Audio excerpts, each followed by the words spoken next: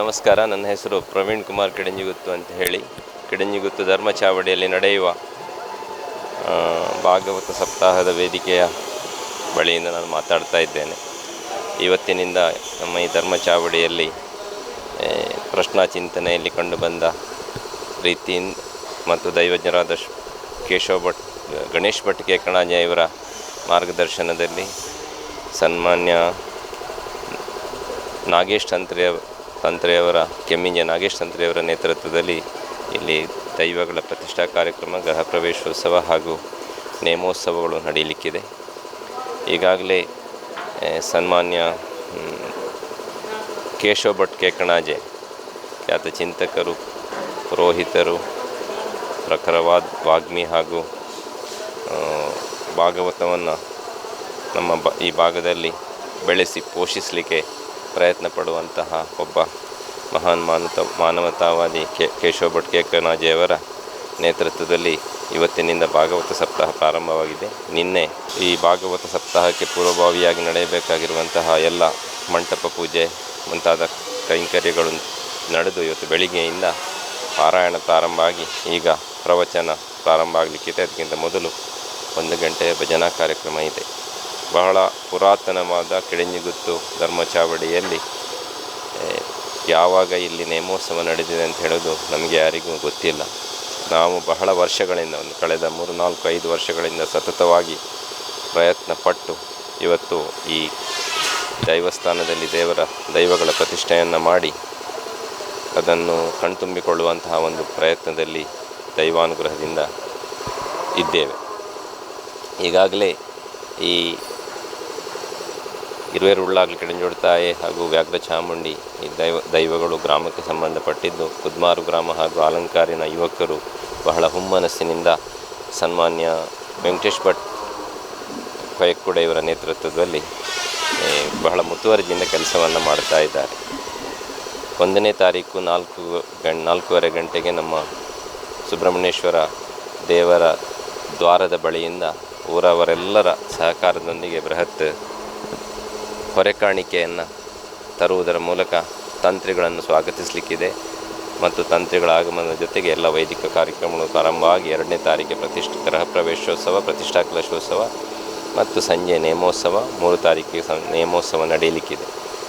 ನಾವು ದೈವಾನುಗ್ರಹದಿಂದ ದೈವದ ಇಚ್ಛೆಯಂತೆ ಈ ಕಾರ್ಯಕ್ರಮ ನಡೆಯುವುದರಿಂದ ಎಲ್ಲರನ್ನ ಬಹಳ ಪರ್ಸನಲ್ ಆಗಿ ವೈಯಕ್ತಿಕವಾಗಿ ಹೋಗಿ ಈ ಕಾರ್ಯಕ್ರಮಕ್ಕೆ ಆಹ್ವಾನಿಸಲು ಸಾಧ್ಯ ಆಗಲಿಲ್ಲ. ಯಾರಾದರೂ ನನ್ನ ಭಾರಿ ಆತ್ಮೀಯರು ಈ ಕಾರ್ಯಕ್ರಮದ ಆಹ್ವಾನ ಪತ್ರಿಕೆ ಸಿಗದೇ ಇದ್ದವರು ಇದೇ ನನ್ನ ವೈಯಕ್ತಿಕ ಆಹ್ವಾನ ಅಂತೇಳಿ ತಿಳ್ಕೊಂಡು ಬಂದು ಇದನ್ನು ಯಶಸ್ವಿಗೊಳಿಸಬೇಕು, ಶ್ರೀ ದೇವರುಗಳ ಕೃಪೆಗೆ ಪಾತ್ರರಾಗಬೇಕಾಗಿ ಕಿಡಂಜಿಗುತ್ತು ಮನೆತನದ ಪರವಾಗಿ ಹಾಗೂ ಈ ಸಮಿತಿಯ ಅಧ್ಯಕ್ಷರು ಹಾಗೂ ಕಾರ್ಯದರ್ಶಿ ಮತ್ತು ಸದಸ್ಯರ ಪರವಾಗಿ ನಾನು ಕೇಳಿಕೊಳ್ತಾ ಇದ್ದೇನೆ.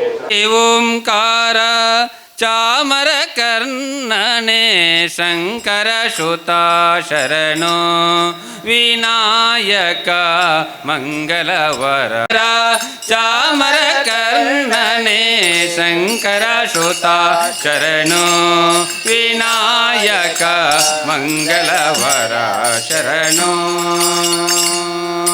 ಮಧುರ ಗಣಪತಿ ಶರವು ಗಣಪತಿ ಕುಂಭಾಶಿ ಗಣಪತಿ ಶರಣೋ. ಮಧುರ ಗಣಪತಿ ಶರವು ಗಣಪತಿ ಕುಂಭಾಶಿ ಗಣಪತಿ ಶರಣೋ. ಅಟಂಗಡಿ ಗಣಪತಿ ಎಡಗುಂಜೆ ಗಣಪತಿ ಗೋಕರ್ಣ ಗಣಪತಿ ಶರಣೋ. ಅಟಂಗಡಿ ಗಣಪತಿ ಎಡಗುಂಜೆ ಗಣಪತಿ ಗೋಕರ್ಣ ಗಣಪತಿ ಶರಣೋ. ಒಂದೇ ಓಂಕಾರ ಚಾಮರ ಕರ್ಣನೆ ಶಂಕರ ಶ್ರುತಾ ಶರಣೋ ವಿನಾಯಕ ಮಂಗಲವರ ಶರಣೋ. ಒಂದೇ ಓಂಕಾರ ಚಾಮರ ಕರ್ಣನೆ ಶಂಕರ ಶ್ರುತಾ ಶರಣೋ ವಿನಾಯಕ ಮಂಗಲವರ ಶರಣೋ. ತುಮುಕನೆ ಕಪಿಲನೆ ಏಕದಂತನೆ, ತುಮುಕನೆ ಕಪಿಲನೆ ಏಕದಂತನೆ, ಶುಭವರ್ಣ ಗೌರಿ ಸುತನೆ, ಶುಭವರ್ಣ ಗೌರಿ ಸುತನೆ, ತುಮುಕನೆ ಕಪಿಲನೆ ಏಕ ಏಕದಂತನೆ ಸುಮುಖನೆ ಕಪಿಲನೆ ಏಕದಂತನೆ ಶುಭವರ್ಣ ಗೌರಿ ಸುತನೆ ಶುಭವರ್ಣ ಗೌರಿ ಸುತನೆ ನೀನಲ್ಲದೆ ನಗಾರು ಸಕರಿಲ್ಲವೋ ಬಾಂಧವರಿಲ್ಲವೋ ಕಾಯುವರಿಲ್ಲವೋ ನೀನಲ್ಲದೆ ನಗಾರು ಸಕರಿಲ್ಲವೋ ಬಾಂಧವರಿಲ್ಲವೋ ಕಾಯುವರಿಲ್ಲವೋ ಮಧುರು ಗಣಪತಿ ಶರವು ಗಣಪತಿ ಕುಂಬಾಶಿ ಗಣಪತಿ ಶರಣು ಮಧುರು ಗಣಪತಿ ಶರವು ಗಣಪತಿ ಕುಂಬಾಶಿ ಗಣಪತಿ ಶರಣು ಅಟ್ಟೆಂಗಡಿ ಗಣಪತಿ ಎಡಗುಂಜೆ ಗಣಪತಿ ಗೋಕರ್ಣ ಗಣಪತಿ ಶರಣು ಅಟ್ಟೆಂಗಡಿ ಗಣಪತಿ ಎಡಗುಂಜೆ ಗಣಪತಿ ಗೋಕರ್ಣ ಗಣಪತಿ ಶರಣು ಒಂದೇ ಓಂಕಾರ ಚಾಮರ ಕರ್ಣನೆ ಶಂಕರ ಶುತಾ ಶರಣು ವಿನಾಯಕ ಮಂಗಲವರ ಶರಣು ಒಂದೇ ಓಂಕಾರ ಚಾಮರ ಕರ್ಣನೆ ಶಂಕರ ಶುತಾ ಶರಣು ವಿನಾಯಕ ಮಂಗಲವರ ಶರಣು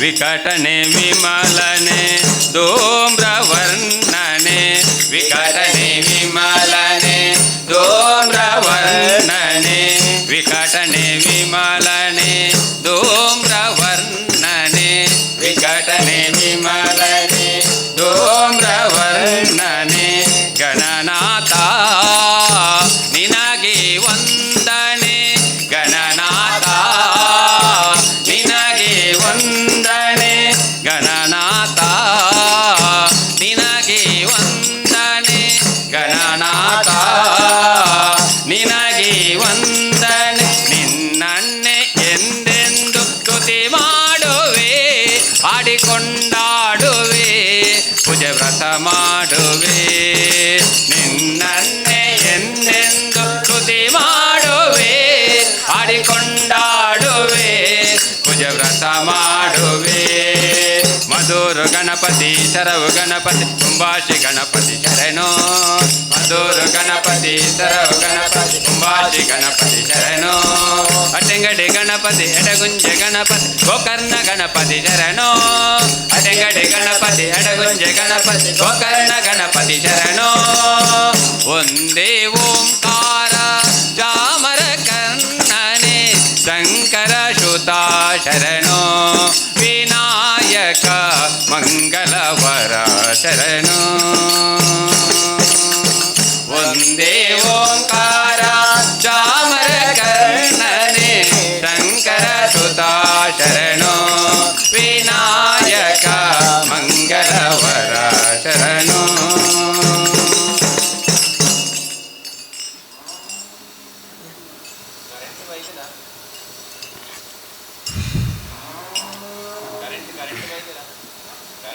ನೀಡು ಶಿವ ನೀಡದಿರು ಶಿವ ಭಾಗೋದು ಎನ್ನ ಕಾಯ ನೀಡು ಶಿವ ನೀಡದಿರು ಶಿವ ಬಾಗುವುದು ಎಣ್ಣ ಕಾಯ ಬಾಗುವುದು ಎಣ್ಣ ಕಾಯ ಬಾಗುವುದು ಎಣ್ಣ ಕಾಯ ನೀಡು ಶಿವ ನೀಡದಿರು ಶಿವ ಭಾಗೋದು ಎನ್ನ ಕಾಯ ಭಾಗೋದು ಎನ್ನ ಕಾಯ ನೀಡು ಶಿವ ನೀಡದಿರು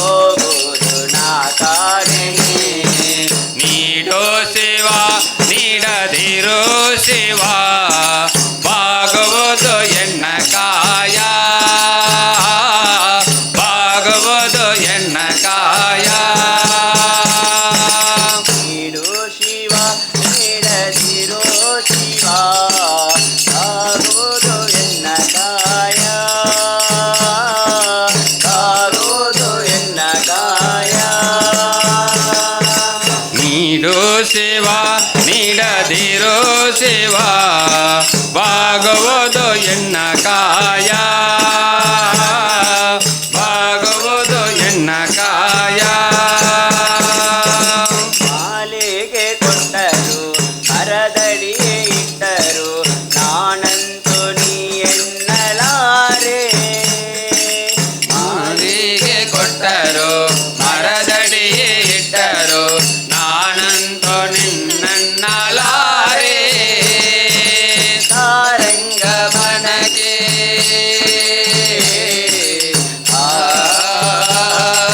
ತಾರಂಗ ಮನಗೆ ನೂರಾರು ಬಯಕೆ ರಮಿಸೋದು ನಾ ಕಾಣೆನೆ ನೀಡೋ ಶಿವ ನೀಡದಿರೋ ಶಿವ ಬಾಗುವುದು ಎನ್ನ ಕಾಯ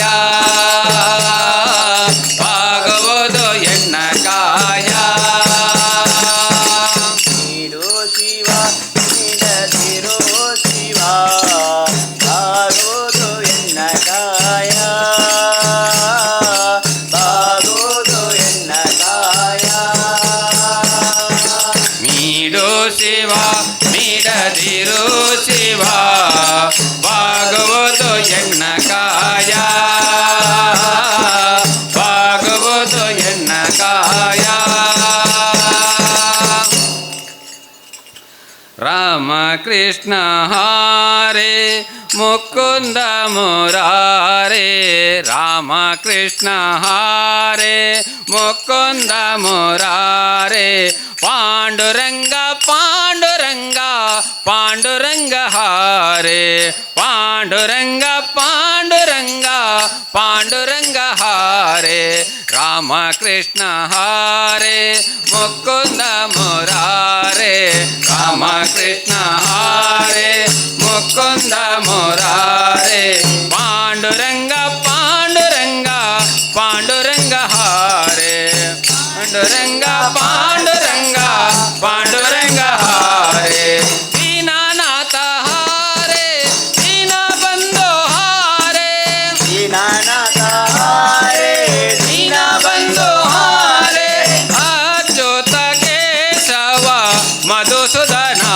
ರೇ ಅಚ್ಯುತ ಕೇಶವ ಮಧುಸೂದನ ರೇ ರಾಮ ಕೃಷ್ಣ ಹರೇ ಮುಕುಂದ ಮುರಾರೇ ರಾಮ ಕೃಷ್ಣ ಹರೇ ಮುಕುಂದ ಮುರಾರೇ ಪಾಂಡುರಂಗ ಪಾಂಡುರಂಗ ಪಾಂಡುರಂಗ ಹರೇ ಪಾಂಡುರಂಗ ಪಾಂಡುರಂಗ ಪಾಂಡುರಂಗ ಹರೇ ಸಂಕಟಹರಣ ಹರೇ ವೆಂಕಟರಮಣ ಹರೇ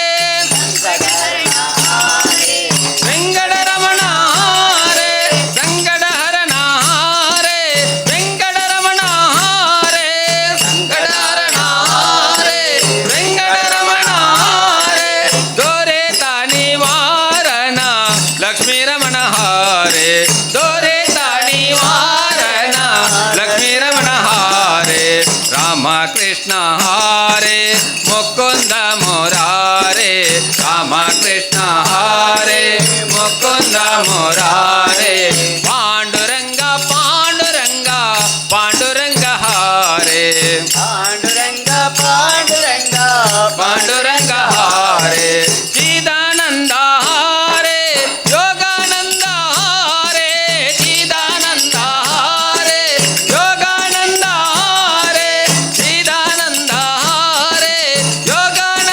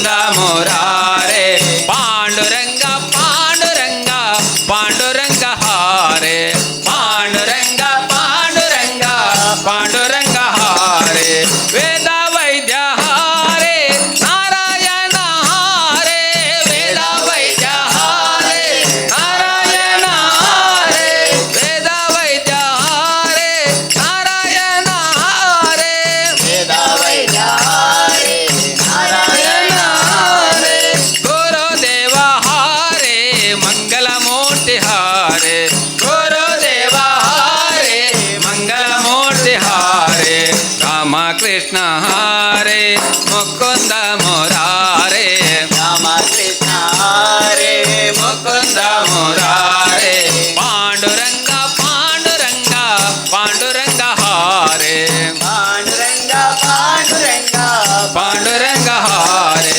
ಪಾಂಡುರಂಗ ಪಾಂಡುರಂಗ ಪಾಂಡುರಂಗ ಹಾರೆ ಪಾಂಡುರಂಗ ಪಾಂಡುರಂಗ ಪಾಂಡುರಂಗ ಹಾರೆ ಭಕ್ತ ಜನ ಮುಂದೆ ನೀನವರಾಹಿ ಭಕುತ ಜನ ಮುಂದೆ ನೀನವರ ಹಿಂದೆ ಯುಕುತಿ ಕೈಗೊಳ್ಳದು ಗಾಯಾಗದ ಧರಣಿ ಯುಕುತಿ ಕೈಗೊಳ್ಳದು ಗಾಯಗದ ಧರಣಿ ಭಕ್ತ ಜನ ಮುಂದೆ ನೀನವರ ಹಿಂದೆ ಭಕುತ ಜನ ಮುಂದೆ ನೀನವರ ಹಿಂದೆ ಯುಕುತಿ ಕೈಗೊಳ್ಳದು ಗಾಯಾಗದ ಧರಣಿ ಯುಕುತಿ ಕೈಗೊಳ್ಳದು ಗಾಯಗದ ಧರಣಿ ಕಟ್ಟೆರಡು ಬಿಗಿದು ನದಿ ಸೋಸಿ ಹರಿಯುತ್ತಿರಿ ಕಟ್ಟೆರಡು ಬೆಗೆದು ನದಿ ಸೋಸಿ ಅರಿಯುತ್ತಿರೆ ಕಟ್ಟಲೆ ಅಲ್ಲಿ ಹರಿಗೋಲು ಹಾಕಿ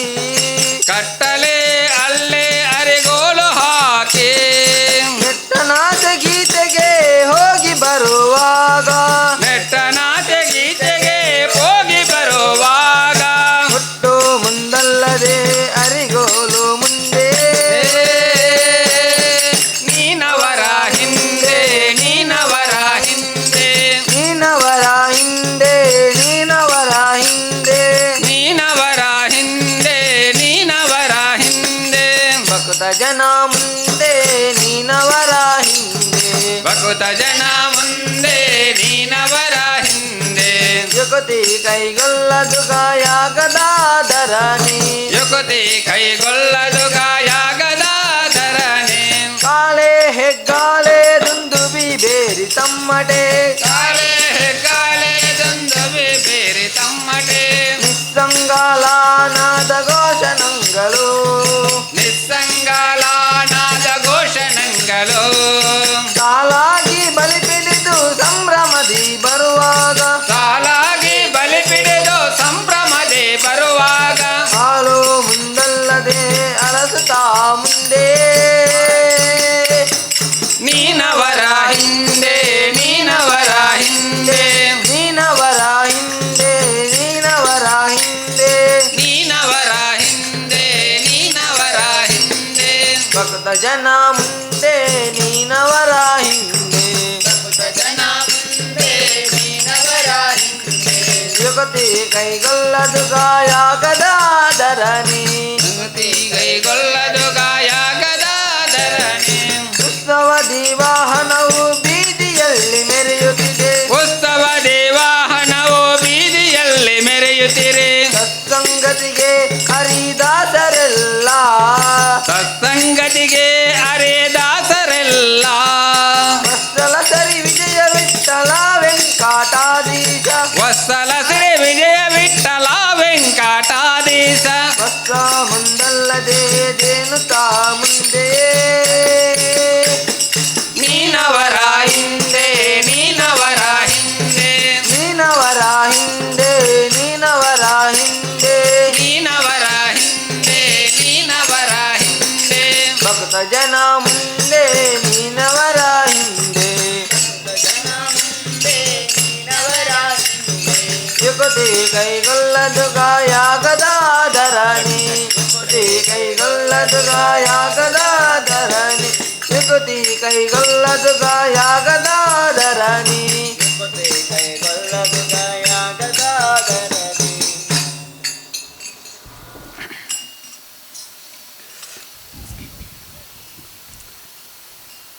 ಜಿಯ ನೀನಲ್ಲದೆ ಇನ್ಯಾರೋ ಕಾಯುವರೋ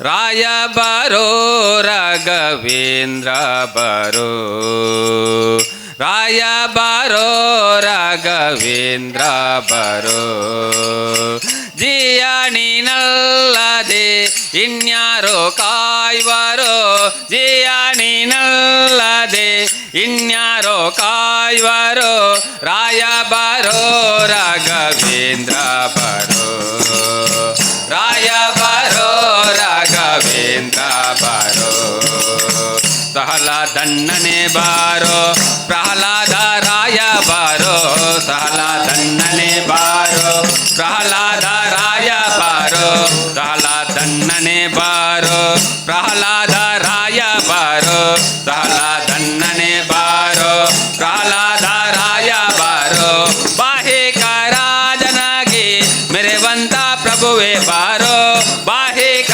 ರಾಜನಾಗಿ ಮೆರೆವಂತ ಪ್ರಭುವೆ ಬಾರೋ ರಾಯ ಬಾರೋ ರಾಘವೇಂದ್ರ ಬಾರೋ ರಾಯ ಬಾರೋ ರಾಘವೇಂದ್ರ ಬಾರೋ ಜಯ ನೀನಲ್ಲದೆ ಇನ್ಯಾರೋ ಕಾಯುವರೋ ಜಯ ನೀನಲ್ಲದೆ ಇನ್ಯಾರೋ ಕಾಯುವರೋ ರಾಯ ಬಾರೋ ರಾಘವೇಂದ್ರ ಬಾರೋ ರಾಯ ಬಾರೋ ರಾಘವೇಂದ್ರ ಬಾರೋ ತುಂಗವಾಸ ಮುನಿ ಪುಂಗವನಿ ಭಕ್ತ ತುಂಗವಾಸ ಮುನಿ ಪುಂಗವನಿ ಭಕ್ತ ತುಂಗವಾಸ ಮುನಿ ಪುಂಗವನಿ ಭಕ್ತ ತುಂಗವಾಸ ಮುನಿ ಪುಂಗವನಿ ಭಕ್ತ ಜಂಗುಳ್ಳೆ ಪಾಲಿಸಲು ಸಂಗೀತ ಪ್ರಿಯನೇ ಬಾರೋ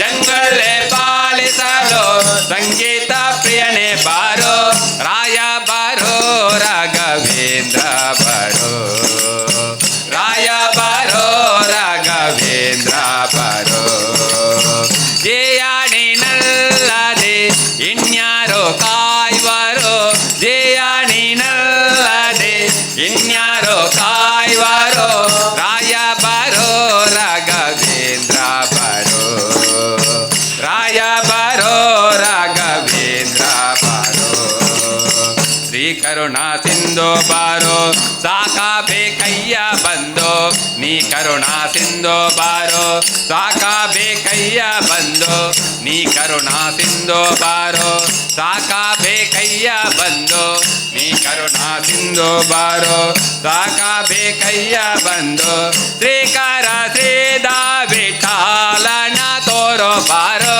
ಶ್ರೀಕರ ಶ್ರೀದಾ ವಿಠಾಲನ ತೋರೋ ಬಾರೋ ರಾಯ ಬಾರೋ ರಾಘವೇಂದ್ರ ಬಾರೋ ರಾಯ ಬಾರೋ ರಾಘವೇಂದ್ರ ಬಾರೋ ಜಯ ನೀನಲ್ಲದೆ ಇನ್ಯಾರೋ ಕಾಯುವರೋ ಜಯ ನೀನಲ್ಲದೆ ಇನ್ಯಾರೋ ಕಾಯುವರೋ ರಾಯ ಬಾರೋ ರಾಘವೇಂದ್ರ ಬಾರೋ ರಾಯ ಬಾರೋ ರಾಘವೇಂದ್ರ ಬಾರೋ ರಾಘವೇಂದ್ರ ಬಾರೋ ರಾಘವೇಂದ್ರ ಬಾರೋ ರಾಘವೇಂದ್ರ ಬಾರೋ ಮಂಗಲ ಮಂಗಲಾಂ ಜಯ ಮಂಗಲಾಂ ಶುಭ ಮಂಗಲಾಂ ಜಯ ಮಂಗಲಾಂ ಜಯ ಮಂಗಲಾಂ ಶುಭ ಮಂಗಲಾಂ ಜಯ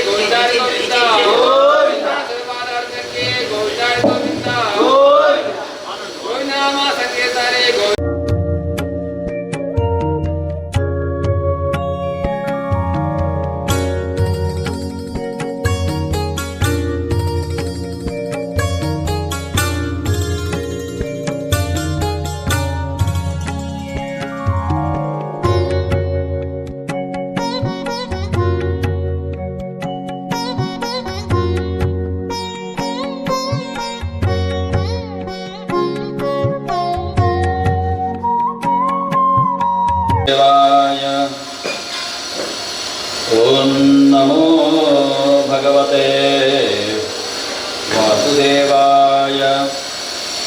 ಓಂ ನಮೋ ಭಗವತೆ ವಾಸುದೇವಾಯ.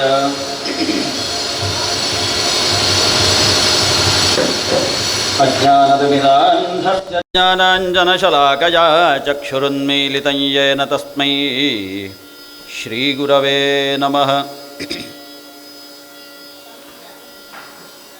ಲಂಬೋದರಂ ಪರಮಸುಂದರಮೇಕದಂತಂ ರಕ್ತಾಂಬರಂ ತ್ರಿನಯನಂ ಪರಮಂ ಪವಿತ್ರಂ ಉದ್ಯದ್ದಿವಾಕರಕರೋಜ್ವಲಕಾಯಕಾಂತಂ ವಿಘ್ನೇಶ್ವರಂ ಸಕಲವಿಘ್ನಹರಂ ನಮಾಮಿ. ಸರಸ್ವತಿ ನಮಸ್ತುಭ್ಯಂ ವರದೆ ಕಾಮರೂಪಿಣಿ ವಿದ್ಯಾರಂಭಂ ಕರಿಷ್ಯಾಮಿ ಸಿದ್ಧಿರ್ಭವತು ಮೇ ಸದಾ. ನಾರಾಯಣಂ ನಮಸ್ಕೃತ್ಯ ನರಂ ಚೈವ ನರೋತ್ತಮಂ ದೇವೀಂ ಸರಸ್ವತೀಂ ವ್ಯಾಸಂ ತತೋ ಜಯಮುದೀರಯೇತ್. ವ್ಯಾಸಾಯ ವಿಷ್ಣುರೂಪಾಯ ವ್ಯಾಸರೂಪಾಯ ವಿಷ್ಣವೇ ನಮೋ ವೈ ಬ್ರಹ್ಮನಿಧಯೇ ವಾಸಿಷ್ಠಾಯ ನಮೋ ನಮಃ. ಯಂ ಪ್ರವ್ರಜಂತಮನುಪೇತಮಪೇತಕೃತ್ಯಂ ದ್ವೈಪಾಯನೋ ವಿರಹ ಕಾತರ ಆಜುಹಾವ ಪುತ್ರೇತಿ ತನ್ಮಯತಯಾ ತರವೋಭಿನೇದುಸ್ತಂ ಸರ್ವಭೂತಹೃದಯಂ ಮುನಿಮಾನತೋಸ್ಮಿ. ಸಚ್ಚಿದಾನಂದರೂಪಾಯ ವಿಶ್ವೋತ್ಪತ್ಯಾದಿಹೇತವೇ ತಾಪತ್ರಯ ವಿನಾಶಾಯ ಶ್ರೀಕೃಷ್ಣಾಯ ವಯಂ ನಮಃ. ಜನ್ಮಾದ್ಯಸ್ಯ ಯತೋನ್ಮಯಾದಿತರತಶ್ಚಾರ್ಥೇಷ್ವಭಿಜ್ಞಸ್ವರಾಟ್ ತೇನೇ ಬ್ರಹ್ಮಹೃದಾಯ ಆದಿಕವಯೇ ಮುಹ್ಯಂತಿ ಯತ್ಸೂರಯಃ. ತೇಜೋ ವಾರಿಮೃದಾಂ ಯಥಾ ವಿನಿಮಯೋ ಯತ್ರ ತ್ರಿಸರ್ಗೋ ಮೃಷಾ ಧಾಮ್ನಾ ಸ್ವೇನ ಸದಾ ನಿರಸ್ತಕುಹಕಂ ಸತ್ಯಂ ಪರಂ ಧೀಮಹಿ. ಧರ್ಮಃ ಪ್ರೋಜ್झितकैतवोऽत्र परमो निर्मत्सराणां सतां वेद्यं वास्तवमत्र वस्तु शिवदन्तापत्रयोन्मूलनं. श्रीमद्भागवते महामुनिकृते किं वा परैरीश्वरः सद्यो हृद्यवरुध्यतेऽत्र कृतिभिः शुश्रूषुभिस्तत्क्षणात्. निगमकल्पतरोर्गलितं फलं शुकमुखादमृतद्रवसंयुतं पिबत भागवतं रसमालयं मुहुरहो रसिका भुवि भावुकाः. कृष्णाय वासुदेवाय देवकीनन्दनाय च नन्दगोपकुमाराय गोविन्दाय नमो नमः. प्रह्लादनारदपराशरपुण्डरीकव्यासाम्बरीश शुकशौनकभीष्मदाल्भ्यान् रुक्माङ्गदार्जुनवसिष्ठ विभीषणादीन् पुण्यानिमान् परमभागवतान् स्मरामि. पीताम्बरं करविराजितशङ्खचक्रं कौमोदकीं सरसिजं करुणासमुद्रं राधासहायमतिसुन्दरमन्दहासं वातालयेशमनिशं हृदि भावयामि.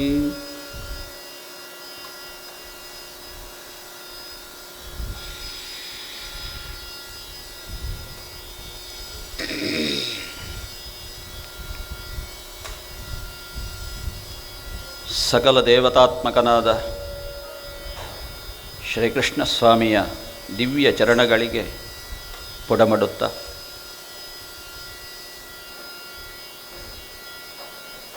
ಯಜ್ಞಮಂಟಪದಲ್ಲಿ ಸಮಾಹಿತರಾದ ಎಲ್ಲ ಇಂದ್ರಾದಿ ದೇವತೆಗಳಿಗೂ ಮನಸಾ ವಂದಿಸುತ್ತಾ ಸಭೆಯಲ್ಲಿ ಸಮಾಸೀನರಾದ ಸಮಸ್ತ ಸಜ್ಜನ ಬಂಧುಗಳಿಗೂ ವಂದಿಸುತ್ತಾ ಶ್ರೀಕೃಷ್ಣ ಪ್ರೇರಣೆಯಂತೆ ಅಂತರ್ಯಾಮಿ ರೂಪವಾಗಿ ನಿತ್ಯ ಹೃದಯವಾಸಿಯಾಗಿರುವ ಜಗನ್ನಿಯಾಮಕನಾದ ಶ್ರೀಕೃಷ್ಣನ ಸಂಕಲ್ಪದಂತೆ ಶ್ರೀಮದ್ಭಾಗವತ ಸಪ್ತಾಹ ಯಜ್ಞದ ಮೊದಲ ದಿನ ಪ್ರವಚನವನ್ನು ಆರಂಭಿಸ್ತಾ ಇದ್ದೇವೆ.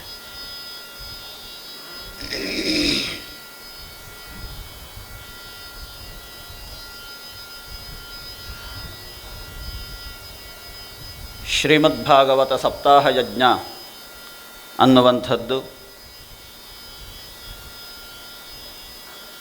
ಕಲಿಯುಗದಲ್ಲಿ ಪ್ರತಿಯೊಬ್ಬ ಮನುಷ್ಯನಿಗೂ ಅತ್ಯಂತ ಹತ್ತಿರವಾಗಿರಬೇಕಾದ ಒಂದು ಸೊತ್ತು. ಈ ಸೊತ್ತನ್ನು ವಶೀಕರಿಸಿದೆವು ಅಂತಾದರೆ ಸಂಸಾರಕ್ಕೆ ಬೇರೆ ಯಾವ ಸೊತ್ತೂ ಬೇಡ.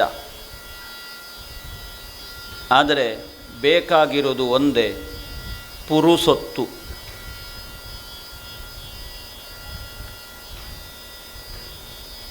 ಅದೇ ಇಲ್ಲದಿದ್ದರೆ ಈ ಸೊತ್ತು ಎಲ್ಲಿ ಸುತ್ತುವರಿತದೆ? ಈ ಸೊತ್ತು ಜೀವನದಲ್ಲಿ ಸುತ್ತುವರಿಬೇಕು. ಈ ಮುತ್ತು ನಮ್ಮ ಜೀವನದ ಪ್ರತಿ ಕ್ಷಣದಲ್ಲಿ ತುತ್ತು ಆಗಿರಬೇಕು. ಆವಾಗ ಮಾತ್ರ ಇದರ ಮಹತ್ವ ನಮ್ಮ ಅರಿವಿಗೆ ಬರ್ತದೆ. ಯಾಕೆ ಇಷ್ಟೆಲ್ಲ ಸುತ್ತುವರಿದು ಹೇಳ್ತಾ ಇದ್ದೇನೆ ಅಂತಂದರೆ,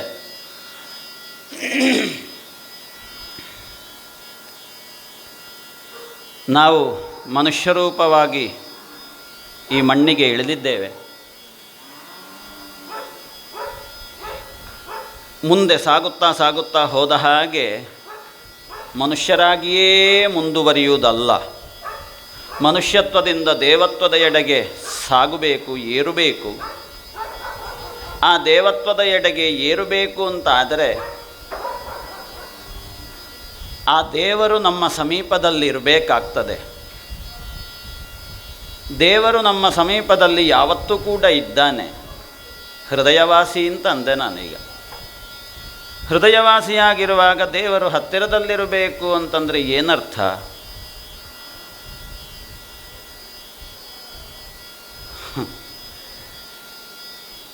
ಇಪ್ಪತ್ತೈದು ವ್ಯವಹಾರಗಳನ್ನು ತಲೆಯಲ್ಲಿ ಹೊತ್ತು ನಾವು ವ್ಯವಹರಿಸ್ತೇವೆ ಪ್ರಪಂಚದಲ್ಲಿ.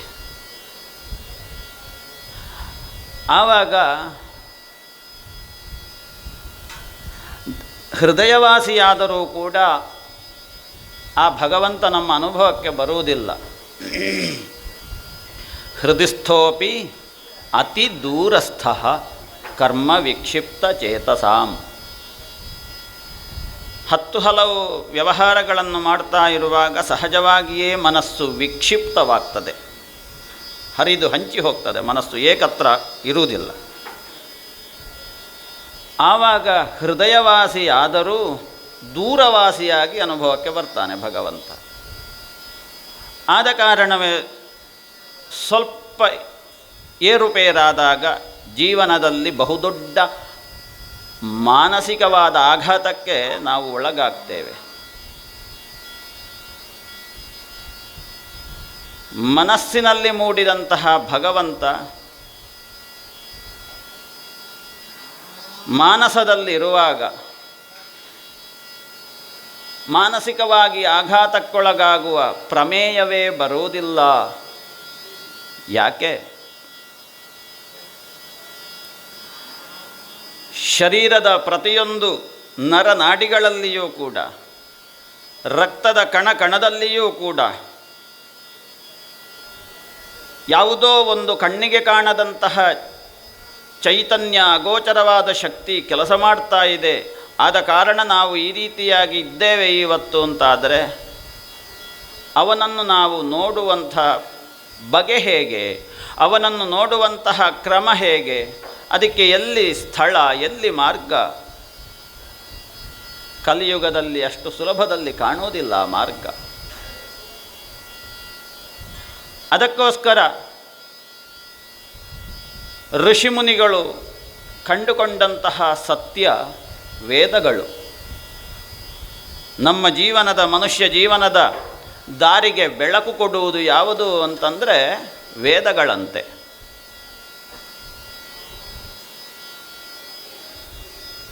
ಜೀವನದ ದಾರಿಗೆ ಬೆಳಕು ಕೊಡುವಂಥದ್ದು ವೇದಗಳಾದರೂ ಕೂಡ ಆ ಬೆಳಕು ಕಾಣದವರು ಅನೇಕರು. ಆ ಬೆಳಕು ನಮಗೆ ಅರ್ಥ ಆಗದೇ ಇರುವಂತಹ ಸಂದರ್ಭ. ಯಾಕೆ? ಅದು ದಿವ್ಯವಾದ ಬೆಳಕು, ದಿವ್ಯ ಜ್ಯೋತಿ.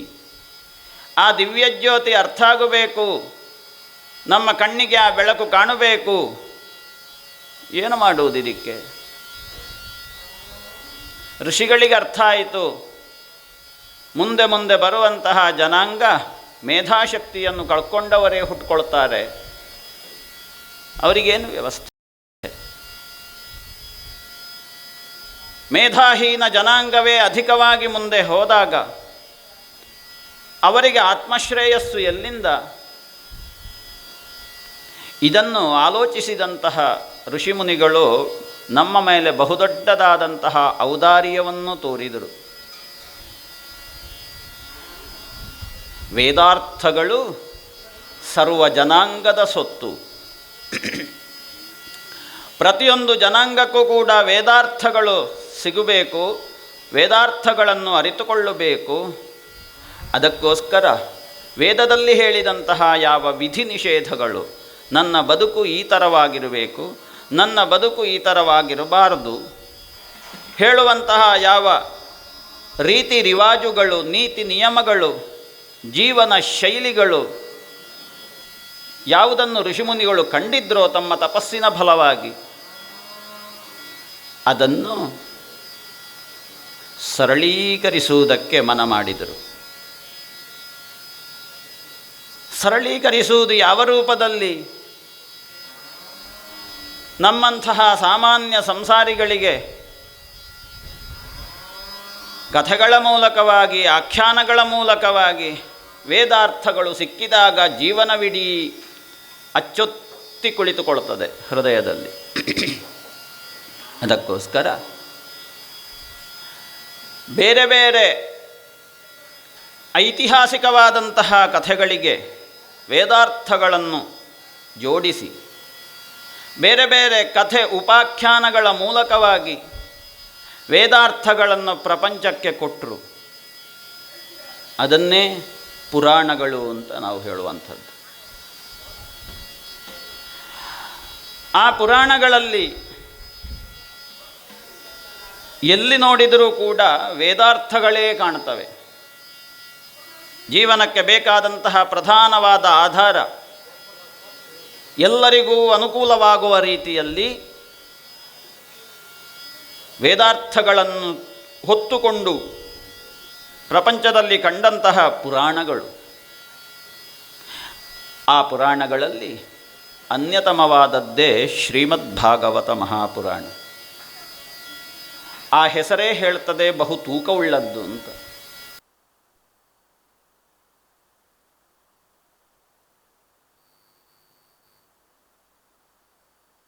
ಮತ್ಸ್ಯಪುರಾಣ, ಮಾರ್ಕಂಡೇಯ ಪುರಾಣ, ಭವಿಷ್ಯ ಪುರಾಣ, ಬ್ರಹ್ಮಪುರಾಣ, ಬ್ರಹ್ಮಾಂಡ ಪುರಾಣ, ಬ್ರಹ್ಮವೈವರ್ತ ಪುರಾಣ, ವಿಷ್ಣು ಪುರಾಣ, ವಾಮನ ಪುರಾಣ, ವಾಯುಪುರಾಣ, ಅಗ್ನಿಪುರಾಣ, ನಾರದ ಪುರಾಣ, ಪದ್ಮಪುರಾಣ, ಲಿಂಗಪುರಾಣ, ಗರುಡ ಪುರಾಣ, ಕೂರ್ಮ ಪುರಾಣ, ಸ್ಕಾಂದ ಪುರಾಣ, ಹೀಗೆ 18 ಪುರಾಣಗಳು ವೇದವ್ಯಾಸರಿಂದ ರಚಿತವಾದದ್ದು. ಅದರಲ್ಲಿ ಆಯಾಯ ಪುರಾಣಗಳಿಗೆ ಬೇಕಾದಂತಹ ಹೆಸರುಗಳನ್ನೇ ನಾವು ನೋಡ್ತೇವೆ. ಆದರೆ ಈ ಪುರಾಣದಲ್ಲಿ, ಭಾಗವತ ಪುರಾಣದಲ್ಲಿ ಅದು ಯಾವುದು ನಮಗೆ ಗೊತ್ತಾಗುವುದಿಲ್ಲ.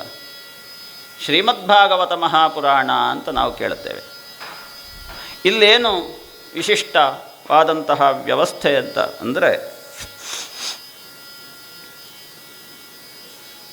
ಸಮಗ್ರವಾಗಿ ಆದ್ಯಂತವಾಗಿ ಭಗವಂತನ ಅವತಾರಗಳನ್ನು ವರ್ಣಿಸುವಂತಹ ಕ್ರಮ.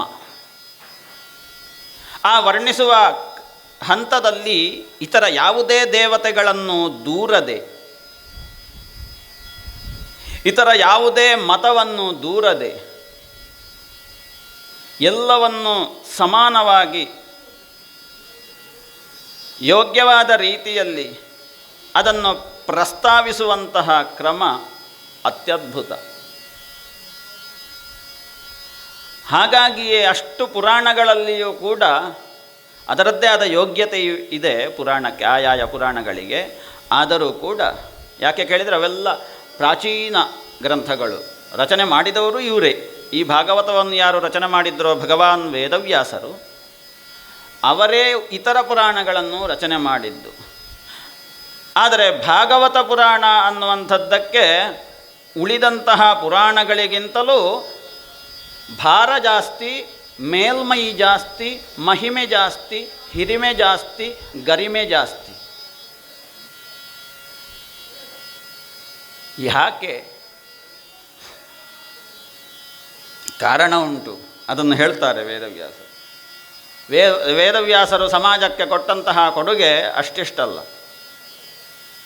ಪುರಾಣಗಳನ್ನು ಹೇಗೋ ರಚಿಸಿದರು. ಮಹಾಭಾರತ ಹೇಳುವಂತಹ ಧರ್ಮವ್ಯಾಖ್ಯಾನ ಇರುವಂತಹ ಮಹಾಗ್ರಂಥವನ್ನು ರಚಿಸಿದರು. ವೇದಾರ್ಥಗಳನ್ನು ಈ ಮೂಲಕವಾಗಿ ಸಮಾಜಕ್ಕೆ ಕೊಟ್ಟರು, ಪ್ರಪಂಚಕ್ಕೆ ಕೊಟ್ಟರು. ಆದರೂ ಕೂಡ ಒಂದು ರೀತಿಯಲ್ಲಿ ಮಂಕು ಪಡೆದವರ ಹಾಗೆ ಕೂತಿದ್ರಂತೆ. ಹೌದು, ಏನೋ ನನ್ನಲ್ಲಿ ಕೊರತೆ ಇದೆ, ಏನಿದು, ಇಷ್ಟೆಲ್ಲ ನಾನು ಮಾಡಿದ್ದೇನೆ, ರಚನೆ ಮಾಡಿದ್ದೇನೆ, ಹಾಗಾದರೆ ತಪಸ್ಸು ಸಾಕಾಗಲಿಲ್ವೇ? ಅಷ್ಟೊತ್ತಿಗೆ ನಾರದರು ಬಂದರು. ಯಾಕೆ ನೀವು ಹೀಗೆ ಅಮನಸ್ಕರಾಗಿದ್ದೀರಿ? ಸಮನಸ್ಕರಾಗಿರುವುದಕ್ಕೆ ಏನು ಕೊರತೆ? ನಾ ಏನು ಹೇಳಲಿ, ನಿಮಗೆಲ್ಲ ಗೊತ್ತಿರುವ ವಿಷಯವೇ ಇದು. ನಾರದರಿಗೆ ನಾವೇನು ವಿವರಿಸಬೇಕಾ? ತ್ರಿಲೋಕ ಸಂಚಾರಿಗಳು, ಗೊತ್ತಿರ್ತದೆ ಅವರಿಗೆ. ಆದರೂ ಕೂಡ ಹೇಳ್ತಾರೆ ವೇದವ್ಯಾಸರು, ನಾರದರೇ, ಇಷ್ಟೆಲ್ಲ ಮಾಡಿದ್ದೇನೆ, ಆದರೂ ಕೂಡ ಏನೋ ಒಂದು ನನ್ನಲ್ಲಿ ಇದನ್ನು ಮಾಡಲಿಲ್ಲ ಅಂತ ಒಳಗಿಂದ ಯಾವುದೋ ಒಂದು ಕುಟ್ಟುತ್ತಾ ಉಂಟು. ಏನಿರ್ಬೋದು? ಅಥವಾ ಇಷ್ಟರವರೆಗೆ ಬರೆದು ಕೊಟ್ಟದ್ದರಲ್ಲಿ, ಪ್ರಪಂಚಕ್ಕೆ ಕೊಟ್ಟದ್ದರಲ್ಲಿ ಯಾವುದು ಲೋಪ ಆಗಿದೆ? ಆಲೋಚನೆ ಮಾಡ್ತಾರೆ. ಕಿಂವಾ ಭಾಗವತ ಧರ್ಮ ನ ಪ್ರಾಯೇಣ ನಿರೂಪಿತ. ಓ, ವಿಷಯ ಇಲ್ಲಿ ಉಂಟು. ಈವರೆಗೆ ಬರೆದಂತಹ ಎಲ್ಲ ಗ್ರಂಥಗಳಲ್ಲಿಯೂ ಕೂಡ ಭಾಗವತ ಧರ್ಮವನ್ನು ನಾನು ವಿವರಿಸಲಿಲ್ಲ. ಏನದು ಭಾಗವತ ಧರ್ಮ ಅಂತಂದರೆ, ಭಗವಂತನಿಗೆ ಪ್ರಿಯವಾದಂತಹ ಧರ್ಮ. ಭಗವಂತನಿಗೆ ಪ್ರಿಯವಾದ ಧರ್ಮವನ್ನು ಎಲ್ಲ ಅವಧೂತರು, ಸನ್ಯಾಸಿಗಳು ಸ್ವೀಕಾರ ಮಾಡ್ತಾರೆ. ಸನ್ಯಾಸಿಗಳು, ಅವಧೂತರು, ಯೋಗಿಗಳು, ಆತ್ಮಜ್ಞಾನಿಗಳು ಸ್ವೀಕಾರ ಮಾಡಿದ್ದು ಭಗವಂತನಿಗೆ ಸ್ವೀಕಾರ ಆಗ್ತದೆ. ತಏವ ಹ್ಯಚ್ಯುತ ಪ್ರಿಯ. ಅಚ್ಯುತ ಪ್ರಿಯವಾಗುವಂಥದ್ದು ಋಷಿಮುನಿಗಳಿಗೆ ಪ್ರಿಯವಾಗ್ತದೆ. ಅಂದರೆ ಮಹಾಭಾರತ ಇರ್ಬೋದು, ಇತರ ಪುರಾಣಗಳಿರ್ಬೋದು, ಯಾವುದೇ ಪುರಾಣಗಳಲ್ಲಿ ಆದರೂ ಕೂಡ ಅವರ ಆರಾಧ್ಯ ದೈವವಾದ ಶ್ರೀಕೃಷ್ಣ ಸ್ವಾಮಿಯ ಬಗ್ಗೆ ವಿವರಣೆಯನ್ನು ಕೊಡಲಿಲ್ಲ.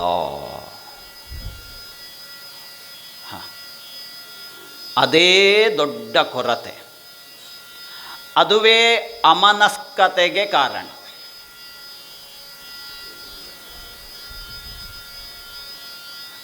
ಯಾವುದೇ ಒಂದು ಗ್ರಂಥವನ್ನು ಬರೆಯುವಾಗ, ಯಾವುದೇ ಒಂದು ಪ್ರಬಂಧವನ್ನು ಬರೆಯುವಾಗ, ಯಾವುದೇ ಒಂದು ಸಮಾಜಕ್ಕೆ ವಿಶಿಷ್ಟತರವಾದಂತಹ ಗ್ರಾಂಥಿಕವಾದ ಕೊಡುಗೆಯನ್ನು ಕೊಡುವಾಗ, ನಾವು ಬರೆದದ್ದರಲ್ಲಿ, ನಾವು ರಚಿಸಿದ್ದರಲ್ಲಿ ಭಗವತ್ಪ್ರಿಯವಾದಂತಹ ಅನೇಕ ವಿಚಾರಗಳಿರಬೇಕು. ಇಲ್ಲದಿದ್ದರೆ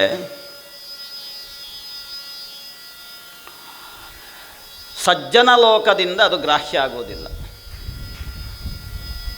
ನಾವು ಅನೇಕ ಸಂಶೋಧನಾ ಗ್ರಂಥಗಳನ್ನೆಲ್ಲ ಬರಿತೇವೆ. ಸಂಶೋಧನಾ ಗ್ರಂಥ, ಥೀಸಿಸ್, ಸಣ್ಣ ಪುಟ್ಟ ಲೇಖನಗಳನ್ನು ಬರೆಯುವುದಲ್ಲ, ದೊಡ್ಡ ದೊಡ್ಡ ಗ್ರಂಥಗಳನ್ನು ಬರೆದು ಕೊಡುವಾಗ ಆ ಗ್ರಂಥದಲ್ಲಿ ಪ್ರತಿಯೊಂದು ಅಕ್ಷರವೂ ಕೂಡ, ಪ್ರತಿಯೊಂದು ಪದಗಳು, ಪ್ರತಿಯೊಂದು ವಾಕ್ಯಗಳೂ ಕೂಡ ಭಗವಂತನಿಂದ ಕೂಡಿದ ಹೂರಣ ಇರಬೇಕದರಲ್ಲಿ. ಕೃಷ್ಣನಿಗೆ ಅತ್ಯಂತ ಪ್ರಿಯವಾದಂತಹ ವಿಚಾರಗಳಿರಬೇಕು. ಕೃಷ್ಣನ ಕುರಿತಾಗಿ ಮಾತಾಡಿರಬೇಕು. ಕೃಷ್ಣನ ಗುಣಗಾನ ಮಾಡಿರಬೇಕು. ಅಂಥದ್ದು ಸಜ್ಜನ ಲೋಕದಿಂದ ಗ್ರಾಹ್ಯವಾಗ್ತದೆ. ಹೇಗೆ ಶ್ರೀಮದ್ಭಾಗವತ ನಮ್ಮಿಂದ ಗ್ರಾಹ್ಯವಾಯಿತು, ವಾಲ್ಮೀಕಿಗಳು ರಚಿಸಿದಂತಹ ಶ್ರೀಮದ್ ರಾಮಾಯಣ ಇಡೀ ಪ್ರಪಂಚವೇ ಗ್ರಾಹ್ಯ ಮಾಡಿತು, ಹಾಗೆ ನಾವು ಏನು ಬರೆಯುವುದಿದ್ರೂ ಕೂಡ ಅಲ್ಲಿ ಅವನಿಗೆ ಪ್ರಿಯವಾದಂತಹ ಸಂಗತಿಗಳಿರಬೇಕು. ಇಲ್ಲದಿದ್ದರೆ ಯಾರೂ ನೋಡೋದಿಲ್ಲ ಅದನ್ನು. ಸರಿ ಅಂತ ಹೇಳಿ ನಿಶ್ಚಯ ಮಾಡಿದಂತಹ ಭಗವಾನ್ ವೇದವ್ಯಾಸರು ಧ್ಯಾನಸ್ಥರಾಗ್ತಾರೆ. ತಮ್ಮ ಆಶ್ರಮದಲ್ಲಿ ಧ್ಯಾನಸ್ಥರಾಗಿ ತಮ್ಮ ಆರಾಧ್ಯ ದೈವವಾದಂತಹ ಕೃಷ್ಣನ ಕುರಿತಾಗಿ ಮತ್ತೆ ಮತ್ತೆ ಆಲೋಚನೆ ಮಾಡ್ತಾರೆ, ಚಿಂತನೆ ಮಾಡ್ತಾರೆ. ಆ ಕೃಷ್ಣ ಅವರ ನಾಲಿಗೆಯಲ್ಲಿ ಬಂದು ಕುಳಿತ. ಅಲ್ಲಿಂದ ಸರಸ್ವತೀ ನದಿ ತೀರ, ಮಾತಿಗೆ ನಾಲಿಗೆಗೆ ಅಧಿದೇವತೆಯಾದಂತಹ ಸರಸ್ವತಿ ಹರಿಯುವಂತಹ ತೀರ. ಆ ತೀರದಲ್ಲಿ ಶ್ರೀಮದ್ಭಾಗವತ ಮಹಾಪುರಾಣವನ್ನು ರಚಿಸುವುದಕ್ಕೆ ಹೊರಟಾಗ ಅವರ ಮುಖದಲ್ಲಿ ಕೃಷ್ಣ ಕುಣಿಯುವುದಕ್ಕೆ ತೊಡಗಿದ. ಅದ್ಭುತ ನೋಡಿದ್ದು. ಹೇಗೆ ಕುಣಿದ ಭಾಗವತವನ್ನು ಓದುವಾಗ ನಮಗೆ ಅರ್ಥ ಆಗ್ತದೆ. ಎಷ್ಟು ಕುಣಿದ, ಎಲ್ಲಿ ಕುಣಿದ, ಹೇಗೆ ಕುಣಿದ, ಇದನ್ನು ವ್ಯಾಖ್ಯಾನ ಮಾಡುವುದಕ್ಕೆ ಸಾಕಾಗುವುದಿಲ್ಲ 3.5 ತಾಸು. ಅಷ್ಟು ಕುಣಿದ.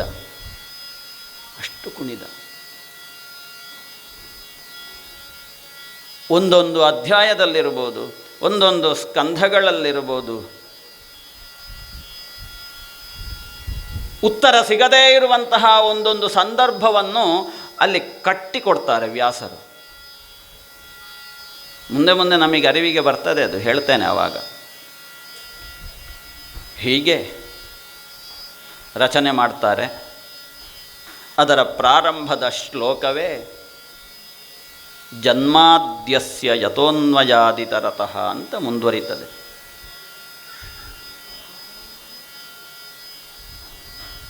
ಇಂತಹ ಅದ್ಭುತವಾದ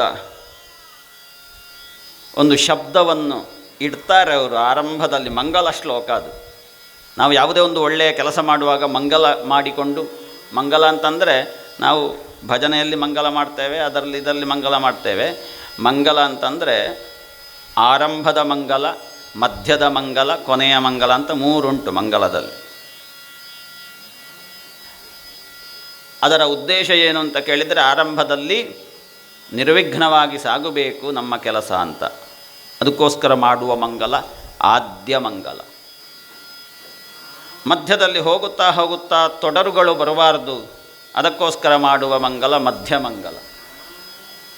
ಇಷ್ಟರವರೆಗೆ ನಿರಾತಂಕವಾಗಿ ಕೆಲಸವನ್ನು ಮಾಡುವುದಕ್ಕೆ ಅನುಗ್ರಹಿಸಿದಂತಹ ಭಗವಂತ ನಿನಗೆ ಧನ್ಯವಾದಗಳು ಅಂತ ಕೃತಜ್ಞವಾಗಿ ನಾವು ಕೃತಜ್ಞತೆಯನ್ನು ಸಲ್ಲಿಸುವಂತಹ ಮಂಗಲಕ್ಕೆ ಅಂತಿಮ ಮಂಗಲ ಅಂತ ಹೆಸರು. ಅಲ್ಲಿ ಆ ಶಬ್ದವನ್ನು ಎಷ್ಟು ಚಂದವಾಗಿ ಇಟ್ಟಿದ್ದಾರೆ ಅಂತ ಕೇಳಿದರೆ, ಜನ್ಮಾದಿಹಿ ಅಸ್ಯ. ಈ ಭಾಗವತ ಹೇಳುವ ಪುರಾಣದ ಅಧಿದೇವತೆಯೇ ಶ್ರೀಕೃಷ್ಣ. ಪ್ರಾರಂಭದಿಂದ ಕೊನೆಯವರೆಗೆ ಶ್ರೀಕೃಷ್ಣ ಚರಿತ್ರೆ ವಿವರಿಸಿದಷ್ಟು ಸಾಕಾಗುವುದಿಲ್ಲ ಅವರಿಗೆ. ಅಂತಹ ಒಬ್ಬ ಮಹಾತ್ಮ, ಪುರುಷೋತ್ತಮ, ಉತ್ತಮ ಶ್ಲೋಕ ಚರಿತ. ಅಂತಹ ಶ್ರೀಕೃಷ್ಣನ ಚರಿತ್ರೆಯನ್ನು ವಿವರಿಸುವಾಗ ಅವನನ್ನೇ ಮೊದಲು ಸ್ತುತಿ ಮಾಡಬೇಕು. ಏನಿದರ ಅರ್ಥ? ಜನ್ಮಾದ್ಯಸ್ಯ ಯತಃ. ಅವರೇ ರಚಿಸಿದಂತಹ ಒಂದು ಸೂತ್ರ ಅದು. ಸಮಗ್ರವಾದಂತಹ ಈ ಪ್ರಪಂಚದ ಸೃಷ್ಟಿ ಸ್ಥಿತಿ ಲಯ, ಇದಕ್ಕೆ ಅಧಿಪತಿ ಯಾರು, ಅಧಿಕಾರಿ ಯಾರು ಅಂತಂದರೆ ಶ್ರೀಕೃಷ್ಣ. ಅಂತಹ ಶ್ರೀಕೃಷ್ಣನೇ ಈ ಪ್ರಪಂಚಕ್ಕೆ ಬೆಳಕನ್ನು ಕೊಡುವವನು. ಸಮಗ್ರ ವೇದಗಳು ಹೊರಹೊಮ್ಮುವ ಹಾಗೆ ಬ್ರಹ್ಮದೇವನಿಗೆ ಪ್ರೇರಣೆಯನ್ನು ಕೊಟ್ಟವನು. ಅಂತಹ ಶಕ್ತಿಯನ್ನೇ ನಾವು ಸತ್ಯ ಅಂತ ಕರಿತೇವೆ. ಅದುವೇ ಅಂತಿಮವಾದ ಸತ್ಯ. ಅದಕ್ಕಿಂತ ಮಿಗಿಲಾದದ್ದು ಪ್ರಪಂಚದಲ್ಲಿ ಉಂಟು ಅಂತ ಕೇಳಿದರೆ ಯಾರಿಗೂ ಸಿಕ್ಕುವುದಿಲ್ಲ. ಅಂತಹ ಶ್ರೀಕೃಷ್ಣ ಅಥವಾ ವಾಸುದೇವ ಅವನೇ ನಿಜವಾದಂತಹ ಮೂಲ ಶಕ್ತಿ. ಆ ಮೂಲ ಶಕ್ತಿಯಿಂದಲೇ ಇತರ ಎಲ್ಲ ದೇವತೆಗಳು ಹೊರಟದ್ದು. ನಾವು ನಂಬುವಂತಹ ಯಾವ ಯಾವ ದೇವತೆಗಳಿದ್ದಾರೆ, ಯಾವ ಯಾವ ದೈವಗಳಿದ್ದಾವೆ, ಎಲ್ಲ ಶಕ್ತಿಗಳು ಕೂಡ ಹೊರಟದ್ದು ಈ ಮೂಲ ಸಾನ್ನಿಧ್ಯದಿಂದ.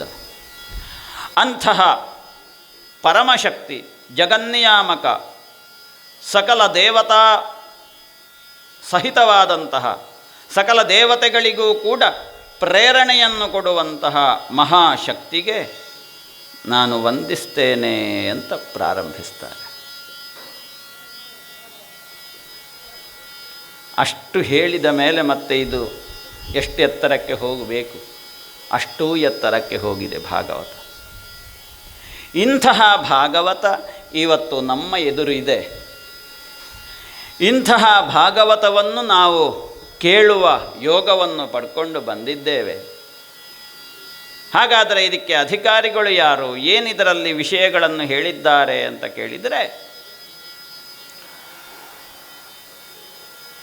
ಪ್ರತಿಯೊಬ್ಬನೂ ಜೀವನದಲ್ಲಿ ಆಚರಣೆ ಮಾಡಬೇಕಾದಂತಹ ನೀತಿ ನಿಯಮಗಳು, ಭಗವಂತನಿಗೆ ಪ್ರಿಯವಾದಂತಹ ಜೀವನ ಶೈಲಿ, ಇದನ್ನೇ ಭಾಗವತದಲ್ಲಿ ಕಥೆಗಳ ಮೂಲಕವಾಗಿ ಹೇಳಿದ್ದಾರೆ.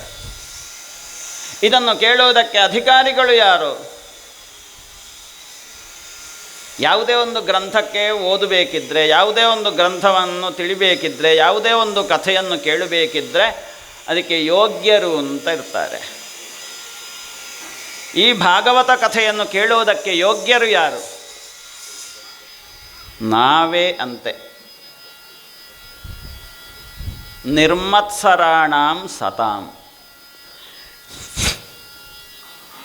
ಸಜ್ಜನರು ಅಂತ ಹೊರಗಿನಿಂದ ಲೇಬಲ್ ಅಂಟಿಸಿಕೊಂಡು ಸುಮಾರು ಜನ ಇರ್ತಾರೆ. ಸಜ್ಜನ. ಆದರೆ ಒಳಗಡೆ ವ್ಯಾಘ್ರಮುಖ, ಹೊರಗಡೆ ಕಾಣಲಿಕ್ಕೆ ಗೋಮುಖ. ಇಂಥದ್ದಲ್ಲ. ಸಜ್ಜನರು ಅಂತಂದರೆ ನಿರ್ಮತ್ಸರಿಗಳಾದವರೇ ಸಜ್ಜನರು. ನೀವು ಅಭಿವೃದ್ಧಿ ಆಗ್ತಾ ಇದ್ದೀರಿ, ನಾನು ಸಂತೋಷ ಪಡಬೇಕು, ಹೆಮ್ಮೆ ಪಡಬೇಕು, ನಮ್ಮ ಪ್ರವೀಣರು ಅಭಿವೃದ್ಧಿಯ ಪಥದಲ್ಲಿ ಸಾಗ್ತಾ ಇದ್ದಾರೆ ಅಂತ. ಆವಾಗ ನನ್ನ ಸಜ್ಜನಿಕೆ ಸಮಾಜಕ್ಕೆ ಗೊತ್ತಾಗ್ತದೆ. ನೀವು ಅಭಿವೃದ್ಧಿ ಆಗ್ತಾ ಇದ್ದೀರಿ, ಪ್ರವೀಣರ ಅಭಿವೃದ್ಧಿಯನ್ನು ಕೆಡಹಬೇಕು, ನೂಕಬೇಕು, ಅವರನ್ನು ಜಾರಿಸಿ ಬೀಳಿಸಬೇಕು ಅಂತ ನಾ ಬಯಸಿದರೆ ನಾ ದುರ್ಜನನಾಗ್ತೇನೆ. ನಿಮ್ಮ ಅಭಿವೃದ್ಧಿಯಲ್ಲಿ ನಾ ಮತ್ಸರ ಪಟ್ಟ ಹಾಗೆ ಆಗ್ತದೆ. ನಾ ಆವಾಗ ಭಾಗವತಕ್ಕೆ ಅನ್ಫಿಟ್. ತಿಳ್ಕೊಳ್ಬೇಕಿದನ್ನು. ನಿರ್ಮತ್ಸರಿಗಳಾದಂತಹ ಸಜ್ಜನರು ಸಮಾಜದಲ್ಲಿ ಯಾರು ಅಭಿವೃದ್ಧಿಯ ಪಥದಲ್ಲಿ ಸಾಗ್ತಾ ಇದ್ದಾರೆ ಅವರನ್ನು ಬೆನ್ನು ತಟ್ಟುವಂತಹ, ಅವರನ್ನು ಹೊಗಳುವಂತಹ, ಇನ್ನೂ ಕೆಲಸ ಮಾಡುವಂಥ ಪ್ರೇರಣೆಯನ್ನು ಕೊಡುವಂತಹ, ಒಳಗಿನಿಂದ ಸಂತೋಷ ಪಡುವಂತಹ ಕೆಲಸವನ್ನು ಯಾರು ಮಾಡ್ತಾರೆ ಅವರೇ ಸಜ್ಜನರು, ನಿರ್ಮತ್ಸರಿಗಳಾದ ಸಜ್ಜನರು. ಅವರಿಗೆ ವೇದಿಕೆ ಇದು. ಅಂತಹ ನಿರ್ಮತ್ಸರಿಗಳಾದ ಸಜ್ಜನರೇ ಭಾಗವತಕ್ಕೆ ಅಧಿಕಾರಿಗಳು, ಇತರರಲ್ಲ. ಅಲ್ಲಿ ಮತ್ತೆ ನಿಮ್ಮ ಜಾತಿಯ ಭೇದ ಭಾವ ಯಾವುದು ಬರುವುದಿಲ್ಲ. ಸರ್ಟಿಫಿಕೇಟ್ ಉಂಟೋ ನಿರ್ಮತ್ಸರಿಗಳಾದ ಸಜ್ಜನರು ಅಂತ, ಬನ್ನಿ. ಜಾತಿಯನ್ನು ಹೇಳಲೇ ಇಲ್ಲ, ಮತವನ್ನು ಹೇಳಲೇ ಇಲ್ಲ. ಒಂದೇ ಒಂದು ಜಾತಿ, ನಿರ್ಮತ್ಸರಿಗಳಾದ ಸಜ್ಜನ ಜಾತಿ. ಅಂತಹ ಸಜ್ಜನರಾದಂತಹ ನಿರ್ಮತ್ಸರಿಗಳಿಗೆ ತಿಳ್ಕೊಳ್ಳುವ ವಸ್ತು ಏನು ಇದರಲ್ಲಿ? ವೇದ್ಯಂ ವಾಸ್ತವ ಮಾತ್ರ ವಸ್ತು ಶಿವದಂ. ಇಲ್ಲಿ ಅರಿತುಕೊಳ್ಳುವಂತಹ ವಿಷಯ ಏನು ಅಂತಂದರೆ ವಾಸ್ತವ. ಎಂಥದ್ದು ವಾಸ್ತವ ಅಂದರೆ? ನಾವೆಲ್ಲ ಮಾತಾಡ್ತೇವೆ, ವಾಸ್ತವತೆ ಇದು. ವಾಸ್ತವವಾಗಿ ಹೇಳಬೇಕಿದ್ರೆ, ಸತ್ಯ ಹೇಳಬೇಕಿದ್ರೆ, ಹಾಗಾದರೆ ನಿನ್ನೆವರೆಗೆ ಸುಳ್ಳು ಹೇಳಿದ್ದು ಅಂತಾಯಿತು. ಸತ್ಯ ಹೇಳಬೇಕಿದ್ರೆ ಎಂಥದ್ದಿದು ಸತ್ಯ? ಎಂಥದ್ದಿದು ವಾಸ್ತವ?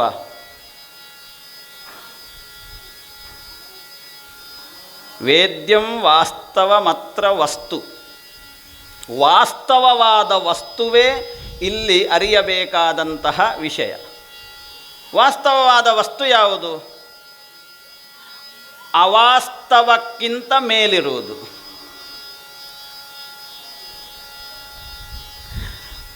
ಇದು ಎಲ್ಲವೂ ಕೂಡ ಅವಾಸ್ತವ, ನಮ್ಮ ಕಣ್ಣೆದುರು ಕಾಣುವಂಥದ್ದು. ಇದು ಹೀಗಿರುವುದಕ್ಕೆ ಸಾಧ್ಯ ಇಲ್ಲ. ಈಗ ಹೀಗಿದೆ ಅಂತಂದರೆ ಇನ್ನೊಂದು ಉತ್ತರ ಕ್ಷಣದಲ್ಲಿ ಬೇರೆ ಸ್ವರೂಪವನ್ನು ಪಡೆದೀತು. ಈ ವರ್ಷ ಈ ಸ್ವರೂಪ ಇದ್ದರೆ ಬರುವ ವರ್ಷ ಇನ್ನೊಂದು ಸ್ವರೂಪವನ್ನು ತಾಳೀತು. ಇದು ಅವಾಸ್ತವ. ಇದರಲ್ಲಿ ನಾವು ವಾಸ್ತವ ಅಂತ ಹೇಳಲಿಕ್ಕಿಲ್ಲ. ಇದಕ್ಕಿಂತಲೂ ಮಿಗಿಲಾದಂತಹ ಈ ಅವಾಸ್ತವಕ್ಕೆ ಕಾರಣವಾದ, ಅವಾಸ್ತವಕ್ಕೆ ಮೂಲ ಶಕ್ತಿಯಾದಂತಹ ಭಗವಾನ್ ಶ್ರೀಕೃಷ್ಣನೇ ವಾಸ್ತವ. ಅವನೇ ನಿಜವಾದ ವಾಸ್ತವವಾದ ವಸ್ತು. ವಸ್ತು ಹೇಳುವ ಶಬ್ದ ಇಲ್ಲಿ ಬಹಳ ಮೇಲ್ಮಟ್ಟದಲ್ಲಿ ಅದನ್ನು ಕಂಡಿದ್ದಾರೆ ನಮ್ಮವರು. ವಸ್ತು ಅಂತಂದರೆ ಅವನನ್ನು ಮಾತ್ರ ವಸ್ತು ಅಂತ ಕರೆಯುವುದು. ಅದುವೇ ನಿಜವಾದ ವಸ್ತು, ವಾಸ್ತವವಾದ ವಸ್ತು. ಆ ವಾಸ್ತವವಾದ ವಸ್ತುವನ್ನು ಅರಿತದ್ದರಿಂದ ಪ್ರಯೋಜನ ಏನು? ಏನು ನೀವೆಲ್ಲ ಫ್ರೀ ಇದ್ದುಕೊಂಡು ಬಂದದ್ದ ಇಲ್ಲಿಗೆ? ಸುಮಾರಷ್ಟು ಕೆಲಸ ಇಲ್ವಾ? ಸುಮಾರು ಕೆಲಸ ಬಾಕಿ ಉಂಟು ಅಂತ ಹೇಳ್ತಾ ಇದ್ರು ಅವರು. ನಾವು ಯಾಕೆ ಬಂದೆವು ಹಾಗಾದರೆ? ಶಿವದಂ ತಾಪತ್ರಯೋನ್ಮೂಲನಂ.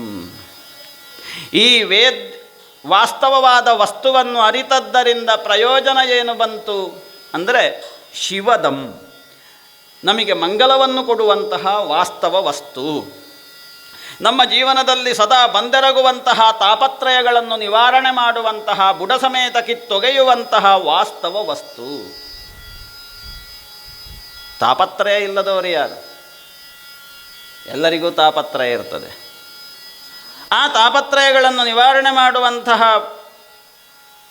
ವಸ್ತು ಇರುವುದು ಸಪ್ತಾಹ ಯಜ್ಞದಲ್ಲಿ. ಬೇರೆ ಎಲ್ಲಿಯೂ ನಿಮಗೆ ಸಿಗುವುದಿಲ್ಲ. ಅಂಗಡಿಗಳಲ್ಲಿ, ಇನ್ನಿತರ ದೇವಸ್ಥಾನದಲ್ಲಿಯೂ ಸಿಗುವುದಿಲ್ಲ. ಇದರಲ್ಲಿ ಪ್ರಶ್ನೆ ಇದ್ದರೆ ಮತ್ತೆ ಕೇಳಿ, ಹೇಳ್ತೇನೆ ಏನು ಅಂತ. ದೇವಸ್ಥಾನದಲ್ಲಿಯೂ ತಾಪತ್ರಯ ನಿರ್ಮೂಲನೆ ಮಾಡುವಂತಹ ವಸ್ತು ಇಲ್ಲ.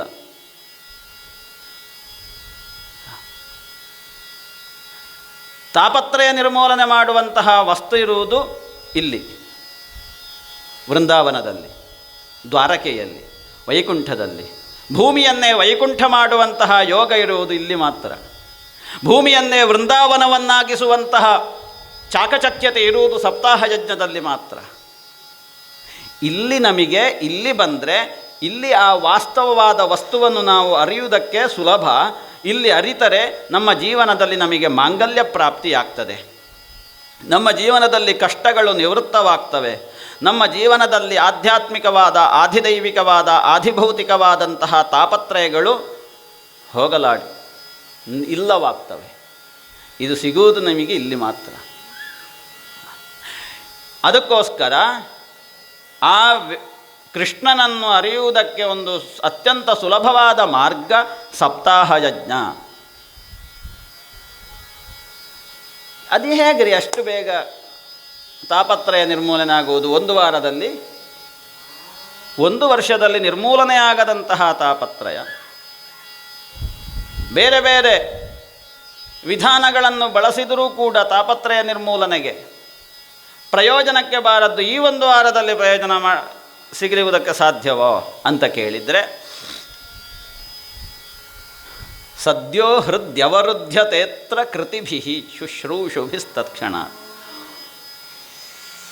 ತಾಪತ್ರಯ ನಿರ್ಮೂಲನೆ ಆಗ್ತದೆ ಅನ್ನುವುದಕ್ಕೆ ಸಾಕ್ಷಿಯೇ, ಸರಿ ಅರ್ಥ ಮಾಡಿಕೊಳ್ಳಿ, ನನಗೆ ವಿಚಿತ್ರ ಅನ್ನಿಸ್ತದೆ ಇದು.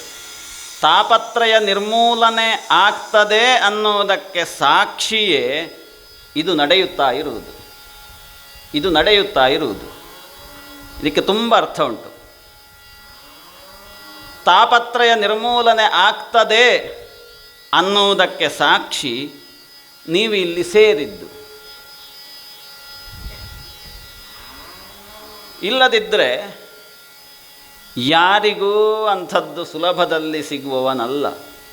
ಸುಲಭನೋ ಹರಿ ಹೇಳುವುದಿಲ್ವ ನೀವು? ಸುಲಭನೋ ಹರಿ, ಸುಲಭ ಇಲ್ಲ. ಅವರು ಯಾಕೆ 10,000 ವರ್ಷಗಳ ಕಾಲ ತಪಸ್ಸು ಮಾಡಬೇಕಿತ್ತು? ಆದರೂ ಕೂಡ ಸಿಕ್ಕಿಲ್ಲ. ಹೋಗಿ ಆ ಗೋಪಿಕೆಯರಿಗೆ ಸಿಕ್ಕಿದ್ದಾರೆ. ಹಾಗಾದರೆ ಇವರು ತಪಸ್ಸು ಮಾಡಿದ್ದು ವ್ಯರ್ಥ ಆಯ್ತಲ್ಲ? ವ್ಯರ್ಥ ಆಯಿತು. ಇಂಥದ್ದೊಂದು ಆಗ್ತದೆ ಹೇಳುವಂಥದ್ದು ಪ್ರಾಯಶಃ ನಿಮ್ಮ ಮನಸ್ಸಿನಲ್ಲೇ ಬಂದಿರಲಿಕ್ಕಿಲ್ಲ. ಸಹಜವಾಗಿ ಇದ್ದಕ್ಕಿದ್ದ ಹಾಗೆ ಆಕಸ್ಮಿಕ ಇದು. ಹಾಗಾಗಿ ತಾಪತ್ರಯ ನಿರ್ಮೂಲನೆ ಆಗ್ತದೆ ಅನ್ನೋದಕ್ಕೆ ಬೇರೆ ನೀವಿನ್ನು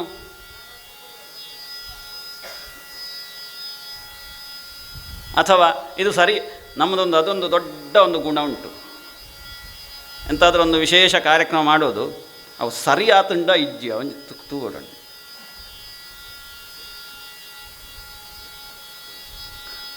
ಒಂದು ವೇಳೆ ಸರಿಯಾಗಲಿಲ್ಲ ಪುನಃ ಮಾಡ್ತೀರ.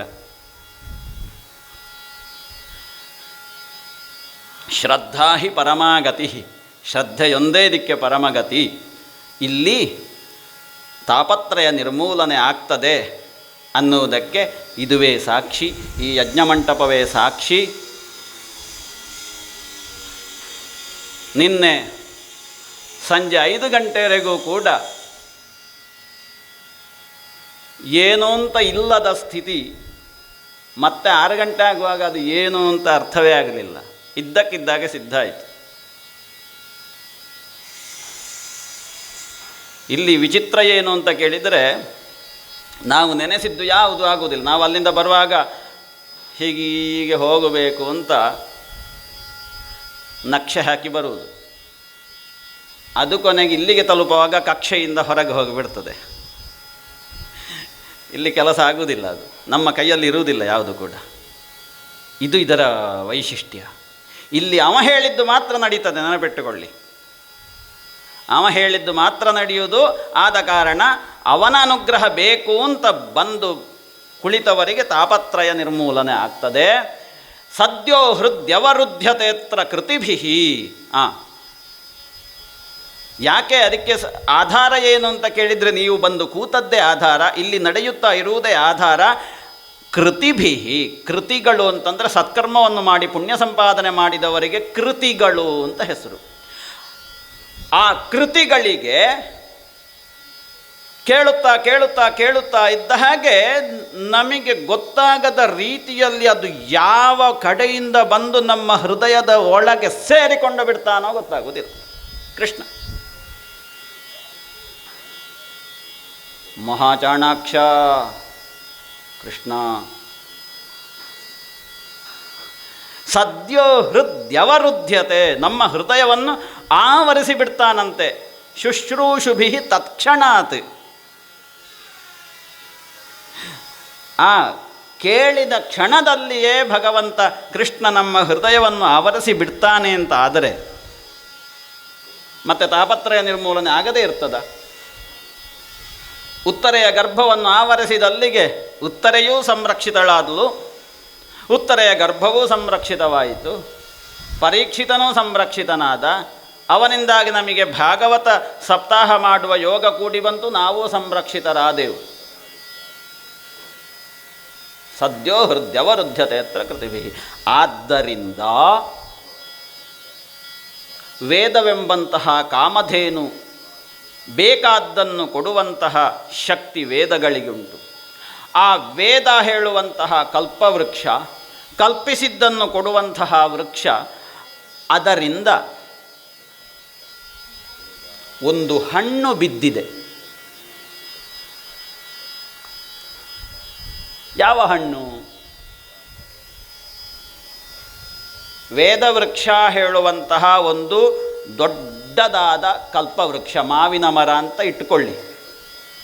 ನಿಗಮ ಕಲ್ಪತರೋರ್ ಗಲಿತಂ ಫಲಂ ಶುಕಮುಖಾತ್. ಆ ಮಾವಿನ ಹಣ್ಣು ಬೀಳುವುದಕ್ಕೆ ಕಾರಣ ಏನು? ಅದು ಹಣ್ಣಾಗಿದೆ. ಹಣ್ಣಾದಲ್ಲದ್ದೇ ಗಿಳಿ ಕುಕ್ಕಿದೆ ಆ ಹಣ್ಣನ್ನು. ಒಗಟಾಗಿ ನಮಗೆ ಪರಿಣಮಿಸ್ಬೋದು. ಇದು ಈ ಭಾಗವತದ ಸಪ್ತಾಹದ ಮಾಹಾತ್ಮೆಯನ್ನು ಹೇಳ್ತಾರೆ ಅವರು. ವೇದವೆಂಬಂತಹ ಕಲ್ಪವೃಕ್ಷದಿಂದ ಹಣ್ಣಾದಂತಹ ಒಂದು ಹಣ್ಣು, ಮಾವಿನ ಹಣ್ಣು. ಆ ಮಾವಿನ ಹಣ್ಣನ್ನು ಒಂದು ಗಿಳಿ ಬಂದು ಕುಕ್ಕಿದೆ. ಗಿಳಿ ಕುಕ್ಕುವುದು ಸರಿಯಾಗಿ ಹಣ್ಣಾದರೆ ಮಾತ್ರ ಅಲ್ವ, ಕಾಯಿಯನ್ನು ಕುಕ್ತದ? ಕಾಯನ್ನು ಕುಕ್ಕುವುದಿಲ್ಲ, ಅದಕ್ಕೆ ಹಣ್ಣಾಗಬೇಕು. ಆ ಗಿಳಿ ಕುಕ್ಕಿದಂತಹ ಹಣ್ಣು ಅದು ಭಾರೀ ಸಿಹಿ. ಗೊತ್ತುಂಟ ನಿಮಗೆ? ನಿಮ್ಮಲ್ಲಿ ಉಂಟ ಗಿಳಿ ಕುಕ್ಕು? ಗಿಳಿ ಕುಕ್ಕು ಅದರಷ್ಟು ಸಿಹಿ ಬೇರೆ ಯಾವ ಕುಕ್ಕು ಇಲ್ಲ ವಿಶ್ವನಾಥರೇ. ಗಿಳಿ ಕುಕ್ಕು ಅದಷ್ಟು ಸಿಹಿ. ಅದು ಗಿಳಿ ಕುಕ್ಕಿದ ಹಣ್ಣು. ಶುಕಮುಖಾತ್. ಯಾಕೆ ಗಿಳಿ ಕುಕ್ಕಿದ್ದಷ್ಟು ಸಿಹಿ? ಆ ಗಿಳಿಯ ಮುಖದಲ್ಲಿರುವ ಅಮೃತ ಈ ಹಣ್ಣಾದ ಹಣ್ಣಿನ ಒಟ್ಟಿಗೆ ಸೇರ್ತದೆ, ಹಾಗಾಗಿ ಅದಷ್ಟು ಸಿಹಿ. ಶುಕಮುಖಾದ್ ಅಮೃತದ್ರವ ಸಂಯುತಂ. ಅಂತಹ ಗಿಳಿ ಕುಕ್ಕಿದಂತಹ ಹಣ್ಣನ್ನು, ಆ ಹಣ್ಣು ಯಾವುದು ಅಂತ ಕೇಳಿದರೆ ಈ ಭಾಗವತ. ಅದ್ಯಾಕೆ ಗಿಳಿ ಕುಕ್ಕಿದ್ದು? ಯಾರು ಆ ಗಿಳಿ? ಶುಕ ಮಹರ್ಷಿಗಳು, ಪರಮಾತ್ಮಜ್ಞಾನಿಗಳು, ಭಾಗವತ ರಸವನ್ನು ಕಡೆದು ಕುಡಿದವರು, ಕೃಷ್ಣನನ್ನು ಹೃದಯದ ನರನಾಡಿಗಳಲ್ಲಿಯೂ ಕೂಡ ಆರಾಧಿಸುವವರು, ಹುಟ್ಟು ಆತ್ಮಜ್ಞಾನಿಗಳು. ವೇದವೃಕ್ಷಗಳು ಹೇಳುವಂತಹ ಆ ಮರದಿಂದ ಹಣ್ಣಾದಂತಹ ಈ ಭಾಗವತೋಪದೇಶ, ಭಾಗವತ ಹೇಳುವುದಕ್ಕೆ ಇವರು ಬಂದು ಸೇರಿದ್ರು. ಇವರನ್ನು ಅದಕ್ಕೆ ಕೈ ಹಾಕಿದ್ರು, ಅದಕ್ಕೆ ಪ್ರವೇಶ ಮಾಡಿದರು. ಅಂತಹ ಭಾಗವತ ಹಣ್ಣು, ಇದರಲ್ಲಿ ಸಿಪ್ಪೆ ಬೇರೆ ಇಲ್ಲ, ಹೂರಣ ಬೇರೆ ಇಲ್ಲ, ತೋರಣ ಬೇರೆ ಇಲ್ಲ, ಎಲ್ಲ ಒಟ್ಟಿಗೆ ಪೂರ್ಣವಾಗಿರುವುದು. ಅಂತಹ ಹಣ್ಣನ್ನು ಪಿಬತ ಭಾಗವತಂ ರಸಂ ಆಲಯಂ.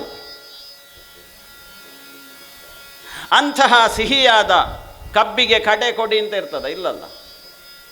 ಬೆಲ್ಲಕ್ಕೆ ಬೆಲ್ಲದ ತುದಿ ಮಾತ್ರ ಸಿಹಿ, ಕೆಳಗಡೆ ಸಿಹಿ ಇಲ್ಲ, ಏನಿಲ್ಲ, ಎಲ್ಲವೂ ಸರ್ವಾಂಗವೂ ಸಿಹಿ. ಹಾಗೆ ಇಲ್ಲಿ ಯಾವುದೋ ಒಂದು ಅಧ್ಯಾಯ ಮಾತ್ರ ಚೆಂದ ಉಂಟು, ಉಳಿದ ಅಧ್ಯಾಯ ಚೆಂದ ಇಲ್ಲ. 4ನೇ ದಿವಸ ಕೃಷ್ಣಾವತಾರ, ಆವತ್ತಿಗೆ ಮಾತ್ರ ಬಂದರೆ ಸಾಕು. ಜಾಯಮಾನಕ್ಕೆ ಅವನಿಗೆ ಕೃಷ್ಣಾವತಾರ ಅರ್ಥ ಆಗಲಿಕ್ಕಿಲ್ಲ.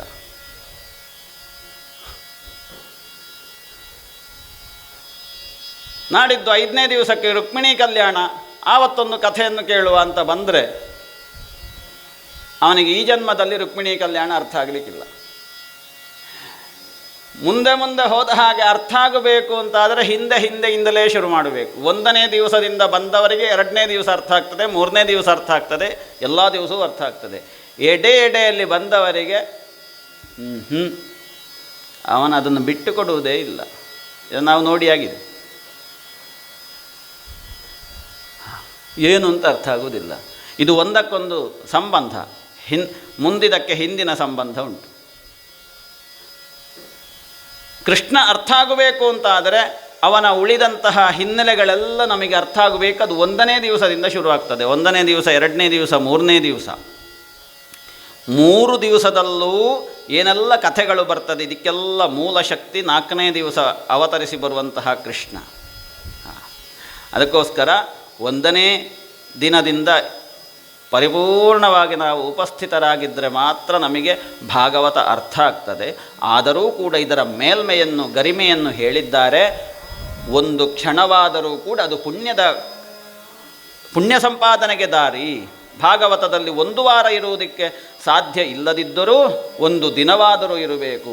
1 ದಿನ ಇರುವುದಕ್ಕೆ ಅಸಾಧ್ಯವಾದರೂ 1 ಕ್ಷಣವಾದರೂ ಬಂದಾದರೂ ಹೋಗಬೇಕು ಅಂತ. ಅದರ ಅರ್ಥ ಅದೇ ಪ್ರಧಾನ ಅಂತ ಅಲ್ಲ. ಹಾಗೆ ಹೇಳಿದ್ದಾರೆ, ನೀವು ಆಮಂತ್ರಣದಲ್ಲಿ ಹಾಗೆ ಹೇಳಿದ್ದಲ್ವ, 1 ಕ್ಷಣವಾದರೂ ಇದು ಪುಣ್ಯದ ಕೆಲಸ, ಹಾಗೆ 1 ದಿನ ಆದರೂ ಬರಬೇಕು ಅಂತ. 1 ಕ್ಷಣ ಬಂದದ್ದರಲ್ಲಿಯೇ ಪುಣ್ಯ ಸಿಗ್ತದೆ ಅಂತ ಆದರೆ 1 ವಾರ ಎಷ್ಟು ಪುಣ್ಯ ಸಿಗ್ಬೋದಲ್ವಾ? ಇದು ನಮ್ಮವರಿಗೆ ಅರ್ಥ ಆಗೋದಿಲ್ಲ.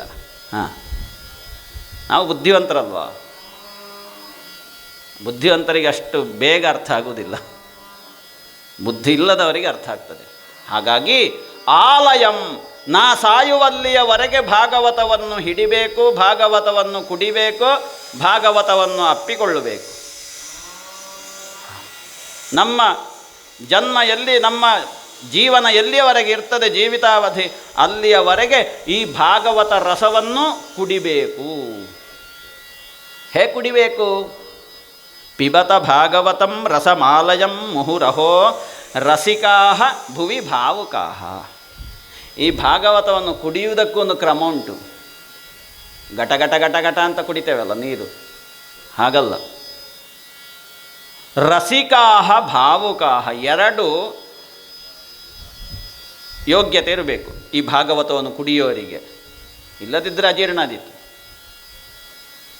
ರಸಿಕಾಹ, ಇಲ್ಲಿ ಬರುವಂತಹ ಹಂತ ಹಂತದಲ್ಲಿ ಹೇಳುವಂತಹ ಕಥೆಯ ರಸ ಏನುಂಟು, ಆ ರಸದ ಬಗ್ಗೆ ಆಸಕ್ತಿ ಇರುವವರಾಗಬೇಕು. ಆ ರಸದ ಬಗ್ಗೆ ಆಸಕ್ತಿಯನ್ನು ಹೊಂದುತ್ತಾ ಅದನ್ನು ಕುಡಿಬೇಕು. ಮಾತ್ರ ಅಲ್ಲ, ಆಸಕ್ತಿಯನ್ನು ಹೊಂದುತ್ತಾ ಅದರ ಬಗ್ಗೆ ಪ್ರೀತಿಯನ್ನು ಹೊಂದುತ್ತಾ ಕುಡಿಯುವಾಗ ಭಾವುಕರಾಗಬೇಕು. ಭಾವುಕರಾಗಬೇಕು. ಯಾಕೆ? ಭಾಗವತ ಅದರಲ್ಲಿಯೇ ಭಾವಪ್ರಧಾನವಾಗಿಯೇ ಇರಬೇಕು ಅಂತ ಹೇಳ್ತಾರೆ. ಭಾಗವತ ಹೇಳುವ 4 ಅಕ್ಷರದಲ್ಲಿ ಭಾವಗತವಾದರೆ ಇದು ಆಗಲಿಕ್ಕಿಲ್ಲ. ಭಾವಸಹಿತರಾಗಿಯೇ ಭಾಗವತವನ್ನು ನಾವು ಕುಡಿಬೇಕು, ಭಾವುಕರಾಗಬೇಕು, ರಸಿಕರಾಗಬೇಕು. ಇದರ ಬಗ್ಗೆ ಪ್ರೀತಿ ಇರಬೇಕು.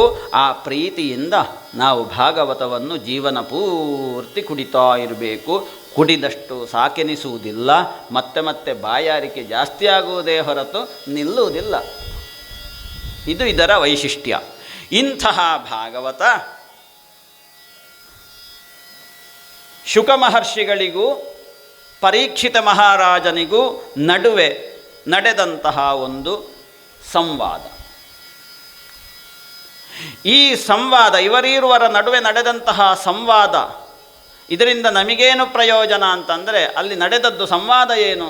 ಕೃಷ್ಣನ ಕುರಿತಾದಂತಹ ವಿಚಾರ, ಕೃಷ್ಣನ ಕುರಿತಾದಂತಹ ಕೃಷ್ಣ ಚರಿತ್ರೆ, ಕೃಷ್ಣನ ಅತ್ಯದ್ಭುತವಾದಂತಹ ಲೀಲಾ ವಿನೋದಗಳು. ಇದನ್ನು ಪರಸ್ಪರ ಸಂವಾದ ಮಾಡುವುದರ ಮೂಲಕವಾಗಿ ಪರೀಕ್ಷಿತ ಮಹಾರಾಜನಾದವನು ಮುಕ್ತಿಯನ್ನು ಹೊಂದಿದ್ದು. ಅಂತಹ ಭಾಗವತ ನಮಗೆ ಏನಕ್ಕೆ ಬೇಕು ಅಂತಂದರೆ, ಕೃಷ್ಣನ ಜೊತೆಗೆ ಮಾತಾಡುವುದಕ್ಕೆ. ಆಗ ಬೆಳಿಗ್ಗೆಯೂ ಹೇಳಿರಬೇಕು ಈ ವಾಕ್ಯವನ್ನು. ಕೃಷ್ಣನ ಜೊತೆಗೆ ಮಾತಾಡುವುದಕ್ಕಿರುವಂತಹ ಒಂದು ಸಂವಹನ ಮಾಧ್ಯಮ ಭಾಗವತ. ಸದಾ ಕೃಷ್ಣನಲ್ಲಿ ಸಂವಾದ. ಹೇಗೆ ಆ ಗೋಪಿಕೆಯರೆಲ್ಲ ಒಂದು ಕ್ಷಣವೂ ಬಿಟ್ಟಿರಲಾರದೆ ಕೃಷ್ಣನ ಜೊತೆಗೆ ಮಾತಾಡುತ್ತಾ ಇದ್ರೋ, ಮಾತಾಡುತ್ತಾ ಮಾತಾಡುತ್ತಾ ಇದ್ದ ಹಾಗೆ ಅವರಿಗೆ ಮುಕ್ತಿ ಆಯಿತೋ ಕೊನೆಗೆ. ಅದೇ ರೀತಿಯಲ್ಲಿ ನಾವು ಇಲ್ಲಿಯೇ ಇರುವವರಲ್ಲ. ಇದು ನಾವು ಬಂದ ಜಾಗ, ಇರುವ ಜಾಗ ಅಲ್ಲಿ ಅವನನ್ನು ಸ್ತುತಿ ಮಾಡಬೇಕು, ಪುನಃ ನಾವಲ್ಲಿ ಹೋಗಿ ಸೇರಬೇಕಲ್ವ. ನೀ ಬರೋದು ಬೇಡ ಅಂತ ನಾವು ಹೋಗುವಾಗ ಹೇಳಿದರೆ. ಹಾಗಾಗಿ ಅಂತಹ ಭಾಗವತ ಕೃಷ್ಣನ ಜೊತೆಗೆ ಇವತ್ತಿಂದ ನಾವು ಮಾತಾಡುವುದಕ್ಕೆ ಶುರು ಮಾಡಿದ್ದೇವೆ. ಅಂತಹ ಪರಮ ಪವಿತ್ರವಾದ ಕೃಷ್ಣನ ಜೊತೆಗೆ ಸಂವಾದ ಮಾಡುವುದಕ್ಕೋಸ್ಕರವೇ ನಿರ್ಮಿತವಾದಂತಹ ಒಂದು ಅಮೂಲ್ಯ ಅವಕಾಶ ಈ 1 ವಾರಗಳ ಕಾಲ ಸಪ್ತಾಹ ಯಜ್ಞ. ಇದು ಯಜ್ಞ ಅಂತಂದರೆ ತ್ಯಾಗದ ಇನ್ನೊಂದು ಸ್ವರೂಪ. ನಾವು ತ್ಯಾಗ ಮಾಡಬೇಕು. ಇಲ್ಲಿ ಯಾವುದೇ ದ್ರವ್ಯಗಳನ್ನು ತ್ಯಾಗ ಮಾಡುವುದಲ್ಲ, ಇಲ್ಲಿ ನಮ್ಮನ್ನೇ ನಾವು ತ್ಯಾಗ ಮಾಡುವುದು. ಕೃಷ್ಣನಿಗೆ ಬೇಕಾದ್ದು ಅದು. ನಿಮ್ಮ ಬಾಳೆಹಣ್ಣು, ಆ್ಯಪಲ್ಲು, ಅನ್ನ, ಪಾಯಸ ಇದು ಯಾವುದು ಕೇಳುವುದಿಲ್ಲ ಕೃಷ್ಣ. ನಿನ್ನನ್ನು ನೀನು ಕೊಡ್ತೀಯಾ? ಕೊಡು, ತೆಕ್ಕೊಳ್ತೇನೆ. ಉಳಿದದ್ದೆಲ್ಲವೂ ಕೂಡ ಔಪಚಾರಿಕ.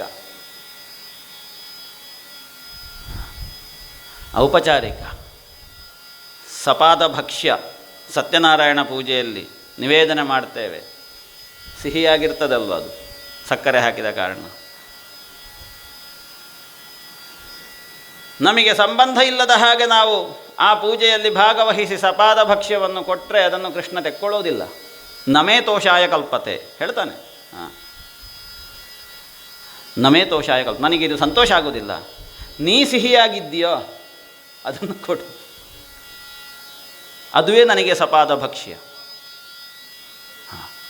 ಪಾದ ಸಹಿತವಾಗಿ ಅಂತ, ಅರ್ಧರ್ಧ ಅಲ್ಲ, ಪಾದ ಸಹಿತವಾಗಿ ಅಂತಂದರೆ ಇಡೀ ಶರೀರ ಅಂತ.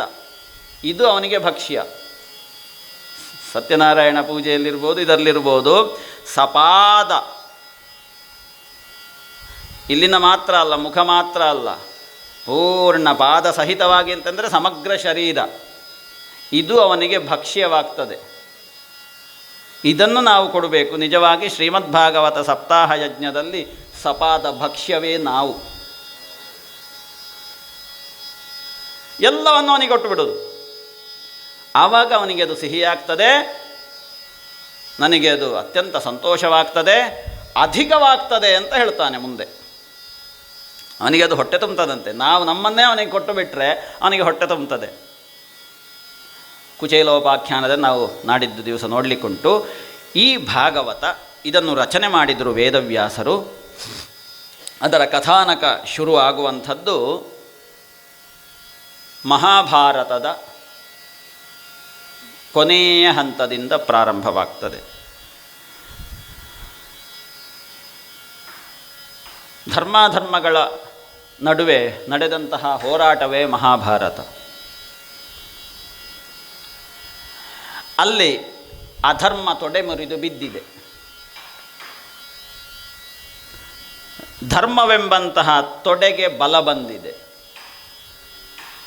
ಆ ಕಾಲಕ್ಕೆ ಮತ್ತು ಧರ್ಮದ ಕುರಿತಾಗಿ ಹಠವನ್ನು ಹೊಂದಿದ್ದಂತಹ ಅಧರ್ಮ ಧರ್ಮವನ್ನು ಸಾಯಿಸಬೇಕು ಅಂತ ಹಠ ತೊಡ್ತದೆ. ದುರ್ಯೋಧನ ತೊಡೆ ಮುರಿದು ಬಿದ್ದಿದ್ದಾನೆ, ಪಾಂಡವರ ತೊಡೆಯನ್ನು ಮುರಿಬೇಕು ಅಂತ ಇಲ್ಲಿಂದ ಬಿದ್ದವನು ಹೇಳುವುದಕ್ಕೆ ಯತ್ನಿಸ್ತಾನೆ. ಅಶ್ವತ್ಥಾಮಾದಿಗಳು 3 ಜನ ಇದ್ದರು. ಅವರ ಹತ್ರ ಹೇಳಿದ, ಆ ಪಾಂಡವರ ತಲೆಯನ್ನು ಕಡಿದು ತನ್ನಿ ಅಂತ. ಹೋದರು. ಕೃಷ್ಣನಿಗೆ ಗೊತ್ತಾಯಿತು. ಜಾಗ ಬದಲಿಸಿದ ಕೃಷ್ಣ. ಪಾಂಡವರು ನನ್ನವರು ಯಾವತ್ತೂ ಕೂಡ ನಮೇ ಭಕ್ತ ಪ್ರಣಶ್ಯತಿ, ನಾಶ ಆಗುವುದಿಲ್ಲ. ಹೆದರಬೇಡಿ ನೀವು, ನನ್ನ ಭಕ್ತರು ನಾಶ ಆಗುವುದಿಲ್ಲ ಅಂತ ಅವನ ಮಾತು. ಇದು ಶಾಶ್ವತವಾದ ಮಾತಿದೆ. ನನ್ನವರು ಯಾವುದೇ ಆಪತ್ತು ಬಂದರೂ ಕೂಡ ನನ್ನಿಂದ ಸಂರಕ್ಷಿತರಾಗ್ತಾರೆ, ನಾ ಅವರನ್ನು ರಕ್ಷಣೆ ಮಾಡ್ತೇನೆ. ಇದು ಎಲ್ಲಿ ಹೋದರೂ ಕೃಷ್ಣ ಹೇಳ್ತಾನೆ ಇದನ್ನು. ಹಾಗಾಗಿ ಪಾಂಡವರ ಸಂರಕ್ಷಣೆ ಆದ್ಯ ಗುರಿ. ನನ್ನ ಪ್ರಾಣವೇ ಪಾಂಡವರು ಅಂತ ಹೇಳಿದ್ನಲ್ಲ ಕೃಷ್ಣ. ಪಾಂಡವರು ನನ್ನ ಪ್ರಾಣ. ಎಂಥ ಚಂದದ ವಾಕ್ಯ ನೋಡಿ ಅದು, ಎಷ್ಟು ಅರ್ಥ ಉಂಟದಲ್ಲಿ. ಪಾಂಡವರು ನನ್ನ ಪ್ರಾಣ, ಪಾಂಡವರು ನನಗೆ ಬೇಕಾದವರು. ಯಾಕೆ ಬೇಕಾದವರು? ಆ ಪಾಂಡವರಿಗೆ ಕೃಷ್ಣ ಬೇಕಾಗಿದೆ. ಸರ್ವ ಸಮರ್ಪಣೆ ಭಾವದಿಂದ ಎಲ್ಲವೂ ಕೃಷ್ಣ ಅಂತ ಹೇಳಿಕೊಂಡು ಕೃಷ್ಣನನ್ನು ಆಶ್ರಯಿಸಿದ್ದಾರೆ. ಯಾರು ಕೃಷ್ಣನನ್ನು ಆಶ್ರಯಿಸ್ತಾರೋ ಅವರು ಕೃಷ್ಣನ ಪ್ರಾಣವಾಗಿರ್ತಾರೆ. ನೆನಪಿಟ್ಟುಕೊಳ್ಬೇಕಿದನ್ನು. ಕೃಷ್ಣನನ್ನು ಆಶ್ರಯಿಸಿದವರು ಕೃಷ್ಣನ ಪ್ರಾಣ. ಕೃಷ್ಣನಿಗೆ ಬೇರೆ ಪ್ರಾಣ ಅಂತ ಇಲ್ಲ. ಭಕ್ತರೇ. ಅಹಂ ಭಕ್ತಪರಾಧೀನಃ ಅಂತ ಅಂಬರೀಷ ಚರಿತ್ರೆಯಲ್ಲಿ ಹೇಳ್ತಾನೆ ವಿಷ್ಣು. ನಾನು ಭಕ್ತಪರಾಧೀನ. ಯಾಕೆ? ನನ್ನ ಹೃದಯವೇ ಭಕ್ತರ ಹೃದಯ ಅಂತ. ಹಾಗಾಗಿ ನಾವು ಅವನನ್ನು ನಂಬಬೇಕು. ಆವಾಗ ನಮ್ಮ ಪ್ರಾಣ ಅವನ ಕೈಯಲ್ಲಿರ್ತದೆ. ಇತರರು ಯಾರೂ ಹೊರಗಿನವರು ಬಂದು ಕಸಿದುಕೊಳ್ಳುವುದಕ್ಕೆ ಬರುವುದಿಲ್ಲ. ಯಾರಾದರೂ ಏನಾದರೂ ಮಾಡಲಿಕ್ಕಾಯ್ತಾ ಪಾಂಡವರನ್ನು? ವನವಾಸದಲ್ಲಿ ಏನಾಯಿತು? ಕೃಷ್ಣ ಬಂದ, ಅಲ್ಲಿ ಜೊತೆಗೇ ಇದ್ದ. ವನವಾಸ ಗೊತ್ತೇ ಆಗದ ಹಾಗೆ ಕಳೆದು ಹೋಯಿತು. ಎಂತಹ ಕಷ್ಟ ಪರಂಪರೆಗಳು ಬಂದರೂ ಕೂಡ ನಿರಾತಂಕವಾಗಿ ಎದುರಿಸುವಂತಹ ಸಾಮರ್ಥ್ಯವನ್ನು ಕೃಷ್ಣಾನುಗ್ರಹದ ಮೂಲಕವಾಗಿ ಪಡ್ಕೊಂಡರು. ಕೃಷ್ಣ ಭಕ್ತರು ಯಾವತ್ತೂ ಕೂಡ ನಾಶವಾಗಲಾರರು. ಅಂತಹ ಕೃಷ್ಣ ಈ ಪಾಂಡವರನ್ನು ಅವರ ಯಾವತ್ತೂ ಉಳಿದುಕೊಳ್ಳುವಂತಹ ಬಿಡಾರದಿಂದ ಬೇರೊಂದು ಬಿಡಾರಕ್ಕೆ ಸಾಗಿಸಿದ. ಇಲ್ಲಿ ಆ ದ್ರೌಪದಿಯ 5 ಮಕ್ಕಳನ್ನು ಮಲಗಿಸುವ ಹಾಗೆ ಪ್ರೇರಣೆ ಕೊಟ್ಟ. ಆ 5 ಮಕ್ಕಳು ಕೂಡ ಮಲಗಿದ್ದಾರೆ ರಾತ್ರಿಕಾಲ. ಈ ಅಶ್ವತ್ಥಾಮಾದಿ 3 ದುಷ್ಟರು ಬಂದು ಆ ಬಿಡಾರವನ್ನು ಪ್ರವೇಶ ಮಾಡಿದ್ದಾರೆ. ಮಾಡಿದವರೇ ಅಶ್ವತ್ಥಾಮ ತನ್ನ ಕತ್ತಿಯಿಂದ ಪಾಂಡವರ ತಲೆಯೆಂದು ಭ್ರಮಿಸಿ ಕಡಿತಾನೆ. ಕಡಿದು ಕೌರವನಿಗೆ ಕೊಡಬೇಕು ಅಂತ ತಂದ. ಮೂರ್ಖ, ಬುದ್ಧಿ ಉಂಟ ನಿನಗೆ? ಪಾಂಡವರ ತಲೆಯನ್ನು ತರುವುದಕ್ಕೆ ಹೇಳಿದ್ದು ನೀವು ಮಾಡಿದ್ದು ದುಷ್ಟ ಕಾರ್ಯ. ಪಾಂಡವರ ಮಕ್ಕಳ ತಲೆಯನ್ನು ಕಡಿದು ತಂದಿದ್ದೀರಲ್ಲ. ಶಿಶುಹತ್ಯ ದೋಷ ನಿಮಗೆ. ಹಾಗಿಲ್ಲಿಂದ ದ್ರೌಪದಿಗೆ ಗೊತ್ತಾಯಿತು ತನ್ನ ಮಕ್ಕಳು ಸತ್ತಿದ್ದಾರೆ. ಅಳ್ತಾಳೆ, ಪ್ರಜ್ಞೆ ತಪ್ಪಿ ಬೀಳ್ತಾಳೆ. ಅರ್ಜುನ ಓಡೋಡಿ ಬಂದ. ಏನಾಯಿತು ಅಂತ ಅಂದಾಗ, ನಮ್ಮ ಮಕ್ಕಳನ್ನು ಅಶ್ವತ್ಥಾಮ ಕೊಂದು ಹಾಕಿದ್ದಾನೆ. ಹೌದಾ?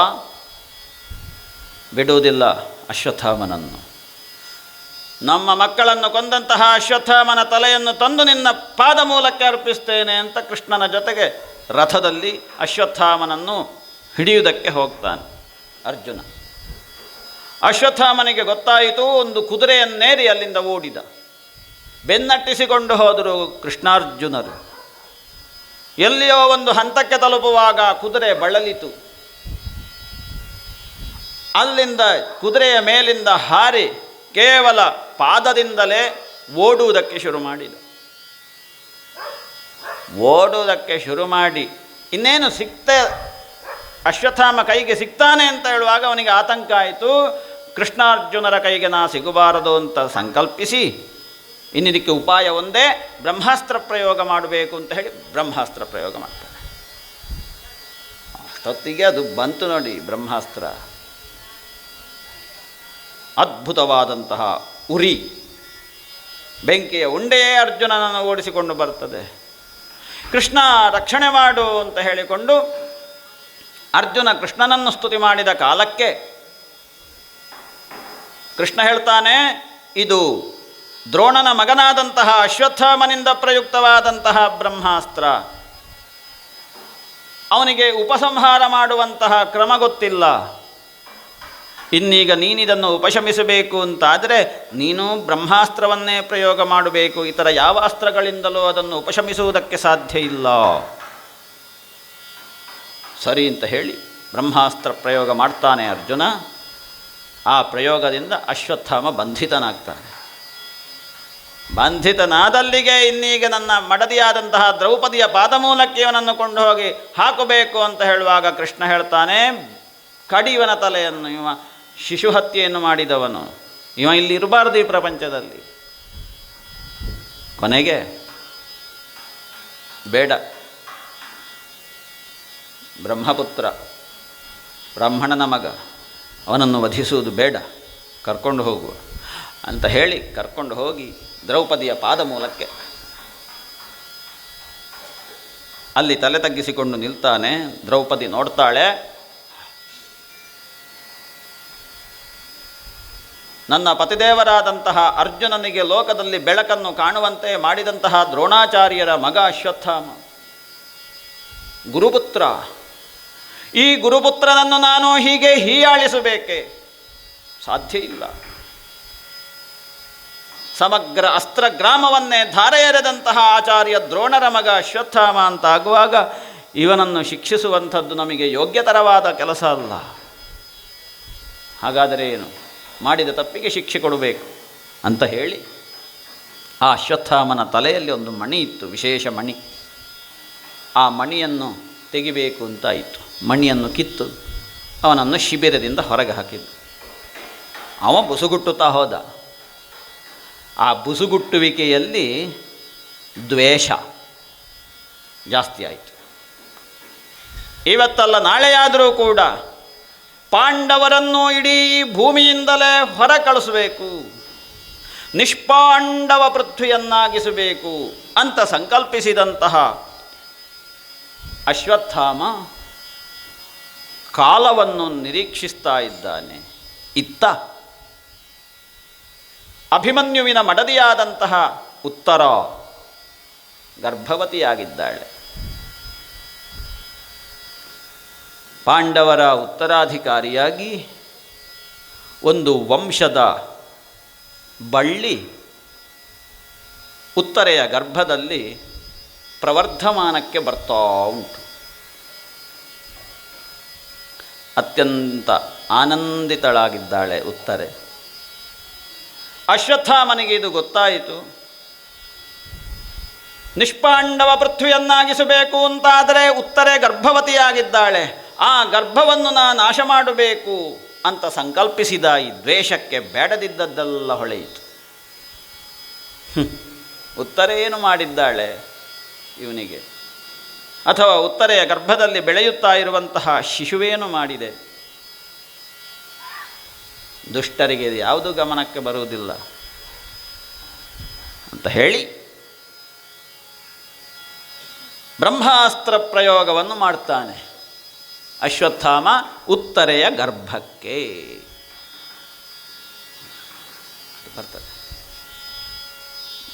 ಬರ್ತಾ ಉಂಟು, ಉತ್ತರೆಯನ್ನು ಅಟ್ಟಿಸಿಕೊಂಡು ಬರ್ತಾ ಉಂಟು. ಉತ್ತರೆ ಇರುವಲ್ಲಿಗೆ ಬರ್ತಾ ಉಂಟು ಬ್ರಹ್ಮಾಸ್ತ್ರ.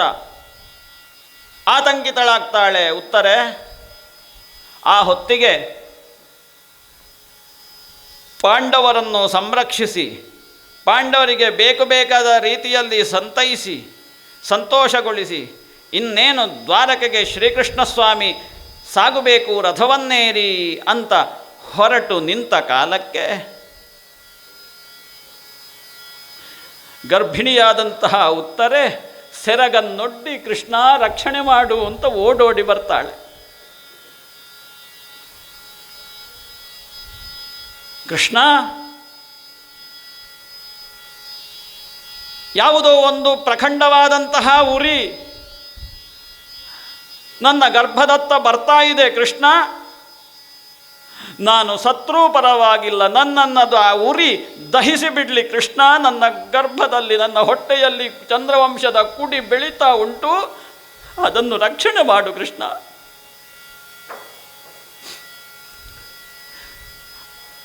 ಸರ್ವ ಶರಣಾಗತಿಯಿಂದ ಕೃಷ್ಣನಿಗೆ ತನ್ನನ್ನು ತಾನು ಸಮರ್ಪಣೆ ಮಾಡಿಬಿಟ್ಲು ಉತ್ತರೆ. ಕೃಷ್ಣನಿಗೆ ಅರ್ಥ ಆಯಿತು. ನೇರವಾಗಿ ಉತ್ತರೆಯ ಗರ್ಭದ ಒಳಗಡೆ ಪ್ರವೇಶ ಮಾಡಿದ. ಶರಣಾಗತಿಗೆ ಬೆಲೆ ಕಟ್ಟುವುದಕ್ಕೆ ಬರ್ತದೆ. ಯಾರು ಸರ್ವ ಸಮರ್ಪಣೆ ಭಾವದಿಂದ ಕೃಷ್ಣ ತೆಗೆಯುವುದಿದ್ರು ನೀನೇ, ಉಳಿಸುವುದಿದ್ರು ನೀನೇ ಹೇಳುವಂತಹ ಭಾವದಲ್ಲಿ ಯಾರು ಶರಣಾಗ್ತಾರೆ ಅವರು ಕೃಷ್ಣನಿಗೆ ಬೇಕಾಗ್ತಾರೆ ಬಂಧುಗಳೇ. ಎಂತಹ ಘನ ಘೋರವಾದ ಆಪತ್ತುಗಳಲ್ಲಿ ಸಿಲುಕಿದ್ರೂ ಕೂಡ ಈ ಸಮರ್ಪಣೆ ಭಾವದಿಂದ ನಾವು ನಮ್ಮನ್ನು ಅವನಿಗೆ ಸಮರ್ಪಣೆ ಮಾಡಿ ಬಿಟ್ಟಲ್ಲಿಗೆ ನಮ್ಮ ಆಪತ್ತುಗಳೆಲ್ಲ ತೊಲಗ್ತವೆ. ನೇರವಾಗಿ ಗರ್ಭದ ಒಳಗಡೆ ಪ್ರವೇಶ ಮಾಡ್ತಾನೆ. ಮಾಡಿ ಆ ಗರ್ಭವನ್ನು ಆವರಿಸಿ ಬಿಡ್ತಾನೆ ಕೃಷ್ಣ ಸುದರ್ಶನ ರೂಪದಲ್ಲಿ. ಉತ್ತರೆಯನ್ನು ಸಂರಕ್ಷಿಸ್ತಾನೆ. ಉತ್ತರೆಯ ಗರ್ಭದಲ್ಲಿ ಬೆಳೆಯುತ್ತಾ ಇರುವಂತಹ ಆ ಕುಡಿಯನ್ನು ಸಂರಕ್ಷಿಸಿದ. ಅಲ್ಲಿಂದ ಹೊರಗೆ ಬಂದ. ಹೊರಗೆ ಬಂದು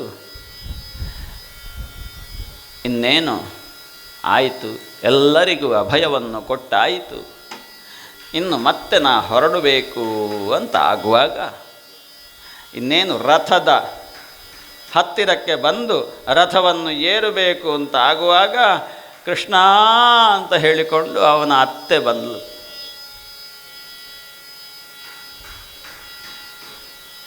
ಪ್ರತಿ ಹಂತದಲ್ಲಿಯೂ ಕೂಡ ಈ ಪಾಂಡವರಿಗೆ ಬಂದಂತಹ ದುರ್ಗತಿಯೋ, ಪಾಂಡವರಿಗೆ ಬಂದಂತಹ ಕಷ್ಟವೋ ಇದನ್ನೆಲ್ಲ ಅಲ್ಲಲ್ಲಿ ಕಿತ್ತೊಗೆದಂತಹ ಕೃಷ್ಣನ ಈ ಒಂದು ಒಲುಮೆ, ಕೃಷ್ಣನ ಈ ಒಂದು ಔದಾರ್ಯ, ಪಾಂಡವರ ಮೇಲಿರುವಂತಹ ಈ ಪ್ರೀತಿ ಅದನ್ನು ಕಂಡು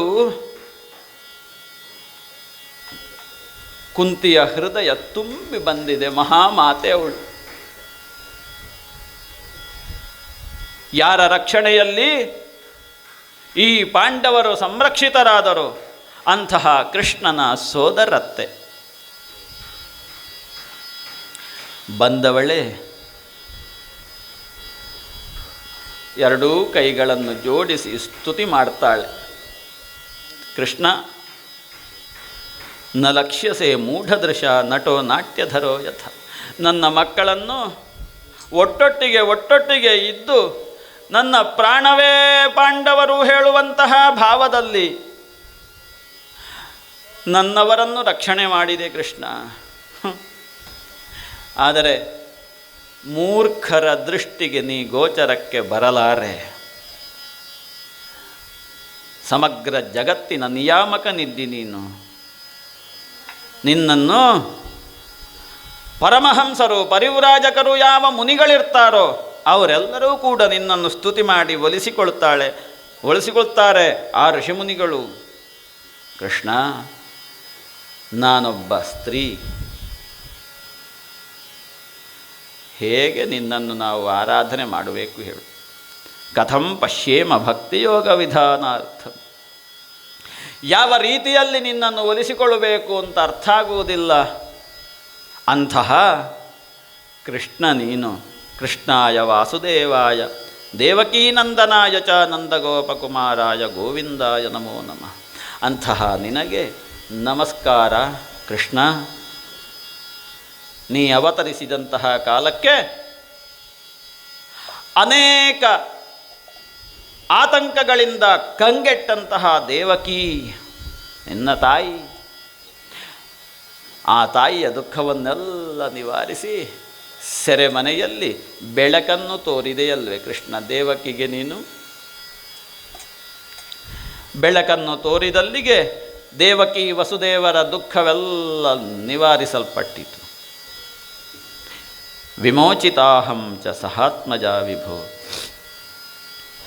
ನನ್ನ ಮಕ್ಕಳ ಜೊತೆಗೆ ನನ್ನನ್ನು ಕೂಡ ಸಂರಕ್ಷಿಸಿದವ ನೀನು. ನಾವು ವನವಾಸದಲ್ಲಿರುವ ಕಾಲಕ್ಕೆ ನನ್ನ ಮಕ್ಕಳು ವನವಾಸದ ಕಷ್ಟವನ್ನು ಅನುಭವಿಸುತ್ತಾ ಇರುವಂತಹ ಕಾಲಕ್ಕೆ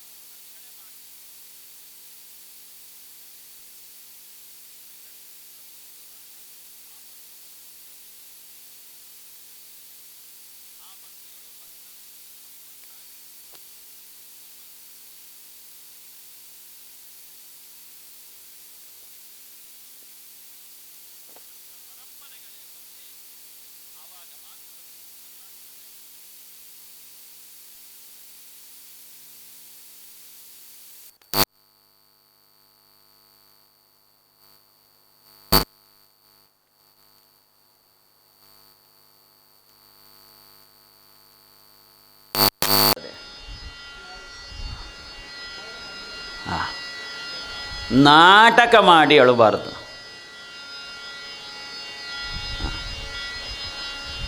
ನಾಟಕ ಮಾಡಿ ಅಳುವುದಲ್ಲ. ಕಪಟ ನಾಟಕ ಸೂತ್ರಧಾರ ಇರುವಾಗ ನಮ್ಮ ನಾಟಕ ಇಲ್ಲಿ ಕೆಲಸ ಮಾಡುವುದಿಲ್ಲ.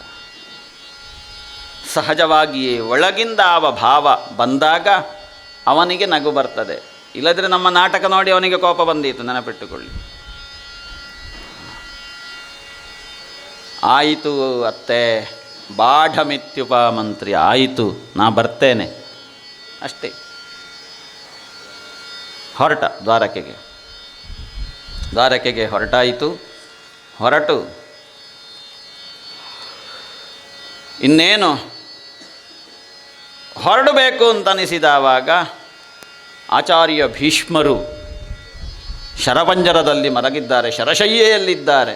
ಶರವೇ ಹಾಸಿಗೆ. ಹೇಗಿರ್ಬೋದು? ನಮಗೆ ಚಾಪೆಯಲ್ಲಿ ಮಲ್ಕೊಂಡ್ರೆ ನಿದ್ದೆ ಬರುವುದಿಲ್ಲ ಅಲ್ಲ ಹೇಳಿದ್ದು. ನಮಗೆ ಎಲ್ಲಿಯಾದರೂ ನಿದ್ದೆ ಬರ್ತದೆ? ಸಪ್ತಾಹದಲ್ಲಿ ಅಭ್ಯಾಸ ಆಗಿ ಹೋಗಿದೆ, ಅಷ್ಟು ಕೆಲಸ ಇರ್ತದೆ. ಹಾಗಾಗಿ ಚಾಪೆಯಲ್ಲಾದರೂ ಪೇಪರ್ನಲ್ಲಾದರೂ ನಮಗೆ ನಿದ್ದೆ ಬರ್ತದೆ. ಆದರೆ ಹೆಚ್ಚಿನವರಿಗೆ ಚಾಪೆಯಲ್ಲಿ ನಿದ್ದೆ ಬರುವುದಿಲ್ಲ. ಅದು ಬೆನ್ನಿಗೆ ಚುಚ್ಚುತ್ತಾ ಇರ್ತದಂತೆ ಚಾಪೆ. ಮತ್ತು ಸೆಕೆ ಇದ್ದರೆ ಕೇಳುವುದೇ ಬೇಡ. ಈ ಭೀಷ್ಮಾಚಾರ್ಯರು ಏನು ಮಾಡಬೇಕು? ಬಾಣದ ಚಾಪೆ, ಬಾಣದ ಹಾಸಿಗೆ, ಚಾಪೆ ಬಿಡಿ, ಬಾಣದ ಹಾಸಿಗೆ ಬೆನ್ನಿಗೆ ಚುಚ್ಚುತ್ತಾ ಉಂಟು. ಅದಲ್ಲಿ ಇವರು ಕೆಲವು ದಿವಸ ಮಲಗಿದ್ದಾರೆ, ಉತ್ತರಾಯಣ ಬರುವಲ್ಲಿವರೆಗೆ ಕೃಷ್ಣ ಧ್ಯಾನದಲ್ಲಿದ್ದಾರೆ. ಯುಧಿಷ್ಠಿರಾದಿಗಳು ನೇರವಾಗಿ ಕುರುಕ್ಷೇತ್ರಕ್ಕೆ ಹೋಗ್ತಾರೆ. ಈ ಭೀಷ್ಮಾಚಾರ್ಯರು ಮಲಗಿದಲ್ಲಿಗೆ ಕೃಷ್ಣನನ್ನು ಸೇರಿಸಿಕೊಂಡು ಅಲ್ಲಿ ಹೋಗಿ ಯುಧಿಷ್ಠಿರ ಆಚಾರ್ಯ ಭೀಷ್ಮರಿಂದ ಅನೇಕ ಧರ್ಮಜ್ಞಾನವನ್ನು ಉಪದೇಶವಾಗಿ ತೆಕ್ಕೊಳ್ತಾನೆ ಯುಧಿಷ್ಠಿರ. ಕೊನೆಗೆ ಕೃಷ್ಣನನ್ನು ಎದುರು ನೋಡ್ತಾನೆ ಭೀಷ್ಮ. ಈವರೆಗೆ ನನ್ನ ಹೃದಯವಾಸಿಯಾಗಿ ನಿತ್ಯವೂ ಕೂಡ ಆರಾಧನೆಯನ್ನು ಸ್ವೀಕಾರ ಮಾಡ್ತಾ ಇದ್ದಂತಹ ಕೃಷ್ಣಸ್ವಾಮಿ ಇವತ್ತು ನನ್ನ ಧ್ಯಾನಕ್ಕೆ ಗೋಚರನಾಗಿ ಎದುರು ನಿಂತಿದ್ದಾನೆ. ಅವನನ್ನೇ ಧ್ಯಾನಿಸಬೇಕು ಅಂತ ಹೇಳಿ ತನ್ನ ದಿವ್ಯವಾದಂತಹ ಒಂದು ಶಕ್ತಿ, ಆ ಶಕ್ತಿಯಿಂದ ಕೃಷ್ಣನನ್ನು ಸ್ತುತಿ ಮಾಡ್ತಾರೆ ಭೀಷ್ಮಾಚಾರ್ಯರು. ಆ ಸ್ತುತಿಯನ್ನು ಮಾಡುತ್ತಾ ಭೀಷ್ಮಸ್ತುತಿ ಅಂತ ಅದಕ್ಕೆ ಹೆಸರು. ಕುಂತಿ ಸ್ತುತಿ, ಭೀಷ್ಮಸ್ತುತಿ, ಅತ್ಯದ್ಭುತವಾದಂತಹ ಸ್ತುತಿ. ಅಲ್ಲಿ ಸರ್ವ ಸಮರ್ಪಣೆ ಭಾವದಿಂದ ಕುಂತಿಯೂ ಸ್ತುತಿ ಮಾಡಿದ್ಲು, ಭೀಷ್ಮಾಚಾರ್ಯರು ಸ್ತುತಿ ಮಾಡ್ತಾರೆ. ತಮ್ಮ ಯುದ್ಧಾರಂಭದಿಂದ ಪ್ರಾರಂಭವಾಗಿ ಏನೆಲ್ಲ ಘಟನೆಗಳು ಆಯಿತು ಕೃಷ್ಣನ ವಿಷಯಕವಾಗಿ, ಆ ಎಲ್ಲ ಘಟನೆಗಳನ್ನು ನೆನಪಿಸುತ್ತಾ ಅಂತಹ ಕೃಷ್ಣ ನನ್ನ ಜೊತೆಗೆ ಇರಲಿ, ಅಂತಹ ಕೃಷ್ಣನಲ್ಲಿ ನನಗೆ ಪ್ರೀತಿಯುಂಟಾಗಲಿ ಅಂತ ಸ್ತುತಿ ಮಾಡ್ತಾರೆ. ಸ್ತುತಿ ಮಾಡುತ್ತಾ ಮಾಡುತ್ತಾ ಮಾಡುತ್ತಾ ತನ್ನೆಲ್ಲ ಮಾತುಗಳನ್ನು ಒಳಮುಖವನ್ನಾಗಿಸ್ತಾರೆ. ಕಣ್ಣು ಬಿಟ್ಟು ಕೃಷ್ಣನನ್ನು ನೋಡ್ತಾರೆ. ನೋಡಿ ನೋಡಿ ನೋಡಿ ನೋಡಿ ನೋಡಿ ನೋಡಿ ಹಾಗೆ ಒಳಮುಖರಾಗ್ತಾರೆ. ಒಳಮುಖರಾಗಿ ತನ್ನ ಜೀವಾತ್ಮನನ್ನು ಪರಮಾತ್ಮನಲ್ಲಿ ಸೇರಿಸಿ ಹಾಗೆ ಶ್ರೀಕೃಷ್ಣನನ್ನು ಸೇರಿಬಿಡ್ತಾರೆ. ಭೀಷ್ಮ ನಿರ್ಯಾಣವಾಗ್ತದೆ. ಎಲ್ಲರೂ ದುಃಖಿತರಾಗ್ತಾರೆ ಒಂದು ಕ್ಷಣ. ಆಮೇಲೆ ಉತ್ತರ ಕ್ರಿಯಾದಿ ಸದ್ಗತಿ ಕಾರ್ಯಗಳನ್ನು ಮಾಡಿ ಮುಂದೆ ದ್ವಾರಕೆಗೆ ತೆರಳುತ್ತಾನೆ ಕೃಷ್ಣ. ಪಾಂಡವರು ಹಸ್ತಿನಾವತಿಯಲ್ಲಿರ್ತಾರೆ. ಇಲ್ಲಿ ದ್ವಾರಕೆಗೆ ಹೋದಂತಹ ಕೃಷ್ಣ ಮತ್ತೆ ಕೆಲವು ದಿನ ಇದ್ದು ನಿರ್ಯಾಣ ಹೊಂತಾನೆ. ಶ್ರೀಕೃಷ್ಣ ಸ್ವಾಮಿ ನಿರ್ಯಾಣ ಹೊಂದಿದ ಅನ್ನೋದನ್ನು ಕೇಳಿದಂತಹ ಪಾಂಡವರು, ಕೃಷ್ಣನಿಲ್ಲದ ಈ ಭೂಮಿಯಲ್ಲಿ ನಾವೇಕೆ? ಪರೀಕ್ಷಿತ ಅದೇ ಸಮಯಕ್ಕಾಗುವಾಗ ಉತ್ತರೆ ಈ ಮಗುವನ್ನು ಹಡೆಯುತ್ತಾಳೆ. ಯಾ ಎಂತಹ ಚಂದದ ಮುಖ! ಹುಟ್ಟಿದ ತಕ್ಷಣದಲ್ಲಿಯೇ ಆ ಮಗು ಇತ್ಲಾಗಿ ನೋಡಲಿಕ್ಕೆ ಶುರು ಮಾಡುತ್ತಂತೆ. ನಾ ಗರ್ಭದಲ್ಲಿ ಕಂಡಂತಹ ಆ ಜ್ಯೋತಿ ಎಲ್ಲಿದೆ ಅಂತ ಹುಡುಕಾಟ. ಹುಡುಕುತ್ತಾ ಎಲ್ಲಿಯೂ ಸಿಗಲಿಲ್ಲ. ಅಲ್ಲಿಂದ ಶುರು ಆಗಿದೆ ಅವನಿಗೆ ಕೃಷ್ಣನ ಮೇಲಿನ ಪ್ರೀತಿ. ಎಂಥದೋ ಒಂದು ಇರಬೇಕದು ಅಂತ. ಸಂಸ್ಕಾರವು ಹಾಗೇ ಬಂತು. ಉತ್ತರೇನು ಸಾಮಾನ್ಯಳೆ, ಅಭಿಮನ್ಯುವಿನ ಮಡದಿ, ಭಾರತ ರತ್ನ ಅಂತ ಹೆಸರನ್ನು ಪಡೆದಂತಹ ಅಭಿಮನ್ಯುವಿನ ಧರ್ಮಪತ್ನಿ. ಪಾಂಡವರ ಸಂಸ್ಕಾರ ಇತ್ತ, ಉತ್ತರೆಯ ಸಂಸ್ಕಾರ ಇತ್ತ. ಇದೆಲ್ಲವೂ ಕೂಡ ಆ ಮಗುವಿನಲ್ಲಿ ಸೇರಿ ಬಂದಿದೆ. ಹಾಗಾಗಿ ಹುಡುಕಾಟ. ಹುಡುಕುತ್ತಾ ಇರುವಂತಹ ಆ ದೃಶ್ಯವನ್ನು ಕಂಡ ಋಷಿಮುನಿಗಳು ಅವನಿಗೆ ಪರೀಕ್ಷಿತ ಅಂತ ಹೆಸರಿಟ್ಟರು. ಉತ್ತರೆಯ ಗರ್ಭದಲ್ಲಿರುವ ಕಾಲಕ್ಕೆ ದೇವರಿಂದ ಸಂರಕ್ಷಿತನಾದಂತಹ ಕಾರಣಕ್ಕೆ ದೇವರಾತ, ವಿಷ್ಣುರಾತ ಎಂಬುದಾಗಿ ಹೆಸರು ಬಂತು. ಬೆಳಿತಾನೆ, ಸರ್ವಶಾಸ್ತ್ರಗಳನ್ನು, ಸಕಲ ಶಸ್ತ್ರಗಳನ್ನು ಅಭ್ಯಾಸ ಮಾಡಿ ಪಾಂಡವರಂತೆ ಮಹಾಪರಾಕ್ರಮಿ ಎನಿಸ್ತಾನೆ. ಆ ಹೊತ್ತಿನಲ್ಲಿ ಪಾಂಡವರಿನ್ನೇನು ಮಹಾಪ್ರಸ್ಥಾನವನ್ನು ಗೈಬೇಕು, ಉತ್ತರದತ್ತ ನಾವು ಸಾಗಬೇಕು. ಅದಕ್ಕೋಸ್ಕರ ಸಮಗ್ರ ಭೂಮಂಡಲವನ್ನೇ ಪರೀಕ್ಷಿತನಿಗೆ ಕೊಟ್ಟು ಪಟ್ಟವನ್ನು ಕಟ್ಟಿ ಅವನನ್ನು ರಾಜನನ್ನಾಗಿ ಮಾಡ್ತಾರೆ. ಪಾಂಡವರು ಮಹಾಪ್ರಸ್ಥಾನಗೈದರು. ಇತ್ತ ಪರೀಕ್ಷಿತ ಮಹಾರಾಜ ಸಾರ್ವಭೌಮನಾಗ್ತಾನೆ, ಸಕಲ ಭೂಮಂಡಲಕ್ಕೆ ಅಧಿಪತಿ ಎನಿಸ್ತಾನೆ.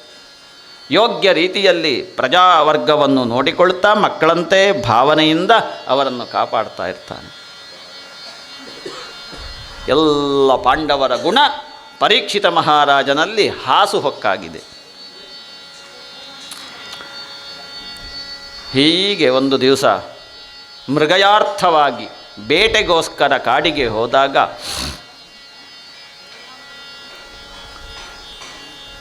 ಊರಿನ ಪರಿಸ್ಥಿತಿ ಗಮನಕ್ಕೆ ಬರ್ತದೆ. ಅಲ್ಲಲ್ಲಿ ಅಧರ್ಮ ಕೆಲಸ ಮಾಡ್ತಾ ಇದೆ, ಅಧರ್ಮ ತಾಂಡವವಾಡ್ತಾ ಇದೆ ಅನ್ನುವುದನ್ನು ಅರಿತಂತಹ ಪರೀಕ್ಷಿತ ಮಹಾರಾಜ ಯಾಕೆ ಇದಕ್ಕೆ ಕಾರಣ ಏನು ಅಂತ ಆಲೋಚಿಸುತ್ತಾ ಇರುವಾಗ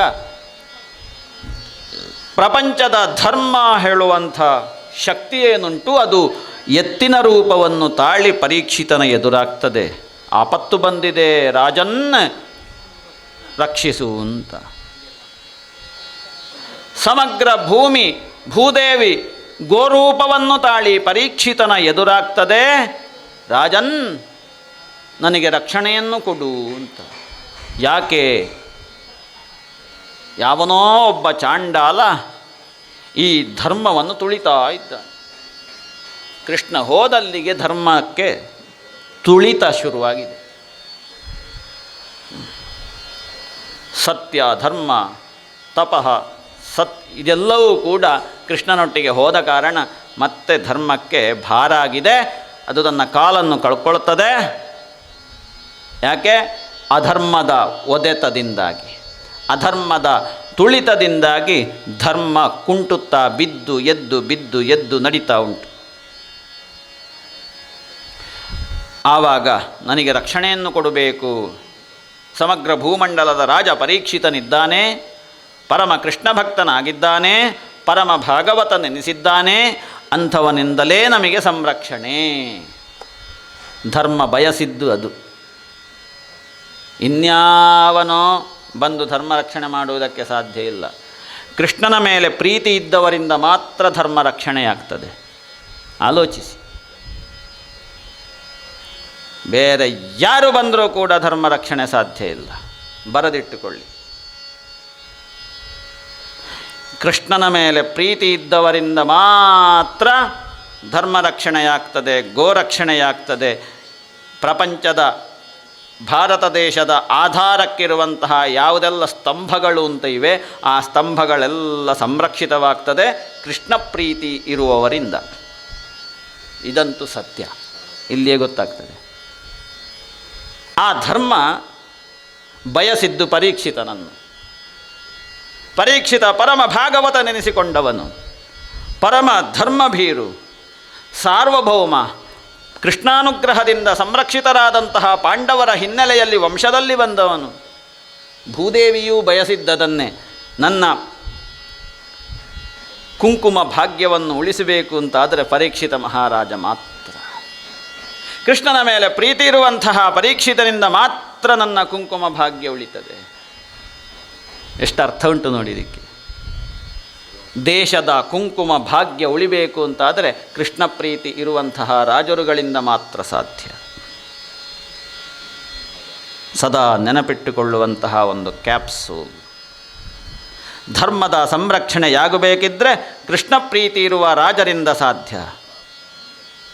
ದೇಶದ ಸೌಮಂಗಲ್ಯ, ದೇಶದ ಕುಂಕುಮ ಸೌಭಾಗ್ಯ ಉಳಿಬೇಕು ಅಂತಾದರೆ ಕೃಷ್ಣ ಪ್ರೀತಿ ಇರುವ ರಾಜರಿಂದ ಮಾತ್ರ ಸಾಧ್ಯ. ಪರೀಕ್ಷಿತ ಮಹಾರಾಜ ಕಾರಣವನ್ನು ತಿಳಿದ. ಕಲಿಪುರುಷನ ಪ್ರವೇಶ ಆಗಿದೆ, ಅವನನ್ನು ಮಾತಾಡಿಸಬೇಕು, ಅವನನ್ನು ನಿಗ್ರಹಿಸಬೇಕು ಅಂತ ಅಲ್ಲಿಂದ ಹೊರಟ. ಆಯುಧಾದಿಗಳನ್ನು ಧರಿಸಿಕೊಂಡು ಕಲಿಪುರುಷ ಎದುರಾದ. ಅಲ್ಲಿ ಹೋರಾಟ ಮಾಡುತ್ತಾ ಕಲಿಪುರುಷ ಸೋಲನ್ನು ಉಣ್ಣುತ್ತಾನೆ. ಸೋತ ಕಲಿಪುರುಷ. ಅಂಥವರಿಗೆ ಮಾತ್ರ ಕೃಷ್ಣ ಪ್ರೀತಿ ಇರುವ ರಾಜರುಗಳಿಗೆ ಕಲಿಪುರುಷ ಸೋಲುವುದು. ಬೇರೆ ಯಾರು ಹೋದರೂ ಕೂಡ ಕಲಿಪುರುಷನ ಕಾಲಡಿಗೆ ನಾವು ಸಿಕ್ಕಿ ಬೀಳ್ತೇವೆ. ಕೃಷ್ಣ ಪ್ರೀತಿ ಇರಬೇಕು, ಭಾಗವತ ಪ್ರೀತಿ ಇರಬೇಕು. ಅಂಥವರ ಕೈಯ ಮುಷ್ಟಿಯಲ್ಲಿ ಕಲಿಪುರುಷ ಇರ್ತಾನೆ, ಬಿಡಲಿಕ್ಕಿಲ್ಲ. ಮತ್ತು ಜಾರುವ ಸ್ವಭಾವದವನು ಕಲಿಪುರುಷ, ಜಾರಲಿಕ್ಕೆ ಬಿಡಲಿಕ್ಕಿಲ್ಲ. ಅವ ಜಾರಿ ಮುಂದೆ ಹೋದ ಅಂತಂದರೆ ನಾವು ಜಾರಿ ಬಿದ್ದೆವು ಅಂತ ಅರ್ಥ. ಜಾಗೃತರಾಗಿರಬೇಕು. ಸೋತ ಕಲಿಪುರುಷ ಪರೀಕ್ಷಿತನಿಗೆ, ಕೈ ಮುಗಿದ. ಹೀಗಾಗ್ತಾ ಉಂಟು. ಇವನ ಆಕ್ರಮಣಕ್ಕೆ, ಇವನ ಘೋರವಾದಂತಹ ಆಘಾತಕ್ಕೆ ಥರ ಥರ ನಡುತ್ತಾ ಇದೆ ಕಲಿಪುರುಷನ ಕಾಲು. ಹೇಳ್ತಾನೆ ಪರೀಕ್ಷಿತ, ನಾ ಇರುವಲ್ಲಿ ನೀ ಇರಬಾರ್ದು, ನನ್ನದೇ ಕ್ಷೇತ್ರ ಇದು, ನಡೀಲಿ. ಈಗ ಮಾಡಿದ, ಇರಲಿಕ್ಕೆ ಜಾಗ ಕೊಡು ಅಂತ. ಇರಲಿಕ್ಕೆ ಎಂತ ಜಾಗ? ಎಲ್ಲವೂ ನನ್ನ ಭೂಮಂಡಲ ಎಲ್ಲವೂ ನನ್ನದೇ, ಇನ್ನೆಲ್ಲಿರುವುದು? ಹೆಚ್ಚು ಜಾಗ ಕೊಡಲಿಕ್ಕಿಲ್ಲ, ಇದೆಲ್ಲ ನನ್ನದೇ. ನನ್ನ ಒಕ್ಕಲಾಗಿ ನೀ ಇರಲಿಕ್ಕಿಲ್ಲ, ನನ್ನ ಒಕ್ಕಲಾಗಿರಲಿಕ್ಕಿಲ್ಲ.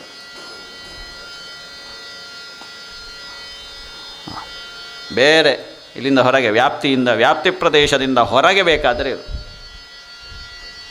ವ್ಯಾಪ್ತಿ ಪ್ರದೇಶದಿಂದ ಹೊರಗಿರುವಂಥದ್ದು 4.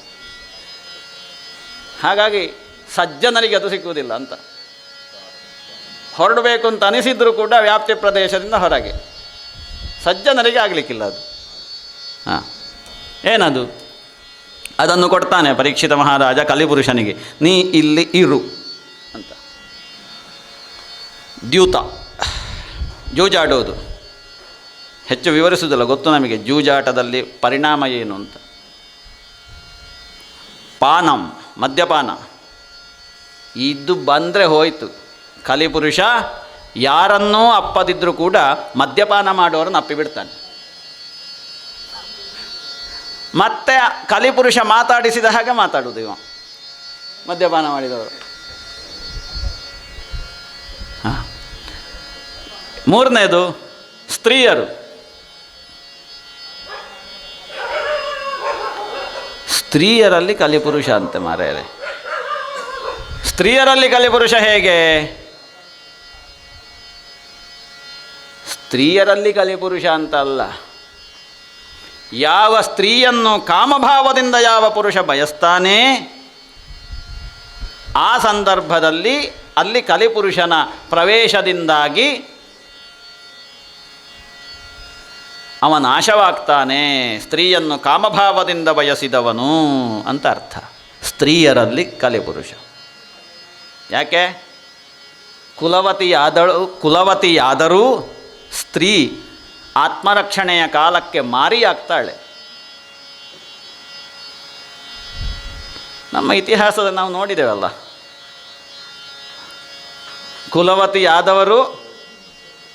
ಸೀತೆ ಕುಲವತಿ ಅಲ್ವಾ? ರಾವಣನನ್ನು ಸುಟ್ಟು ಹಾಕಲಿಲ್ವಾ? ಮಾರಿಯಾಗಲಿಲ್ವ? ದ್ರೌಪದಿ ಕುಲವತಿ ಅಲ್ವಾ? ಕೌರವರಿಗೆ ಕಿಚ್ಚುಕೊಡಲಿಲ್ವಾ? ಎಷ್ಟು ಬೇಕು ನಿಮಗೆ? ಅಲ್ಲಿ ಆ ಸಂದರ್ಭದಲ್ಲಿ ಕಲಿಪುರುಷ ನೋಡಿ, ರಾವಣನನ್ನು ಕಲಿಪುರುಷ ಬಿಡಲಿಲ್ಲ ಅಂತ ಆವಾಗ ಎತ್ತಿಕೊಂಡು ಹೋದಾಗಲೇ ಅವನಿಗೆ ಕಲಿಯ ಆವೇಶ ಆಗಿದೆ, ಸೀತೆಯನ್ನು ಎತ್ತಿಕೊಂಡು ಹೋದಾಗ. ಹಾಗಾಗಿ ಆ ಸಂದರ್ಭದಲ್ಲಿ ಸ್ತ್ರೀಯರಲ್ಲಿ ಕಲಿಪುರುಷ ಪ್ರವೇಶ ಆಗಿ ಅವರಿಗೆ ಏನು ಮಾಡಬೇಕು ಅದನ್ನು ಮಾಡ್ತಾಳೆ ಸ್ತ್ರೀ. ಆಮೇಲೆ ಸೂನಾಹ, ಹಿಂಸೆ, ಕಾರಣ ಇಲ್ಲದೆ ಬಡಿಯುವುದು, ಹಿಂಸೆ ಮಾಡೋದು ಪ್ರಾಣಿಯನ್ನು. ಈ ಕರು ಇಲ್ಲಿ ಬರ್ತಾ ಇದೆ ಅಂತ ಕರ್ಕೊಂಡೋಗಿ ಅತ್ಲಾಗಿ ಅದನ್ನು ನೀವು ತಲೆಯಲ್ಲಿ ಹೊತ್ತಿದ್ದೀರಿ, ಅದನ್ನು ಅದು ಅದರಷ್ಟಕ್ಕೆ ಸಂಚಾರ ಮಾಡ್ತಾ ಉಂಟು. ವಿನಾಕಾರಣವಾಗಿ ಒಂದು ಪ್ರಾಣಿಯನ್ನು ಹಿಂಸೆ ಮಾಡುವುದು ಇದು. ಅಲ್ಲಿ ಕಲಿಪುರುಷ ಬರ್ತಾನೆ ಈಗ. ಕಲಿಪುರುಷ ಬರ್ತಾನೆ. ಒಂದು ಪಕ್ಷಿಗೆ ಕಲ್ಲು ಹೊಡೆಯುವುದು, ಒಂದು ನಾಯಿಗೆ ಕಲ್ಲು ಹೊಡೆಯುವುದು, ಇತರ ಪ್ರಾಣಿಗಳಿಗೆ ಹಿಂಸೆ ಮಾಡುವುದು, ಬೇಕಾದ ಸಮಯದಲ್ಲಿ ಆಹಾರ ಕೊಡದೇ ಇರುವುದು, ನಿಷ್ಕರುಣಿಗಳಾಗಿ ಪ್ರಾಣಿಗಳ ವಿಷಯದಲ್ಲಿ ವ್ಯವಹರಿಸುವುದು ಅಂತ ಅರ್ಥ. ಅಲ್ಲಿ ಕಲಿಪುರುಷ ಬರ್ತಾನೆ. ಹಿಂಸೆ. ಇದು ಸಾಕಾಗಲಿಲ್ಲಲ್ಲ ಈ 4, ಮತ್ತೂ ಬೇಕು ಅಂತಂದ. ಅದಕ್ಕೆ ಚಿನ್ನವನ್ನು ಕೊಟ್ಟ, ನೀ ಚಿನ್ನದಲ್ಲಿರು ಅಂತ. ಕಲಿಪುರುಷ ಚಿನ್ನದಲ್ಲಿ. ಹಾಗಾಗಿ ಎಲ್ಲ ಜ್ಯುವೆಲ್ಲರಿಗಳಿಗೆ ಹೋಗಿ ಕೂತ ಕಲಿಪುರುಷ.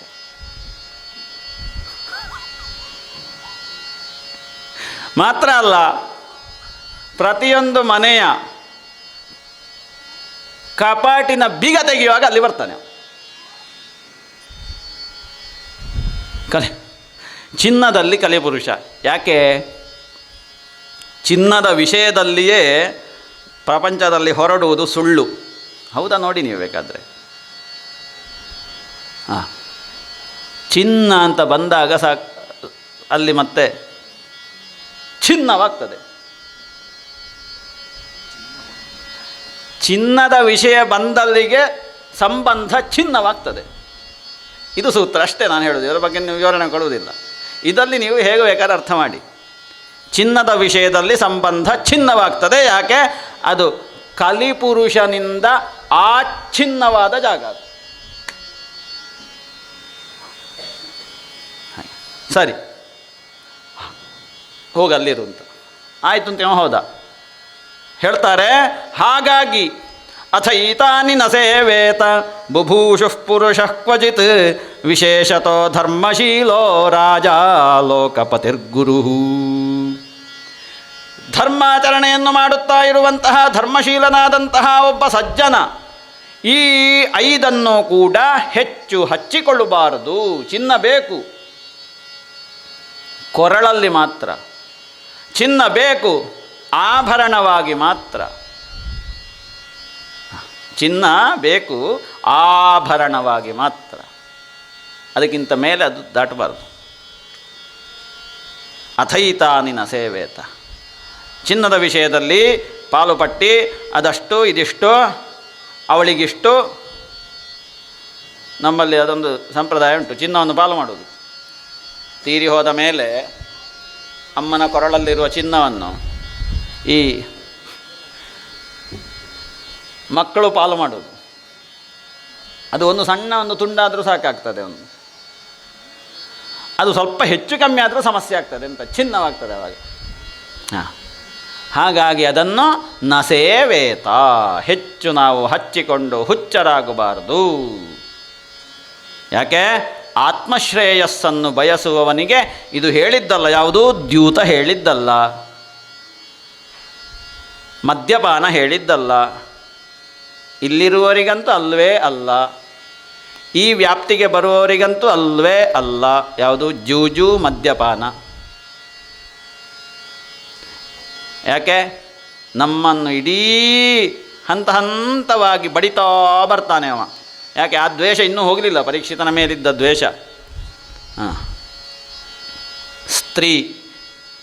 ಸ್ತ್ರೀಯನ್ನು ಧರ್ಮಪತ್ನಿಯಾಗಿ ಬಯಸುವವನಿಗೆ ಶ್ರೇಯಸ್ಸುಂಟು, ಸ್ತ್ರೀಯನ್ನು ದೇವತೆಯಾಗಿ ಭಾವಿಸುವವನಿಗೆ ಶ್ರೇಯಸ್ಸುಂಟು.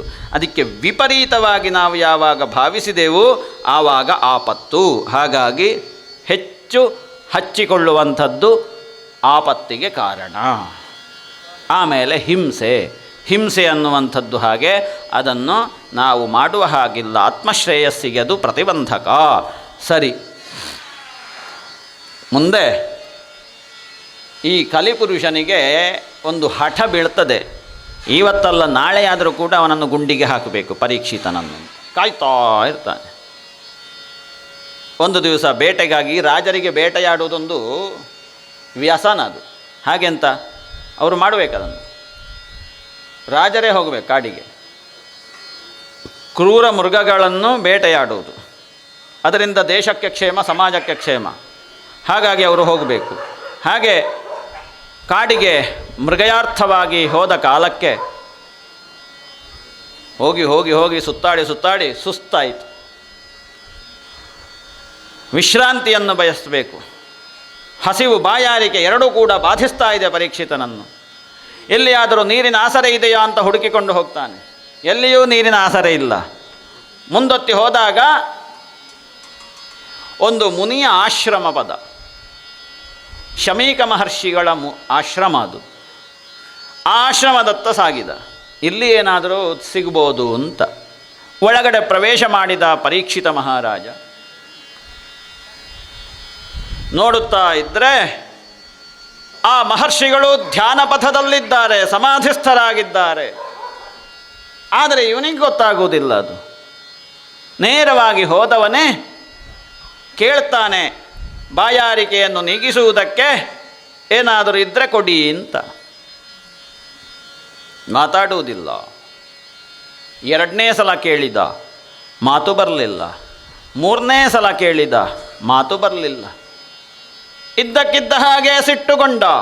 ನೋಡಿ, ಪರೀಕ್ಷಿತ ಮಹಾರಾಜ ಧಾರ್ಮಿಕ ಪರಮಭಾಗವತ ಆದರೂ ಕೂಡ ಕಲಿಪುರುಷ ನೋಡ್ತಾ ಇದ್ದ. ಎಲ್ಲಿ ಜಾರ್ತಾನೆ ಅಲ್ಲಿಗೆ ಹಿಡ್ಕೊಳ್ಬೇಕು ಗುತ್ತಿಗೆಯನ್ನು. ಹಿಡ್ಕೊಂಡು ಬಿಟ್ನಲ್ಲ. ಕನಸಿನಲ್ಲಿಯೂ ನೆನೆಸುವುದಕ್ಕೆ ಸಾಧ್ಯವೇ ಪರೀಕ್ಷಿತ ಮಹಾರಾಜ ಅಧರ್ಮವನ್ನು ಮಾಡ್ತಾನೆ ಅಂತ? ಮಾಡಿದ್ನಲ್ಲ. ಸಿಟ್ಟು ಬಂತು ಒಬ್ಬ ಋಷಿಯ ಮೇಲೆ. ಯಾರ ತಪಸ್ಸಿನಿಂದ ಸಮಗ್ರ ಭರತಖಂಡವೇ ನಿಂತಿದೆಯೋ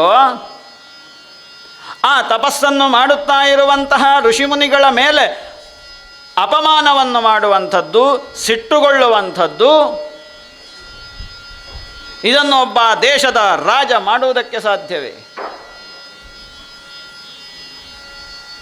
ಕಲಿಪುರುಷನ ಪ್ರಭಾವ ಅವನನ್ನು ಆವರಿಸಿದೆ.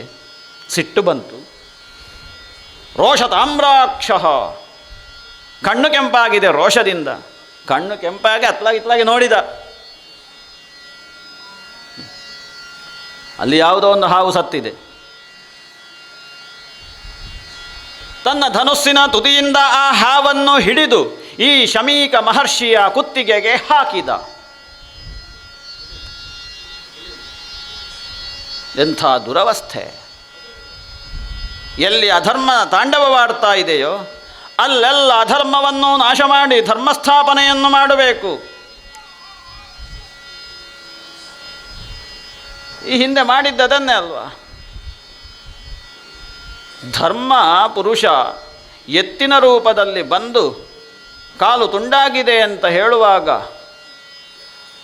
ಭೂದೇವಿ ಗೋರೂಪಿಣಿಯಾಗಿ ಬಂದು ಅನಾಚಾರವಾಗಿದೆ, ಅತ್ಯಾಚಾರವಾಗಿದೆ ಅಂತ ಹೇಳುವಾಗ ಅವರಿಗೆ ಬಂದಂತಹ ಕಷ್ಟವನ್ನು ನಿವಾರಿಸಿದಂತಹ ಒಬ್ಬ ಪರಮ ಭಾಗವತನೆನಿಸಿದಂತಹ ಪರೀಕ್ಷಿತ ಮಹಾರಾಜ ಇವತ್ತು ಅಧರ್ಮ ಕಾರ್ಯವನ್ನು ಮಾಡ್ತಾ ಇದ್ದಾನೆ.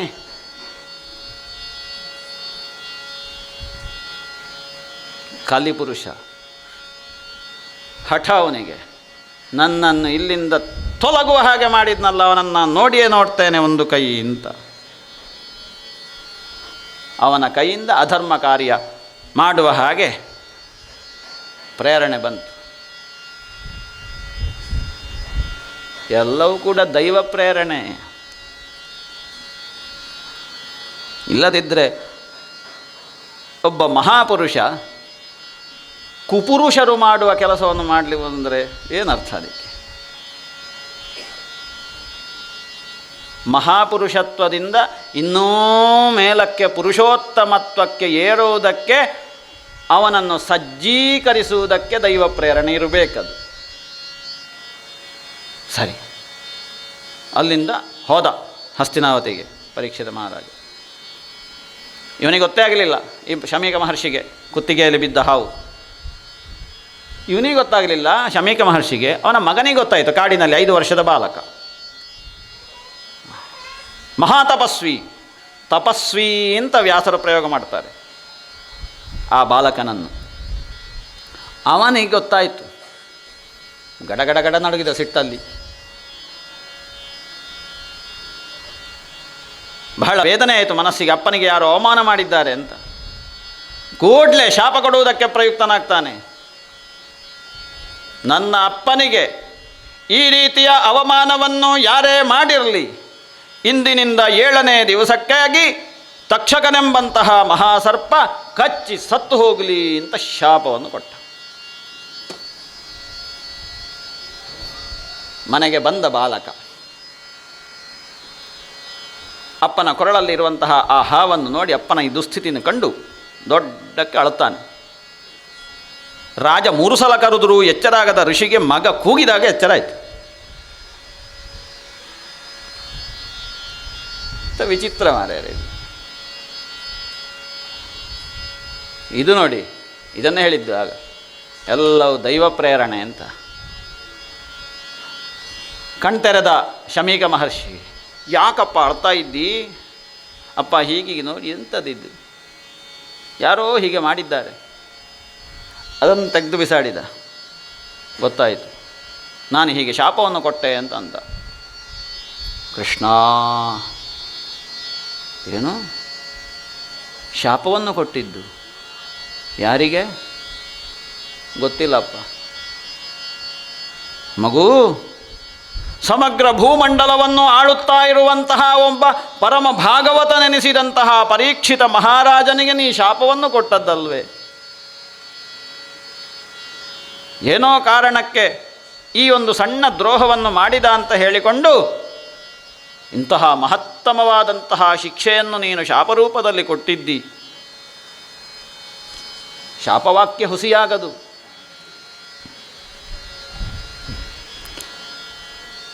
ಅಲ್ಲಿ ಕಳಿಸಬೇಕು, ಸುದ್ದಿಯನ್ನು ಹೇಳಬೇಕು. ಇನ್ನು 7 ದಿವಸದಲ್ಲಿ ಪರೀಕ್ಷಿತನ ಜೀವ ಹೋಗ್ತದೆ. ವಿದ್ಯಾರ್ಥಿಗಳನ್ನು 4 ಜನರನ್ನು ಕಳಿಸಿದ ಅಲ್ಲಿಗೆ ಹಸ್ತಿನಾವತಿಗೆ. ಹೋಗಿ ಅವರಲ್ಲಿಗೆ ತಲುಪುವುದಕ್ಕೆ ಇನ್ನೇನು ಸ್ವಲ್ಪ ಸಮಯ. ಆ ಸಮಯಕ್ಕೆ ಪರೀಕ್ಷಿತ ಮಹಾರಾಜ ನೋಡಿ, ಒಂದು ಕ್ಷಣ ಅದು. ಈಗ ಅವನಿಗೆ ಪಶ್ಚಾತ್ತಾಪವಾಗಿದೆ. ಅಸಹ್ಯವಾದ ಹೇಸಿಗೆ ಕೆಲಸವನ್ನು ಮಾಡಿದೆ. ಒಬ್ಬ ಅಧಿಪತಿಯಾಗಿ ರಾಜನಾಗಿ ಮಾಡಬಾರದ ಕೆಲಸವನ್ನು ಮಾಡಿದೆ.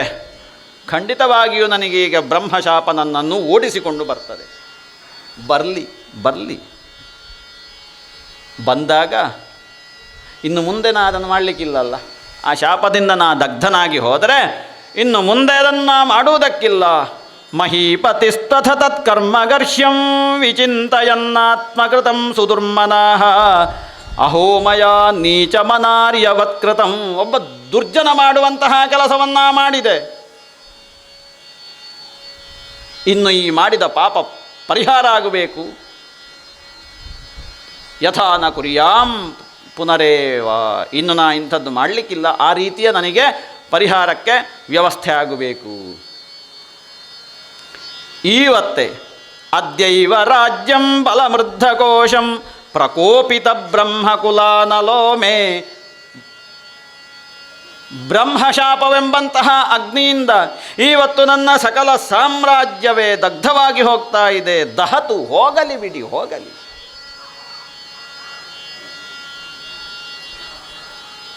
ಅಂತ ಆಲೋಚನೆ ಮಾಡ್ತಾ ಇರುವಾಗ ಬಂದರು ಋಷಿ ಕಡೆಯಿಂದ ಜನಗಳು. ಇನ್ನು 7 ದಿವಸದಲ್ಲಿ ಪರೀಕ್ಷಿತನ ಜೀವಿತಾವಧಿ ತಕ್ಷಕ ಬಂದು ಕಚ್ಚಿ ಸಾಯಿಸ್ತಾನೆ ಅನ್ನುವ ವಿಚಾರವನ್ನು ಹೇಳಿ ಅವರು ಹೋದರು. ನಾ ನೆನೆಸಿದ್ದು ಸತ್ಯ ಆಯಿತು. ಸಾಧು ಮೇನೆ, ಆನಂದವಾಯಿತು. ಒಳ್ಳೆಯ ಕೆಲಸವನ್ನೇ ಮಾಡಿದ್ದಾನೆ. ಸರಿ, ಇವಾಗಾದರೂ ಕೂಡ ನನಗೆ ಕೃಷ್ಣ ಸೇವೆಯನ್ನು ಮಾಡುವುದಕ್ಕೆ ಒಂದು ಅವಕಾಶ ಸಿಕ್ಕಿತಲ್ವ. ಈ ಎಲ್ಲವನ್ನು ಸಾಂಸಾರಿಕವಾದಂತಹ ಬಯಕೆಗಳನ್ನು, ಭಾಗ್ಯಗಳನ್ನು, ಆಸೆ ಆಕಾಂಕ್ಷೆಗಳನ್ನು ಎಲ್ಲವನ್ನು ಬಿಟ್ಟು ಕೃಷ್ಣಾಂಘ್ರಿ ಸೇವಾಂ ಅಧಿಮನ್ಯಮಾನ. ಸರಿ, ಕೃಷ್ಣಾಂಘ್ರಿ ಸೇವೆಯನ್ನು ಮಾಡಬೇಕು. ಇನ್ನು 7 ದಿವಸದ ಅವಧಿ.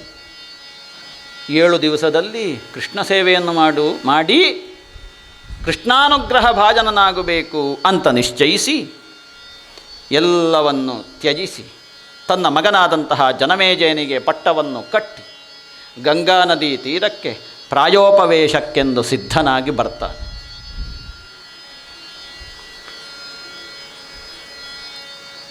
ಅವನ ಯೋಗ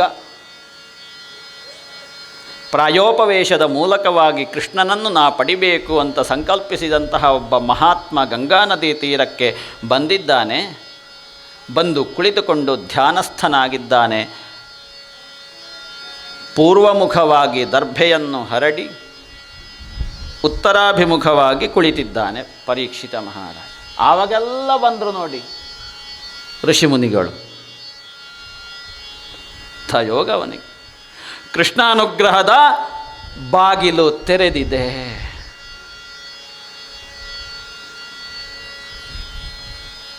ಇನ್ನು 7 ದಿವಸದಲ್ಲಿ ಕೃಷ್ಣ ಅನುಗ್ರಹ ಆಗ್ತದೆ. ಆಗಬೇಕು, ಅದಕ್ಕೋಸ್ಕರ ಅವರೆಲ್ಲ ಬಂದಿದ್ದಾರೆ. ಕೃಷ್ಣನ ಪ್ರೇರಣೆಯಿಂದ ಅವರೆಲ್ಲ ಬಂದಿದ್ದಾರೆ. ನನ್ನವನಿಗೆ ಅನುಗ್ರಹನ ಮಾಡಬೇಕು ಅಂತ ಇವರ ಮೂಲಕವಾಗಿ ಕಳುಹಿಸಿದ್ದು. ಬಂದಂತಹ ಬ್ರಾಹ್ಮಣೋತ್ತಮರನ್ನು, ಋಷಿಮುನಿಗಳನ್ನು ಸತ್ಕರಿಸಿ ಯೋಗ್ಯವಾದ ಉಪಚಾರಾದಿಗಳಿಂದ ಪೂಜಿಸಿ ಅವರಲ್ಲಿ 2 ಪ್ರಶ್ನೆಗಳನ್ನು ಕೇಳ್ತಾನೆ. ಮಹರ್ಷಿಗಳೇ, 2 ಜಿಜ್ಞಾಸೆ ಇದೆ, ತಾವು ಉತ್ತರಿಸಬೇಕಿದನ್ನು. 1, ತತಶ್ಚವಃ ಪೃಚ್ಛಮಿಮಂ ವಿಪೃಚ್ಛೆ ವಿಶ್ರಭ್ಯ ವಿಪ್ರಾಹ ಇತಿ ಕೃತ್ಯತಾಜಾಂ ಸರ್ವಾತ್ಮನ ಮ್ರಿಯಮಾಣೈಶ್ಚ ಕೃತ್ಯಂ ಶುದ್ಧಂಚ ತತ್ರಾಮೃಷತಾಃ ಅಭಿಯುಕ್ತಾಃ. ಮಹರ್ಷಿಗಳೇ, ಹುಟ್ಟಿನಿಂದ ಸಾಯುವಲ್ಲಿಯವರೆಗೆ ಒಬ್ಬ ಮನುಷ್ಯನಾಗಿಯೇ ಮುಂದುವರಿದು ದೇವತ್ವಕ್ಕೆ ಏರಬೇಕಿದ್ದರೆ ಏನು ಮಾಡಬೇಕು? ಹುಟ್ಟಿದ ಮನುಷ್ಯ ಹುಟ್ಟಿದನಿಂದ ಶುರು ಮಾಡಿ ಸಾಯುವಲ್ಲಿವರೆಗೆ ಏನು ಮಾಡಬೇಕು? 2ನೇದು, ಸಾಯುವ ಕಾಲಕ್ಕಾಗುವಾಗ ಏನು ಮಾಡಬೇಕು? 2 ಪ್ರಶ್ನೆ. Very simple. ಉತ್ತರ ಹೇಳಿ. ಇವರೆಲ್ಲ ನೋಡಿದರು, ಅತ್ಲ ಮುಖ ನೋಡಿದರು, ಪುಸ್ತಕ ಎಲ್ಲ ಬಿಡಿಸಿದರು, ಪ್ರಶ್ನೆಗೆ ಉತ್ತರ ಇಲ್ಲ. ಅಂಥ ಪ್ರಶ್ನೆ ಇದು. ರಾಜನಿಂದ ಈ ಪ್ರಶ್ನೆ ಬರ್ತದೆ ಅಂತ ಅವರ ನಿರೀಕ್ಷೆ ಇರಲಿಲ್ಲ. ಆ ಹೊತ್ತಿಗಾಗುವಾಗ ಮತ್ತೂ ಪರೀಕ್ಷಿತನ ಸೌಭಾಗ್ಯದ ಬಾಗಿಲು ವಿಸ್ತಾರವಾಗಿ ತೆರೆಯಲ್ಪಟ್ಟಿತು. ತತ್ರಾಭವದ್ ಭಗವಾನ್ ವ್ಯಾಸಪುತ್ರೋ ಯದೃಚ್ಛಯಾಗಾಮಟಮಾನೋ ನಪೇಕ್ಷಃ ಅಲಕ್ಷ್ಯಲಿಂಗೋ ನಿಜಲಾಭತುಷ್ಟೋ ವೃತಶ್ಚ ಬಾಲೈಃ ಅವಧೂತವೇಷಃ. ತತ್ರಾಭವತ್, ಆ ಹೊತ್ತಿಗಾಗುವಾಗ ಭಗವಾನ್ ವೇದವ್ಯಾಸರ ಮಗನಾದಂತಹ ಶುಕ ಮಹರ್ಷಿಗಳು ಎಲ್ಲಿಯೋ ಹೋಗುವವರು, ಅವರಿಗೆ ಗೊತ್ತಿಲ್ಲ ಎಲ್ಲಿಗಿಂತ ಬಂದಿದ್ದಾರೆ. ಗಂಗಾ ನದಿ ತೀರದಲ್ಲಿ ಬಂದರು ವ್ಯಾಸಪುತ್ರ ಶುಕ ಮಹರ್ಷಿಗಳು. ಯದೃಚ್ಛಯ ಗಾ ಮಠ ಅವರಷ್ಟಕ್ಕೆ ಎಲ್ಲಿಯೋ ತಿರುಗಾಡ್ತಾ ಭೂಮಿಯಲ್ಲಿ ಸಂಚಾರ ಮಾಡ್ತಾ ಇರೋದು ಈ ದೇಹ ಇರುವಲ್ಲಿಯವರೆಗೆ. ಅವರ ಭಾವ ಹಾಗೆ. ಯಾಕೆ ಅವರ ಭಾವ ಹಾಗೆ? ಅಲಕ್ಷ್ಯಲಿಂಗ ನಿಜ ಲಾಭ ತುಷ್ಟ. ಅವರಿಗೆ ಒಂದು ದೊಡ್ಡ ಲಾಭ ಆಗಿದೆ. ಏನು ಅಂತ ಕೇಳಿದರೆ ನಿಜವಾದ್ದು ಸಿಕ್ಕಿದೆ. ನಿಜವಾದ್ದು ಯಾವುದು ಪ್ರಪಂಚದಲ್ಲಿ ಅಂತ ಕೇಳಿದರೆ ಶ್ರೀಕೃಷ್ಣ ಮಾತ್ರ ನಿಜ. ಶ್ರೀಕೃಷ್ಣನಲ್ಲದ ಎಲ್ಲವೂ ಕೂಡ ಸುಳ್ಳು. ಅರ್ಥಾತ್ ನಮ್ಮ ಕಣ್ಣಿಗೆ ಗೋಚರಕ್ಕೆ ಬರುವುದೆಲ್ಲವೂ ಕೂಡ ಮಿಥ್ಯ. ಅದನ್ನೇ ಆಚಾರ್ಯ ಶಂಕರರು ಹೇಳಿದ್ದು ಬ್ರಹ್ಮ ಸತ್ಯಂ. ಬ್ರಹ್ಮ ಒಂದೇ ಸತ್ಯ. ಬ್ರಹ್ಮ ಅಂತಂದರೆ ಕೃಷ್ಣನೇ, ಬೇರೆ ಯಾವುದೂ ಅಲ್ಲ, ಕೃಷ್ಣ. ಅವನಿಗಿಂತ ವ್ಯತಿರಿಕ್ತವಾದಂತಹ ಪ್ರಪಂಚ ಏನುಂಟು ಅದು ಮಿಥ್ಯ, ಅದು ವ್ಯತ್ಯಾಸ ಆಗ್ತದೆ. ಹಾಗಾಗಿ ನಿಜವಾದ್ದು ಯಾರಿಗೆ ಸಿಕ್ಕಿತೋ ಅವರಿಗೆ ಮತ್ತೆ ಹುಡುಕಾಟ ಇಲ್ಲ. ಈ ಪರೀಕ್ಷಿತ ಅಲ್ಲಿಂದ ಹುಡುಕಾಡುವುದಕ್ಕೆ ತೊಡಗಿದ್ದಾನೆ. ಗರ್ಭದಿಂದ ಹೊರಗೆ ಬಿದ್ದ ತಕ್ಷಣ ಹುಡುಕಾಟ. ನಿಜವಾದ್ದು ಎಲ್ಲಿದೆ ಅಂತ. ನಾ ಕಂಡದ್ದು ನಿಜವಾದ್ದು ಒಳಗಡೆ, ಅದು ಎಲ್ಲಿದೆ ಅಂತ ಹುಡುಕಾಟ ಮಾಡ್ತಾ ಮಾಡ್ತಾ ಮಾಡ್ತಾ ಮಾಡ್ತಾ 90 ವರ್ಷದ ಮೇಲಾಯಿತು ಹುಡುಕಾಟಕ್ಕೆ ತೊಡಗಿ. ಈಗ ಸಿಕ್ಕಿದೆ. ಇನ್ನು 1 ವಾರದಲ್ಲಿ ಸಿಗ್ತದೆ. ಕಳೆದು ಹೋದದ್ದು ಸಿಗ್ತದೆ, ಕೂಡಿಸುವದ್ದು ಸಿಗ್ತದೆ, ಎಲ್ಲವೂ ಸಿಗ್ತದೆ. ನಿಜ ಲಾಭ ತುಷ್ಟ. ಈ ವ್ಯಾಸ ಮಗನಾದಂತಹ ಶುಕ ಮಹರ್ಷಿಗಳು ಯಾವುದನ್ನು ಪಡಿಬೇಕು ಅದನ್ನು ಪಡ್ಕೊಂಡ ಮೇಲೆ ಅವರಿಗೆ ಯಾವುದು ಕೂಡ ಮನಸ್ಸಲ್ಲಿರಲಿಲ್ಲ ಕಾಮನೆ, ಇದನ್ನು ಪಡಿಬೇಕು ಅದನ್ನು ಪಡಿಬೇಕು ಅಂತ. ಎಲ್ಲವೂ ಸಿಕ್ಕಿದೆ. ಅಂತಹ ಕೃಷ್ಣ ಇವರಿಗೆ ಸಿಕ್ಕಿದ ಕಾರಣ ಅವರ ಹೃದಯ ವಾಸಿಯಾಗಿ ಹೃದಯ ಸಿಂಹಾಸನದಲ್ಲಿ ವಿರಾಜಮಾನನಾದ ಕಾರಣ ಅದುವೇ ಬಹುದೊಡ್ಡದಾದಂತಹ ಲಾಭ. ಆ ಲಾಭದಿಂದ ತುಷ್ಟ, ಸಂತೋಷವಾಗಿದೆ. 4 ಜನ ಬಾಲಕರ ಜೊತೆಗೆ ಬಂದಿದ್ದಾರೆ. 16 ವರ್ಷ ಶುಕ ಮಹರ್ಷಿಗಳಿಗೆ. ಹೆಚ್ಚು ಪ್ರಾಯ ಆಗಲಿಲ್ಲ, ಸಣ್ಣ ಪ್ರಾಯ. ಪರೀಕ್ಷಿತ ಮಹಾರಾಜನಿಗೆ ಸುಮಾರಾಗಿದೆ 90 ವರ್ಷ ಮೇಲೆ, ಆದರೂ ಯುವಕ. ಆದರೂ ಯುವಕ ಅಂತ. ಪರೀಕ್ಷಿತ ಮಹಾರಾಜನಿಗೆ 90 ಆದರೂ ಕೂಡ 9ರ ಭಾವದಲ್ಲಿದ್ದಾನೆ. ಈ ಭಾಗವತ ಒಂದು ನಮ್ಮ ಮನಸ್ಸಿನಲ್ಲಿ ಉಂಟು. ಒಂದು 60 ದಾಟಿದವರೆಗೆ ಇರುವುದು ಇದು ಅಂತ. ಬೇರೆಯವರಿಗೆ ಎಂಥ ಕೆಲಸ ಇಲ್ಲಲ್ಲ, 60 ದಾಟಿದ ಮೇಲೆ ತಲೆ ಬಿಸಿ ಮಾಡಿಕೊಂಡಿರುವುದು ಮನೆಯಲ್ಲಿ. ಅಂಥವರಿಗೆ ತಲೆ ಬಿಸಿ ನಿಲ್ಲಿಸುವುದಕ್ಕಿರುವ ಒಂದು ವ್ಯವಸ್ಥೆ ಇದು ಅಂತ ಹೆಚ್ಚಿನವರ ಮನಸ್ಸಲ್ಲಿ ಉಂಟು. ಈ ಭಾಗವತ, ಭಗವದ್ಗೀತೆ ಇದೆಲ್ಲ ಒಂದು ಹಂತ ಕಳಿಬೇಕು ಮಾರಾಯ ಓದಬೇಕಿದ್ರೆ.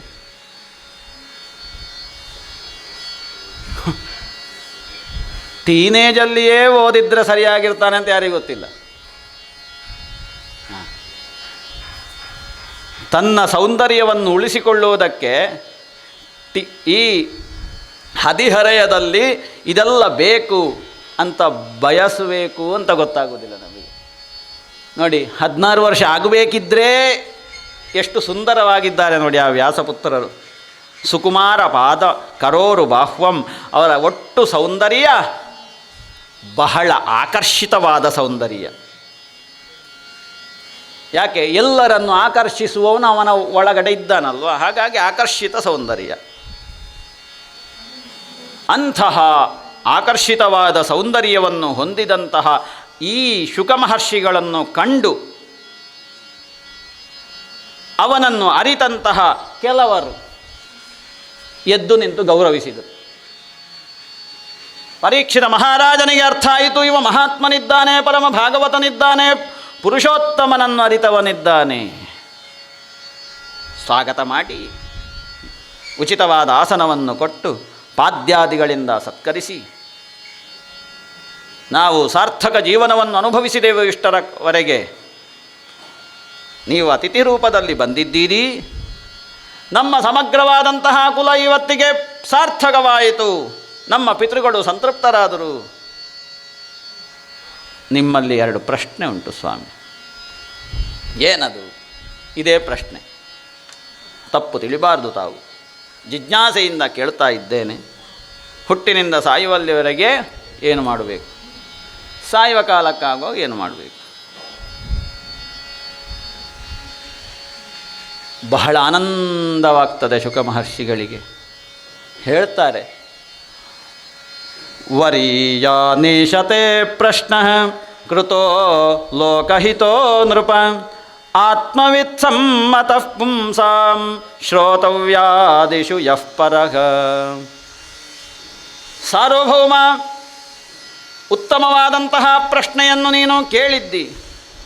ಹೇಗಿರುವ ಪ್ರಶ್ನೆ ಅದು? ಲೋಕಹಿತೋ ನೃಪ, ಇಡೀ ಲೋಕಕ್ಕೆ ಮಂಗಲವನ್ನು ಕೊಡುವಂತಹ ಒಂದು ಉತ್ತಮ ಪ್ರಶ್ನೆ. ನೀ ಕೇಳಿದ್ದರಿಂದ ಇಡೀ ಲೋಕಕ್ಕೆ ಒಳ್ಳೆಯದಾಗ್ತದೆ.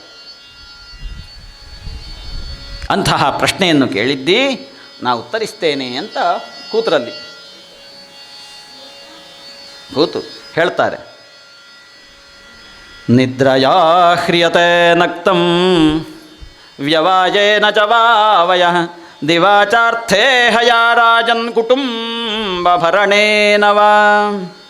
ಪರೀಕ್ಷಿತ, ಎಲ್ಲ ಸಂಸಾರಿಗಳ ಹಣೆಬರ ಇಷ್ಟಿ. ನಿದ್ರಯ ಹ್ರಿಯತೆ ನಕ್ತಂ, ರಾತ್ರಿ ಕಾಲ ಬಂತು ಅಂತಂದರೆ ನಿದ್ರೆಯಿಂದಲೋ ಸ್ತ್ರೀ ಪ್ರಸಂಗದಿಂದಲೋ ಕಾಲಹರಣ ಮಾಡ್ತಾರೆ. ಹಗಲಾದ ಕೂಡಲೇ ಅರ್ಥೇಹಯ, ಕುಟುಂಬ ಭರಣ, ಅರ್ಥ ಸಂಪಾದನೆ, ಕುಟುಂಬ ಭರಣ, ಇದರಲ್ಲಿಯೇ ಮುಳುಗಿ ಹೋಗ್ತಾರೆ. ಇದಕ್ಕಿಂತ ಮಿಗಿಲಾದ್ದನ್ನು ಯಾವುದನ್ನೂ ಆಚರಿಸುವುದಿಲ್ಲ. ನೀ ಕೇಳಿದೆಯಲ್ಲ ಈ ಪ್ರಶ್ನೆಯನ್ನು, ಏನು ಮಾಡಬೇಕು ಅಂತ. ಪರೀಕ್ಷಿತ, ತಸ್ಮಾತ್ ಭಾರತ ಸರ್ವಾತ್ಮ ಭಗವಾನೀಶ್ವರೋ ಹರಿಃ ಶ್ರೋತವ್ಯಃ ಕೀರ್ತಿತವ್ಯಶ್ಚ ಸ್ಮರ್ತವ್ಯಶ್ಚೇಚ್ಛತಾ ಭಯಂ. ಜೀವನದಲ್ಲಿ ಪ್ರತಿಯೊಬ್ಬನೂ ಕೂಡ ಬಯಸಬೇಕಾದ್ದು ಅಭಯ, ಅಭಯ ಪ್ರತಿಷ್ಠೆ. ಒಂದು ಶಬ್ದ ನೋಡಿ, ಉಪನಿಷತ್ತಿನ ಶಬ್ದ ಇದು, ಅಭಯ ಪ್ರತಿಷ್ಠೆ. ತೈತ್ತಿರಿಯೋಪನಿಷತ್ತಿನ ಶಬ್ದ ಇದು, ಅಭಯ ಪ್ರತಿಷ್ಠೆ. ಅದನ್ನು ಇಲ್ಲಿ ಹೇಳ್ತಾರೆ, ಅಭಯ. ಅಭಯವನ್ನು ಬಯಸುವವನು, ಅಭಯ ಕಾಮ ಯಾರಿದ್ದಾನೆ ಅವ ಏನು ಮಾಡಬೇಕು? ಜಗನ್ನಿಯಾಮಕನಾದಂತಹ ವಾಸುದೇವನನ್ನೇ ಸ್ಮರಣೆ ಮಾಡಬೇಕಂತೆ. ಅವನ ಗುಣಗಾನವನ್ನು ಮಾಡಬೇಕು.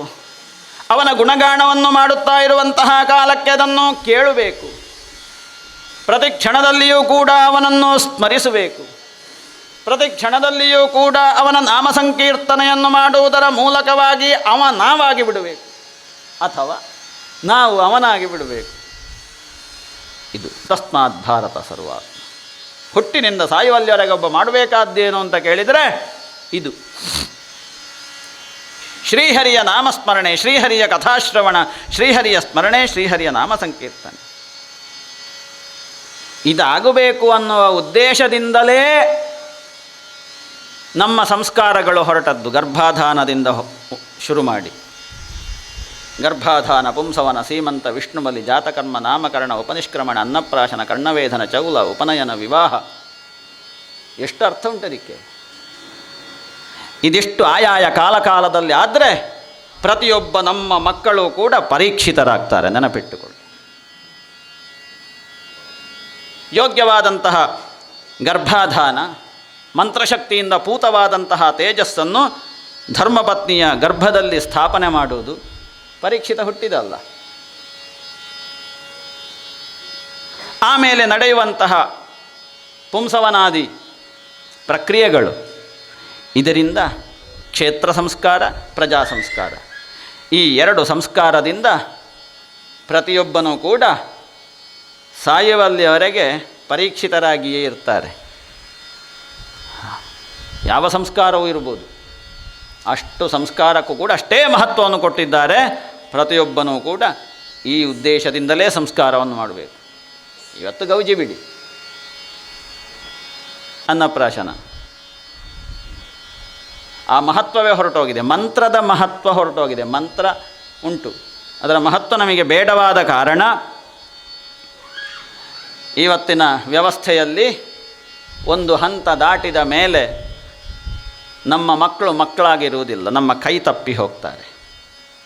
ಪರೀಕ್ಷಿತ ಕೈ ತಪ್ಪಿ ಹೋಗಲಿಲ್ಲ. ಯಾಕೆ? ದೈವಾನುಗ್ರಹ. ಯಾವಾಗ ಕೈ ತಪ್ಪಬಾರದು ಈ ಭಾವದಿಂದ, ಕಡೆ ಪಕ್ಷ ಅಪ್ಪಮ್ಮನಿಗಾದರೂ ಕೂಡ ನನ್ನ ಮಗು ಪರೀಕ್ಷಿತನಾಗಬೇಕು, ನನ್ನ ಮಗು ಕೃಷ್ಣನಾಗಬೇಕು, ನನ್ನ ಮಗು ಅರ್ಜುನನಾಗಬೇಕು, ನನ್ನ ಮಗು ಅಭಿಮನ್ಯು ಆಗಬೇಕು ಹೇಳುವ ಭಾವ ಇದ್ದರೆ ಕೊಟ್ಟ ಸಂಸ್ಕಾರ ಸಾರ್ಥಕವಾಗ್ತದೆ. ವಿವಾಹ ಅದು ಕೂಡ ಇದೇ ಉದ್ದೇಶ ಅಲ್ವಾ?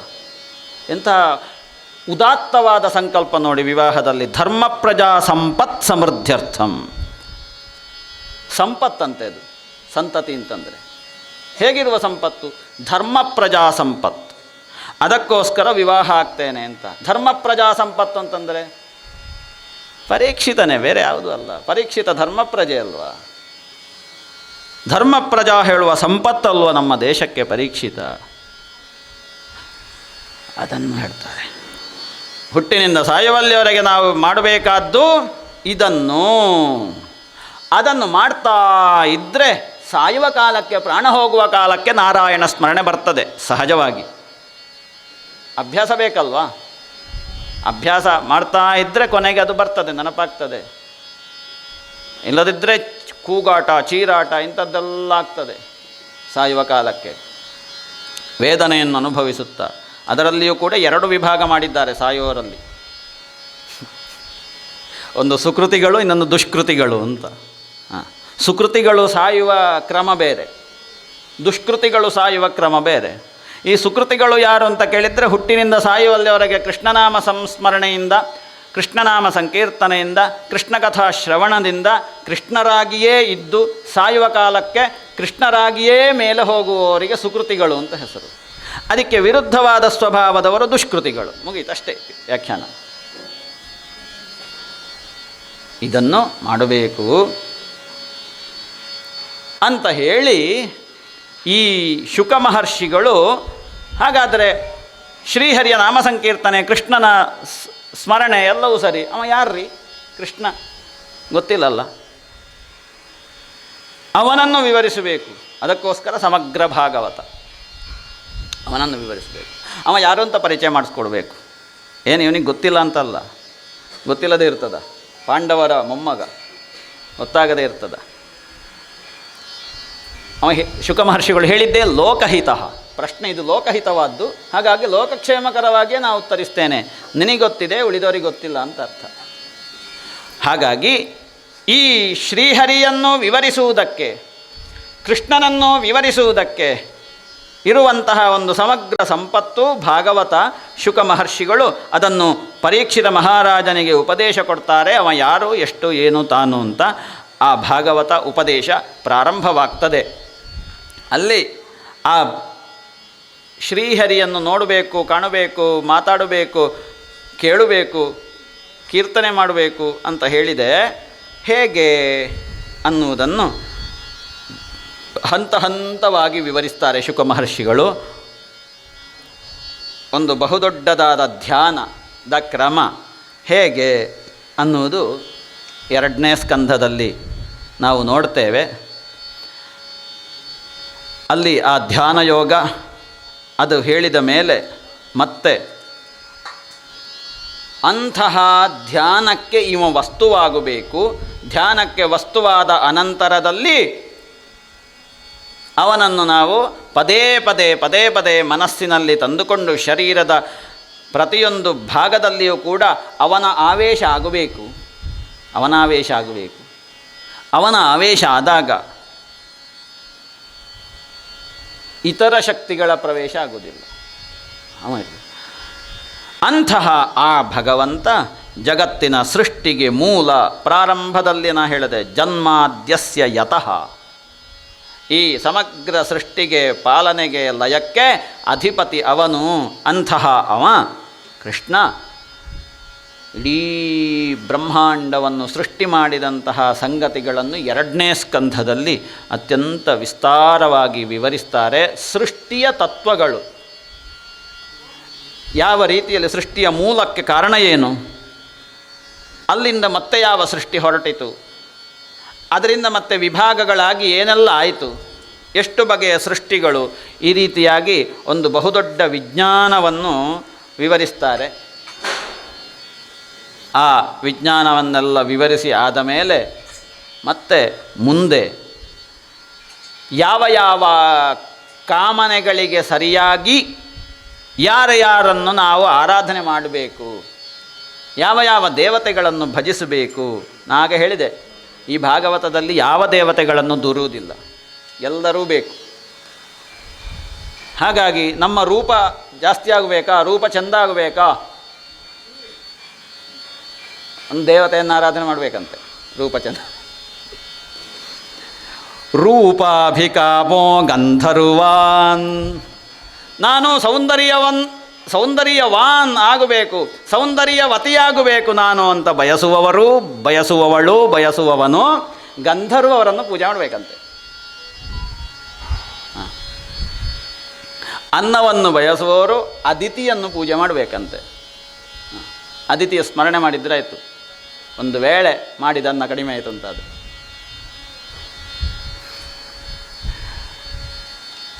ಜಾಗ ಮಾಡಬೇಕು ಅಂತಾದರೆ ವಿಶ್ವೇ ದೇವತೆಗಳನ್ನು ಆರಾಧನೆ ಮಾಡಬೇಕು. ಯಾರಾದರೂ ಜಾಗ ಪರ್ಚೇಸ್ ಮಾಡಬೇಕಿದ್ದರೆ ವಿಶ್ವೇ ದೇವತೆಗಳನ್ನು ಆರಾಧನೆ ಮಾಡಿ ಮತ್ತೆ ಅವರನ್ನು ಕಂಡ್ರಾಯಿತು, ವಕೀಲರನ್ನು. ಹಾಂ, ಅವರು ಪ್ರಸಾದ ಕೊಡ್ತಾರೆ, ಈ ಜಾಗ ಆಗ್ಬೋದಾ ಆಗಲಿಕ್ಕಿಲ್ವ ಅಂತ. ಹಾಗೆ ಆಯುಷ್ಯ ಜಾಸ್ತಿ ಆಗಬೇಕಾ, ಅಶ್ವಿನಿ ದೇವತೆಗಳನ್ನು ಪೂಜೆ ಮಾಡಬೇಕಂತ. ಚಂದದ ಸುಖ ನೆಮ್ಮದಿಯ ಒಗ್ಗಟ್ಟಿನ ದಾಂಪತ್ಯ ಇರಬೇಕೋ, ಉಮಾಮಹೇಶ್ವರನನ್ನು ಪೂಜೆ ಮಾಡಬೇಕಂತ.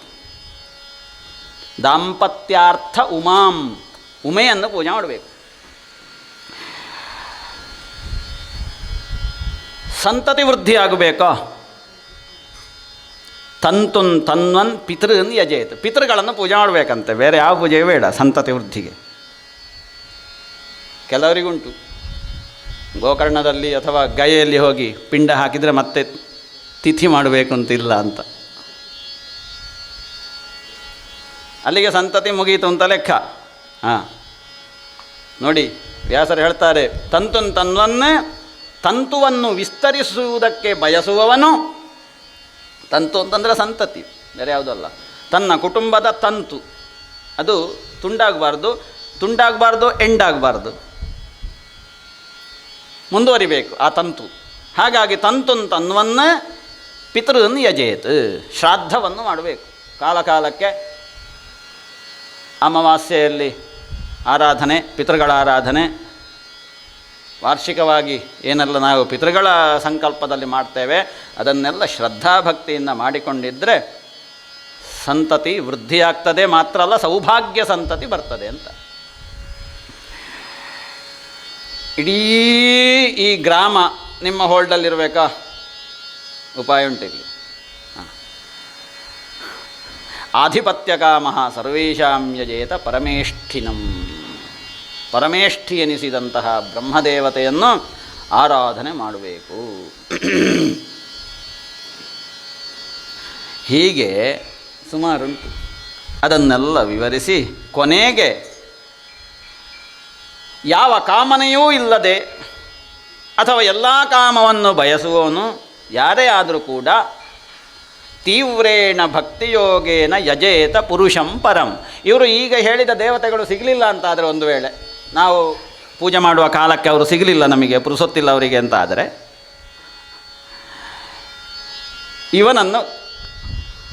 ಇವ ಯಾವತ್ತೂ ಕೂಡ ನಮಗೆ ಸಿಗ್ತಾನೆ.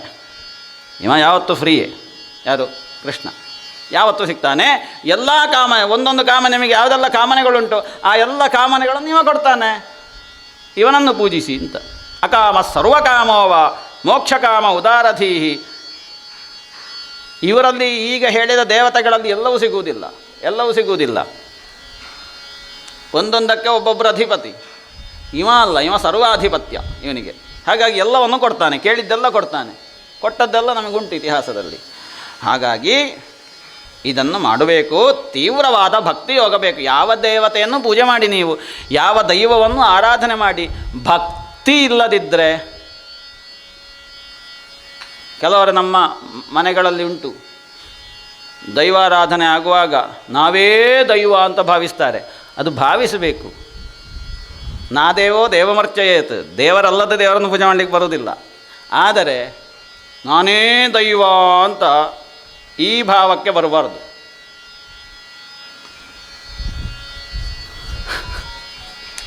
ಆ ಭಾವಕ್ಕೆ ಬರಬಾರ್ದು. ಯಾಕೆ? ಆ ದೈವ ಅಂತಂದರೆ ಶುದ್ಧವಾದ ಚೈತನ್ಯ ಅಂತಾಗೋ, ನಾವು ಶುದ್ಧದಲ್ಲಿರಬೇಕಲ್ಲ ಒಳಗೆ ಹೋಗಬೇಕಿದ್ದರೆ.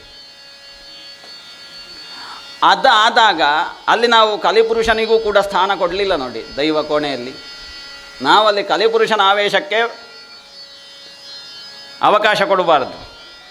ತೀವ್ರೇಣ ಭಕ್ತಿಯೋಗಿನ, ಭಕ್ತಿಯೋಗದಿಂದ ನೀವು ಒಂದು ಬೊಂಡ ಇಟ್ಟರೂ ಕೂಡ ದೈವಕ್ಕೆ ಸಂತೃಪ್ತಿ ಆಗ್ತದೆ. ತೀವ್ರವಾದ ಭಕ್ತಿಯೋಗ ಬೇಕು, ಅದನ್ನು ಮಾಡಬೇಕು. ಹೀಗೆ ಅನೇಕ ಸಂಗತಿಗಳನ್ನು ಹೇಳುತ್ತಾ ಮುಂದಿನ ಒಂದು ಪ್ರಧಾನವಾದ ಕಥೆ ವರಾಹಾವತಾರ. ಆ ಕಥೆಯನ್ನು ಶುರು ಮಾಡಬೇಕಿದ್ದರೆ ಯಾರಾದರೂ ಒಂದು 2 ಕೀರ್ತನೆಯನ್ನು ಹಾಡುವುದು ಒಳ್ಳೆಯದು. ಸಣ್ಣ ಒಂದು ಗ್ಯಾಪು. ಯಾರಾದರೂ ಭಜನೆ ಯಾರು ಬೇಕಾದರೂ ಬಂದು ಮಾಡ್ಬೋದು. ಒಂದು 2 ನಿಮಿಷ. ಮುಂದಿನ ಕಥೆ ವರಾಹಾವತಾರ, ಹಿರಣ್ಯಾಕ್ಷವಧೆ. ಅದಕ್ಕಿಂತ ಮುಂಚೆ ಯಾವುದಾದ್ರೂ ಒಂದು ಕೀರ್ತನೆ ಯಾರಾದರೂ ಹಾಡಿ.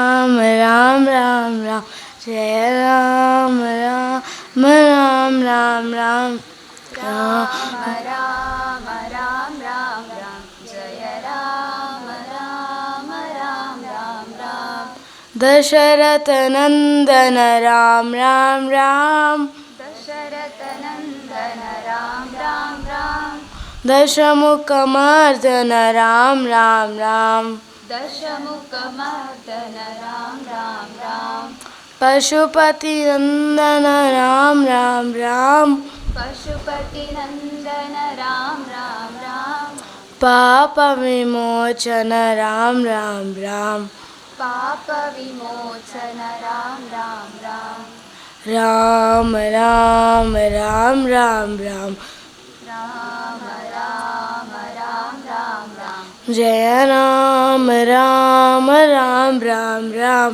जय राम राम राम राम राम अनाथ रक्षक राम राम राम अनाथ रक्षक राम राम राम आपद बांधव राम राम राम आपद बांधव राम राम राम मैति विनंदन राम राम राम मैति विवंदन राम राम राम मारुति नंदन राम राम राम मारुति नंदन राम राम राम राम राम राम राम राम राम राम राम राम राम जय राम राम राम राम राम जय राम राम राम राम राम ನೀಡು ಶಿವ ನೀಡದಿರು ಶಿವ ನೀಡು ಶಿವ ನೀಡದಿರು ಶಿವ ಬಾಗುವುದು ಎನ್ನ ಕಾಯ ಬಾಗುವುದು ಎನ್ನ ಕಾಯ ನೀಡು ಶಿವ ನೀಡದಿರು ಶಿವ ನೀಡು ಶಿವ ನೀಡದಿರು ಶಿವ ಬಾಗುವುದು ಎನ್ನ ಕಾಯ ಬಾಗುವುದು ಎನ್ನ ಕಾಯ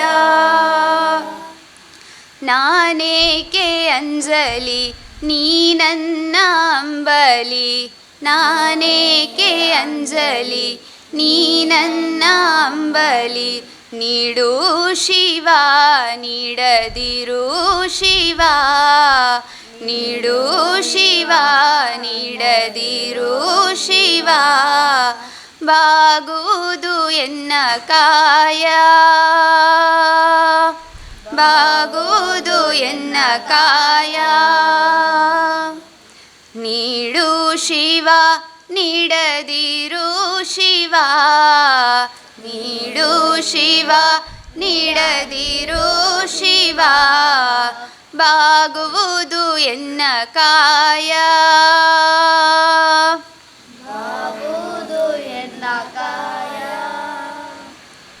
ಶೃಂಗಾರ ಕೃತಕ ಬಂಗಾರ ಕ್ಷಣಿಕ ಬಾಳಲ್ಲಿ ಬಡಿವಾರವೇಕೆ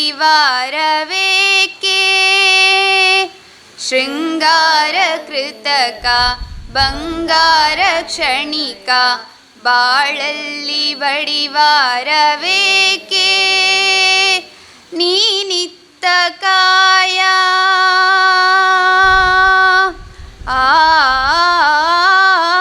ನೀನಿತ್ತ ಕಾಯ ನಿನ ಕೈಲಿ ಮಾಯ ಆಗೋದು ಹೋಗೋದು ನಾ ಕಾಣೆನೆ ನೀಡು ಶಿವ ನೀಡದಿರು ಶಿವ ನೀಡು ಶಿವ ನೀಡದಿರು ಶಿವ ಬಾಗುವುದು ಎನ್ನ ಕಾಯ ಬಾಗುವುದು ಎನ್ನ ಕಾಯ ಮಾಳಿಗೆ ಕೊಟ್ಟರು ಮರದಡಿಯೇ ಇಟ್ಟರು ನಾನಂತೂ ನೀನಲ್ಲಲಾರೆ ಮಾಳಿಗೆ ಕೊಟ್ಟರು ಮರದಡಿಯೇ ಇಟ್ಟರು ನಾನಂತೂ ನಿನ್ನನ್ನಲಾರೆ ಸಾರಂಗಮನಕ್ಕೆ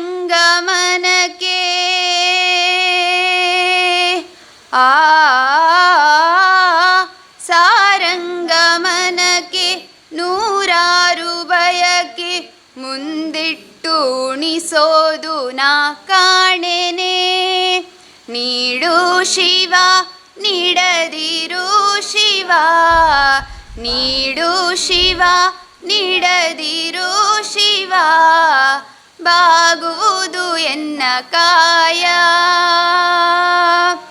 ಬಾಗುವುದು ಎನ್ನ ಕಾಯ ಅಂಬರನ್ ಕರವಿರಾಜಿತಶಂಖಚಕ್ರಂ ಕೌಮೋದಕೀಂ ಸರಸಿಜಂ ಕರುಣಾಸಮುದ್ರಂ ರಾಧಾಸಹಾಯಮತಿಸುಂದರಮಂದಹಾಸಂ ವಾತಾಲಯೇಶಮನಿಶಂ ಹೃದಯ ಭಾವಯಾಮಿ.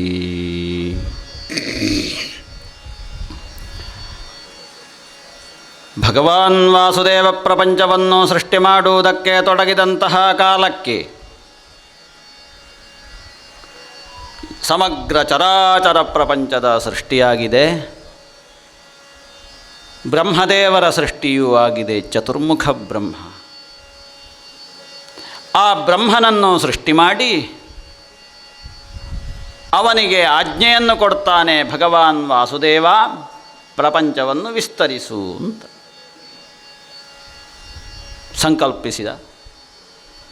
ಸಂಕಲ್ಪಿಸಿ ಬ್ರಹ್ಮ ಭಗವಂತನ ಅನುಗ್ರಹವೇ ಹಾಗೆ. ಈ ಹಿಂದೆ ಪ್ರಳಯದಲ್ಲಿ ನನ್ನ ಹೃದಯದಲ್ಲಿ ಹುದುಗಿ ಹೋದಂಥದ್ದು ಎಲ್ಲವೂ ಕೂಡ ನಿನ್ನ ಗೋಚರಕ್ಕೆ ಬರಲಿ, ಸೃಷ್ಟಿಯಾಗಲಿ ಅಂತ. ಸರಿ, ಒಂದೊಂದೇ ಸೃಷ್ಟಿ ಮಾಡುವುದಕ್ಕೆ ತೊಡಗಿದ. ಆಮೇಲೆ ಆಲೋಚನೆ ಮಾಡ್ತಾ ಇದ್ದ ಹಾಗೆ ಬ್ರಹ್ಮದೇವರು ತನ್ನ ಶರೀರವನ್ನು ಒಂದು ಸಲ ಹೀಗೆ ಮಾಡಿದ. ಶರೀರವನ್ನು ಅಲ್ಲಾಡಿಸಿದ್ದೇ ತಡ ಅಲ್ಲಿಂದ ಎರಡು ಭಾಗ ಆಯ್ತದೆ ಬ್ರಹ್ಮನ ಶರೀರ. ಒಂದು ಸ್ತ್ರೀ, ಒಂದು ಪುರುಷ. ಅದೆಂಥದ್ದು? ಆ ಪುರುಷನಿಗೆ ಸ್ವಯಂಭುವ ಅಂತ ಹೆಸರು. ಆ ಸ್ತ್ರೀಗೆ ಶತರೂಪ ಅಂತ ಹೆಸರು.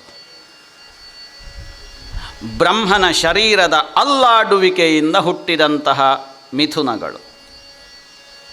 ಅವರನ್ನೇ ಆದಿ ದಂಪತಿಗಳು ಅಂತ ಕರೀತಾರೆ.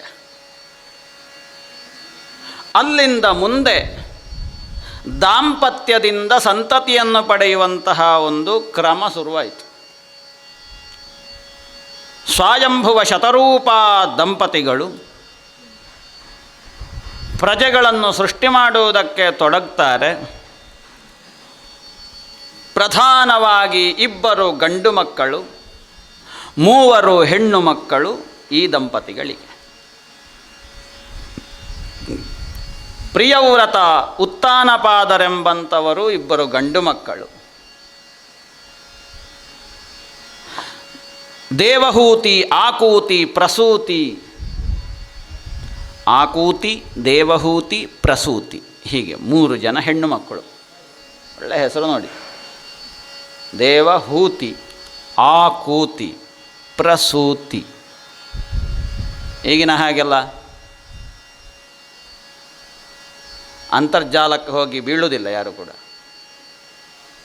ಅಂತರ್ಜಾಲದಲ್ಲಿ ಹೋಗಿ ಬೀಳುವುದು, ಮತ್ತೆ ಎಂತಾದ್ರನ್ನ ಹೆಸರಿಡುವುದು, ಒಂದು ಹೆಸರು ಬೇಕಲ್ಲ.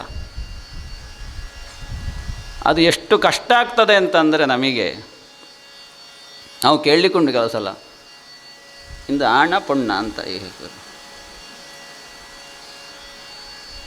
ಅಷ್ಟು ನಮಗೆ ಕಿರಿಕಿರಿ ಆಗ್ತದೆ ಅಲ್ವಾ? ಅಲ್ಲ, ನಮಗೆ ನಾವು ಎಷ್ಟೇ ಸಂಸ್ಕೃತ ಕಲ್ತರೂ ಕೂಡ ಅದಕ್ಕೆ ನಮಗೆ ವಚನ ವಿಭಕ್ತಿ ಹಾಕಲಿಕ್ಕೆ ಬರುವುದಿಲ್ಲ ಮಾರಾಯರೆ. ಅಂಥ ದುರವಸ್ಥೆ. ಹಾಂ ನೋಡಿ, ಇದಿಷ್ಟು ಸುಲಭ ಇದಕ್ಕೆ ವಚನ ವಿಭಕ್ತಿ ಹಾಕಲಿಕ್ಕೆ. ಉತ್ತಾನಪಾದ, ಪ್ರಿಯವ್ರತ, ದೇವಹೂತಿ, ಆಕೂತಿ, ಪ್ರಸೂತಿ, ಎಂಥ ಚಂದದ ಹೆಸರು. ಪುಣ್ಯ ಕೆಲವರು ಒಂದು ಬೆರಳೆಣಿಕೆಯಲ್ಲಿ 1-2 ಇರ್ತಾರೆ. ಪುದರಂಜಿ 4 ಕೊರಲೆ ಅಂತ ಎಡ್ಡೈತ್ನ ಪುದರ, ಅದಾದರೂ ಸಂತೋಷ. ನಾವು ನೋಡಿ ಕೆಲವು ಸಹಸ್ರನಾಮಗಳನ್ನು ನೋಡಿ ಹೇಳುವ ಕ್ರಮ ಉಂಟು. ಹಾಂ, ಎಷ್ಟು ಅಕ್ಷರದ್ದು, ಎಷ್ಟು ಉದ್ದ ಬೇಕು, ಮತ್ತು ಇನ್ನು ಅಡ್ಡ ಹೆಸರು ಕರೆಯುವುದೆಲ್ಲ ಉಂಟು. ಅಡ್ಡ ಹೆಸರು ಕರೆಯುವ ಹಾಗಿಲ್ಲ, ಸರಿಯಾದ ಹೆಸರನ್ನೇ ಕರಿಬೇಕು. ಹೀಗೆ ಇವರಿಗೆ, ಈ ಸ್ವಯಂಭುವ ದಂಪತಿಗಳಿಗೆ 5 ಮಕ್ಕಳು. ಆಮೇಲೆ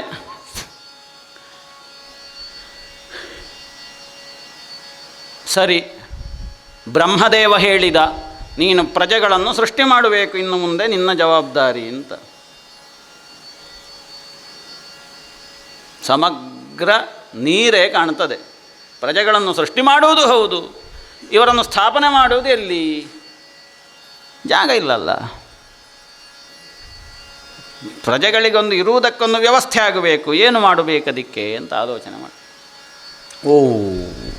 ಹೌದು, ಇದು ಅಷ್ಟು ಸುಲಭ ಇಲ್ಲ. ಬ್ರಹ್ಮದೇವರು ಆಲೋಚನೆ ಮಾಡ್ತಾನೆ. ಅಸ್ಯ ಉದ್ಧರಣೆ ಯತ್ನ. ಏನಾಗಿದೆ, ಮೊದಲಿದ್ದಂತಹ ಭೂಮಿ ನೀರಿನ ಒಳಗಡೆ ಮುಳುಗಿ ಹೋಗಿದೆ. ಇದು ಕಷ್ಟ ನೋಡಿ. ಆ ಭೂಮಿಯನ್ನು ಮೇಲೆತ್ತುವ ವ್ಯವಸ್ಥೆ ಆಗಬೇಕು. ಅದು ಹೇಗೆ ಮುಳುಗಿ ಹೋದದ್ದು? ಭೂಮಿ, ಈ ಭೂದೇವಿ ಇರ್ಬೋದು ಅಥವಾ ಇನ್ಯಾವುದೇ ದೇವತಾ ಶಕ್ತಿಗಳಿರ್ಬೋದು, ದುಷ್ಟರ ಆಕ್ರಮಣಕ್ಕೆ ಒಳಗಾದಂತಹ ಕಾಲಕ್ಕೆ ತಮ್ಮ ಆತ್ಮರಕ್ಷಣೆ ಮಾಡುವುದಕ್ಕೆ ಇಂತಹ ಕೆಲವೊಂದು ಕ್ರಮಗಳನ್ನು ಅನುಸರಿಸ್ತಾರಂತೆ. ಆ ಕಾಲಕ್ಕಾಗುವಾಗ ಆದಿ ದೈತ್ಯರೆನಿಸಿದಂತಹ ಹಿರಣ್ಯಾಕ್ಷ, ಹಿರಣ್ಯಕಶಿಪುಗಳ ಸಂದರ್ಭ. ಹಿರಣ್ಯಾಕ್ಷ ದಿತಿಕಶ್ಯಪರ ಮಗ ಹಿರಣ್ಯಾಕ್ಷ, ಆದಿದೈತ್ಯರು ಅವರು.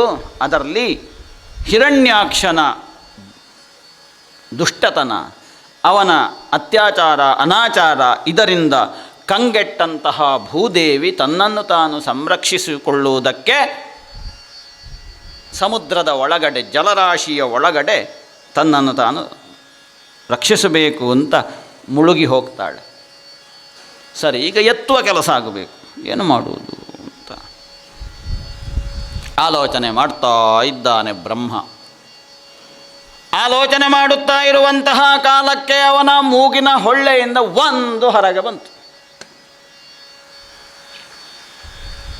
ನಾಸಾ ವಿವರಾತ್ ಸಹಸ ವರಾಹತೋಕಃ.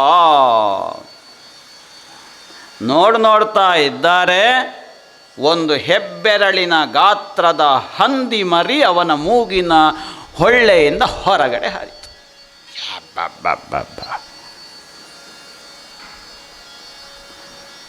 ಇದ್ದಕ್ಕಿದ್ದ ಹಾಗೆ ನೋಡುತ್ತಾ ಇರುವ ಕಾಲಕ್ಕೆ ಆಕಾಶದತ್ತ ನೆಗೆದಿದೆ. ಗಜ ಮಾತ್ರ ಪ್ರವವೃಧೆ.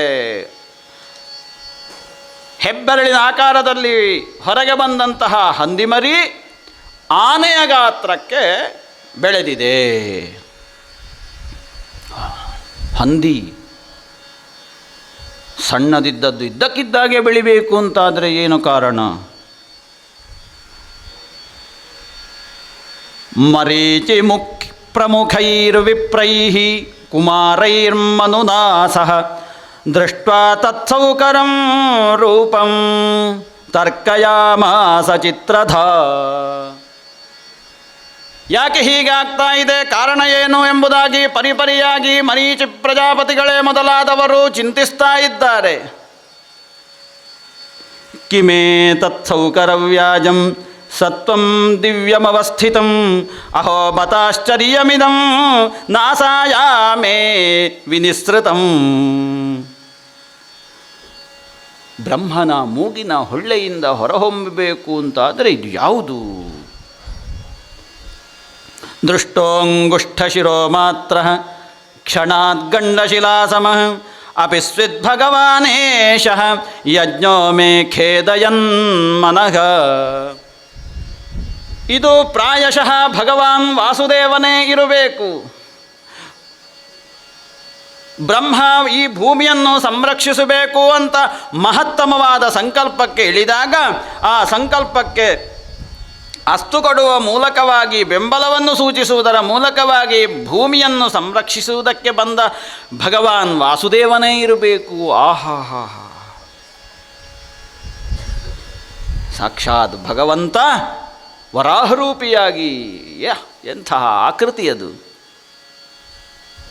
ಶ್ವೇತ ವರ್ಣದಿಂದ ಅತ್ಯಂತ ಶುಭ್ರವಾಗಿ ಆಕಾಶದಲ್ಲಿ ಆನೆಯಷ್ಟು ವಿಸ್ತಾರವಾಗಿ ಬೆಳೆದು ನಿಂತಿದೆ. ಇತಿ ಮೀಮಾಂಸತಸ್ತಸ್ಯ. ಎಲ್ಲರೂ ಅವರಷ್ಟಕ್ಕೆ ಮಾತಾಡ್ತಾ ಇದ್ದಾರೆ. ಮಾತಾಡ್ತಾ ಇದ್ದ ಹಾಗೆ ಅದ್ಭುತವಾಗಿ ಒಂದು ಸಲ ಘರ್ಜಿಸ್ತದೆ ಆ ಹಂದಿ. ಜಗರ್ಜಾಗೇಂದ್ರ ಸನ್ನಿಭ ಬ್ರಹ್ಮಾಣಂ ಹರ್ಷಯಾಮಾಸ ಹರಿಸ್ತಾಂಶ್ಚ ದ್ವಿಜೋತ್ತಮಾನ್ ಸ್ವಗರ್ಜಿತೇನ ಕಕುಭಃ ಪ್ರತಿಸ್ವನಯತಾ ವಿಭುಃ. ಆ ಘರ್ಜನೆಯಿಂದ ಇಡೀ 14 ಲೋಕಗಳಲ್ಲಿಯೇ ಪ್ರತಿಧ್ವನ ಕೇಳಿಸ್ತದೆ. ಘರ್ಜನೆಯ ಮೂಲಕವಾಗಿ ಬ್ರಹ್ಮದೇವರನ್ನು ಸಂತೋಷಪಡಿಸ್ತಾ ಇದ್ದಾನೆ ಭಗವಾನ್ ವಾಸುದೇವ ಆದಿವರಾಹ ರೂಪದಲ್ಲಿ.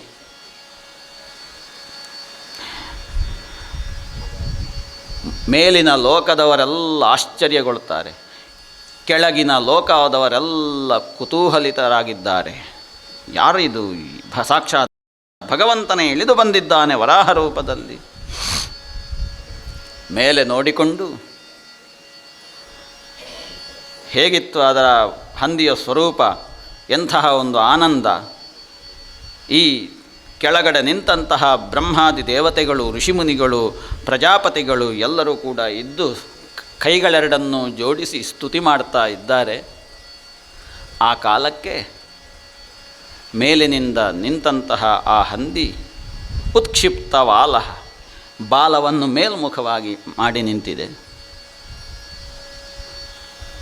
ಇಡೀ ಅದರ ಶರೀರದಲ್ಲಿರುವಂತಹ ಕೂದಲು ಕೆದರಿ ನಿಂತಿದೆ.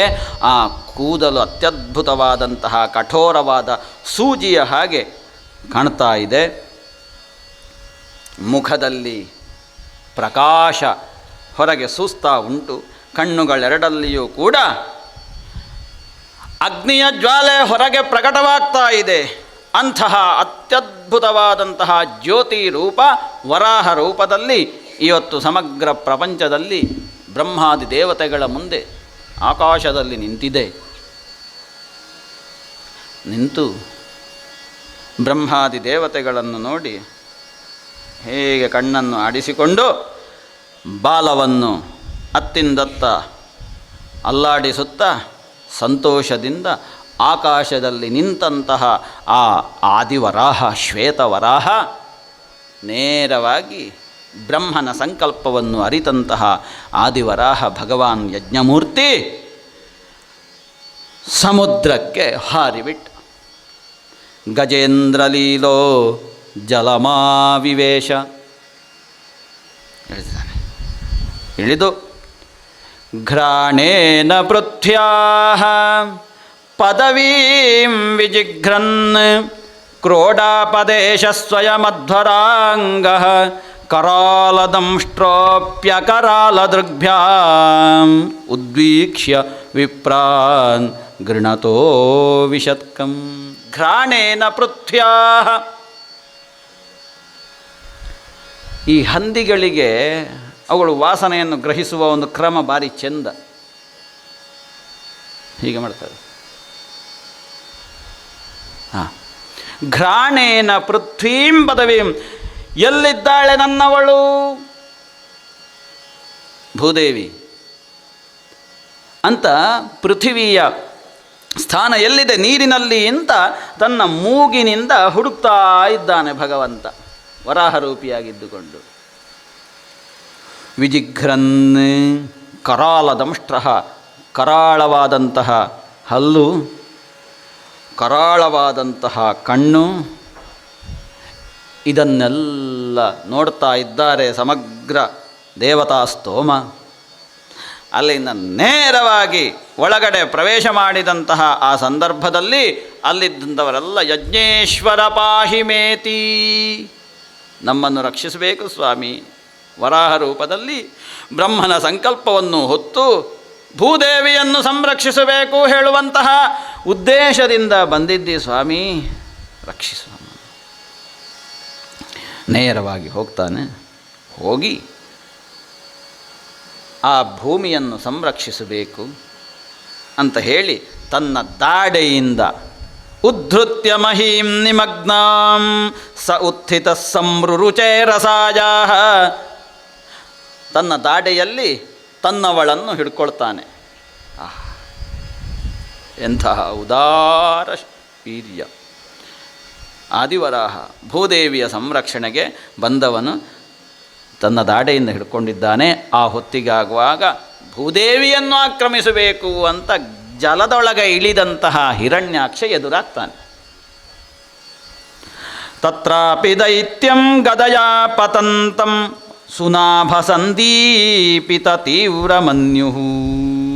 ಹಿರಣ್ಯಾಕ್ಷನನ್ನು ಕಂಡ ತತ್ಕ್ಷಣದಲ್ಲಿಯೇ ಅತ್ಯಂತ ಕೋಪಿಷ್ಠನಾದಂತಹ ವರಾಹರೂಪಿ ಭಗವಂತ ಅಲ್ಲಿಯೇ ಅವನನ್ನು ಯುದ್ಧ ಮಾಡಿ ಅವನನ್ನು ವಧಿಸ್ತಾನೆ. ವಧಿಸಿದ ಅನಂತರ ಇವಳನ್ನು ತಂದು ಜಲ ಮಧ್ಯದಲ್ಲಿ ಸ್ಥಾಪನೆ ಮಾಡ್ತಾನೆ. ಭೂದೇವಿಯ ಸಂರಕ್ಷಣೆ ಆಗ್ತದೆ. ಅಲ್ಲಿ ಎಲ್ಲರೂ ಕೂಡ ಬದ್ಧಾಂಜಲಿಗಳಾಗಿ ಸ್ತುತಿ ಮಾಡ್ತಾರೆ. ಈ ಕಥೆಯನ್ನು ಕೇಳಿದಂತಹ ಪರೀಕ್ಷಿತ ಮಹಾರಾಜ ಹೇಳ್ತಾನೆ, ವರಾಹ ರೂಪದಲ್ಲಿ ಬಂದಂತಹ ಯಜ್ಞೇಶ್ವರ ಭಗವಂತ ತನ್ನ ಗೊರಸು, ಹಂದಿಯ ಗೊರಸು, ಅದರಿಂದ ನೀರನ್ನು ಸ್ತಂಭನಗೊಳಿಸಿ ಅದರ ಮೇಲೆ ಈ ಭೂಮಿಯನ್ನು ಸ್ಥಾಪನೆ ಮಾಡಿದ್ದು. ತನ್ಮೂಲಕವಾಗಿ ಅಲ್ಲಿ ಅಷ್ಟು ಮಾಡಿ ಅಲ್ಲಿಂದ ಅಂತರ್ಧಾನ ಹೊಂದಿದ ಅಂತ ನೀವು ಹೇಳಿದಿರಿ ಸ್ವಾಮಿ. ಆ ಚರಿತ್ರೆಯ ಹಿನ್ನೆಲೆಯನ್ನು ನಮಗೆ ಹೇಳಬೇಕು ಅಂತ ಕೇಳ್ತಾನೆ ಪರೀಕ್ಷಿತ ಮಹಾರಾಜ. ಆವಾಗ ಈ ಹಿರಣ್ಯಾಕ್ಷ ಅಲ್ಲಿಗೆ ಯಾಕೆ ಹೋದವ, ಯಾರು ಎನ್ನುವ ವಿಚಾರವಾಗಿ ಹೇಳ್ತಾರೆ. ದಿತಿ ಕಶ್ಯಪರು, ದಿತಿದೇವಿ ಕಶ್ಯಪ ಬ್ರಹ್ಮರ ಮಡದಿಯಾದಂಥವಳು. ಕಶ್ಯಪ ಬ್ರಹ್ಮರಿಗೆ ಅನೇಕ ಮಡದಿಯರಿದ್ದಾರೆ. ಆ ಮಡದಿಯಲ್ಲಿ ದಿತಿದೇವಿಯೂ ಒಬ್ಬಳು. ದಿತಿಯ ಮಕ್ಕಳೆಲ್ಲ ದೈತ್ಯರು, ಅದಿತಿಯ ಮಕ್ಕಳೆಲ್ಲ ಆದಿತ್ಯರು, ವಿನತೆಯ ಮಕ್ಕಳೆಲ್ಲ ವೈನತೆಯರು. ಹೀಗೆಲ್ಲ ವ್ಯವಸ್ಥೆ ಉಂಟದು. ಒಂದು ದಿವಸ ಇವರು ಆಶ್ರಮದಲ್ಲಿ ಅಗ್ನಿ ಕಾರ್ಯದಲ್ಲಿ ನಿರತರಾಗಿದ್ದಾರೆ. ಸಾಯಂಕಾಲದ ಹೊತ್ತು. ಆ ಹೊತ್ತಿಗಾಗುವಾಗ ಈ ದಿತಿದೇವಿಗೆ ಅದನ್ನು ಯಾವ ದೈವ ಪ್ರೇರಣೆಯೋ ಗೊತ್ತಿಲ್ಲ, ಕಶ್ಯಪರಲ್ಲಿಗೆ ಬಂದು ಅಂಗಲಾಚಿ ಬೇಡ್ತಾಳೆ, ನನ್ನನ್ನು ಸೇರಬೇಕು ಅಂತ. ಬೇಡ ಬೇಡ, ಏಷ ಘೋರತಮ ವೇಳ, ಇದು ಘೋರತಮವಾದಂತಹ ಸಮಯ. ಇಲ್ಲಿ ದುಷ್ಟಶಕ್ತಿಗಳು ಸಂಚಾರ ಮಾಡ್ತಾ ಇರುವಂತಹ ಸಮಯ ಸಾಯಂಕಾಲ. ಈ ಸಾಯಂಕಾಲದಲ್ಲಿ ನಾವು ದೇವತಾರಾಧನೆಯನ್ನು ಮಾಡಬೇಕು. ಅದು ಬಿಟ್ಟು ಇತರ ಯಾವುದೇ ಕರ್ತವ್ಯವನ್ನು ಮಾಡಬಾರದು. ಇದು ಅದಕ್ಕೆ ಅಸಮಯ, ಸಮಯ ಅಲ್ಲ. ಆದರೂ ಕೇಳುವುದಿಲ್ಲ. ಒತ್ತಾಯ ಮಾಡಿ ಕಶ್ಯಪರನ್ನು ಎಳ್ಕೊಂಡು ಕೋಣೆಗೆ ಹೋಗ್ತಾಳೆ, ಸೇರ್ತಾಳೆ. ಅದಷ್ಟು ಆಗಲಿಕ್ಕೆ ಮಾತ್ರ ಇದ್ದದ್ದು, ಮತ್ತೆ ಪಶ್ಚಾತ್ತಾಪ ಆಯಿತು. ನೋಡಿ, ಆ ಒಂದು ಹಂತದಲ್ಲಿ ಆಗಬೇಕಾದ್ದೆಲ್ಲ ಆಯಿತು. ನೋಡಿ, ಯಾವುದಕ್ಕೆ ಎಲ್ಲಿಂದ ಒಂದು ಲಿಂಕ್ ನೋಡಿ. ಅದು ಸೇರಿ ಆಯಿತು. ಕಶ್ಯಪ ಬ್ರಹ್ಮರು ಪಶ್ಚಾತ್ತಾಪದಗ್ಧ ಮಾನಸರಾಗಿದ್ದಾರೆ. ಮತ್ತೆ ಸ್ನಾನಾದಿಗಳನ್ನು ಪೂರೈಸಿ ಪ್ರಾಣಾಯಾಮಾದಿಗಳನ್ನು ಮಾಡಿ ಮತ್ತೆ ಧ್ಯಾನಸ್ಥರಾಗ್ತಾರೆ. ದಿತಿದೇವಿಗೆ ನಾಚಿಕೆ ಆಗ್ತದೆ. ಈಗ ನಾಚಿಕೆಯಾಗಿ ಏನು ಮಾಡುವುದು, ಸೇರಿಯಾಗಿದೆ, ನನ್ನ ಈ ಗರ್ಭವನ್ನು ಸಂರಕ್ಷಿಸಬೇಕು ಅಂತ ಪ್ರಾರ್ಥನೆ ಮಾಡ್ತಾಳೆ. ಪ್ರಾರ್ಥನೆ ಮಾಡಿ ಗಂಡನಲ್ಲಿ ಕೇಳಿದವಾಗ ಕಶ್ಯಪರು ಹೇಳ್ತಾರೆ, ನಮ್ಮ ಕೈಯಲ್ಲಿ ಏನಿಲ್ಲ, ಎಲ್ಲ ವಾಸುದೇವನ ಸಂಕಲ್ಪ. ಆದರೂ ಒಂದಂತೂ ಸತ್ಯ, ಅಸಮಯದಲ್ಲಿ ನನ್ನನ್ನು ಸೇರಿದಂತಹ ಕಾರಣದಿಂದ ದುಷ್ಟಶಕ್ತಿಗಳು ಘೋರ ಶಕ್ತಿಗಳು ಸಂಚಾರ ಮಾಡುತ್ತಾ ಇರುವಂತಹ ಕಾಲದಲ್ಲಿ ಸೇರಿದ ಕಾರಣದಿಂದ 2 ಜನ ಹುಟ್ಟುಕೊಳ್ತಾರೆ. ನನ್ನ ಈ ಸಂಗಮ ವ್ಯರ್ಥ ಆಗುವುದಿಲ್ಲ.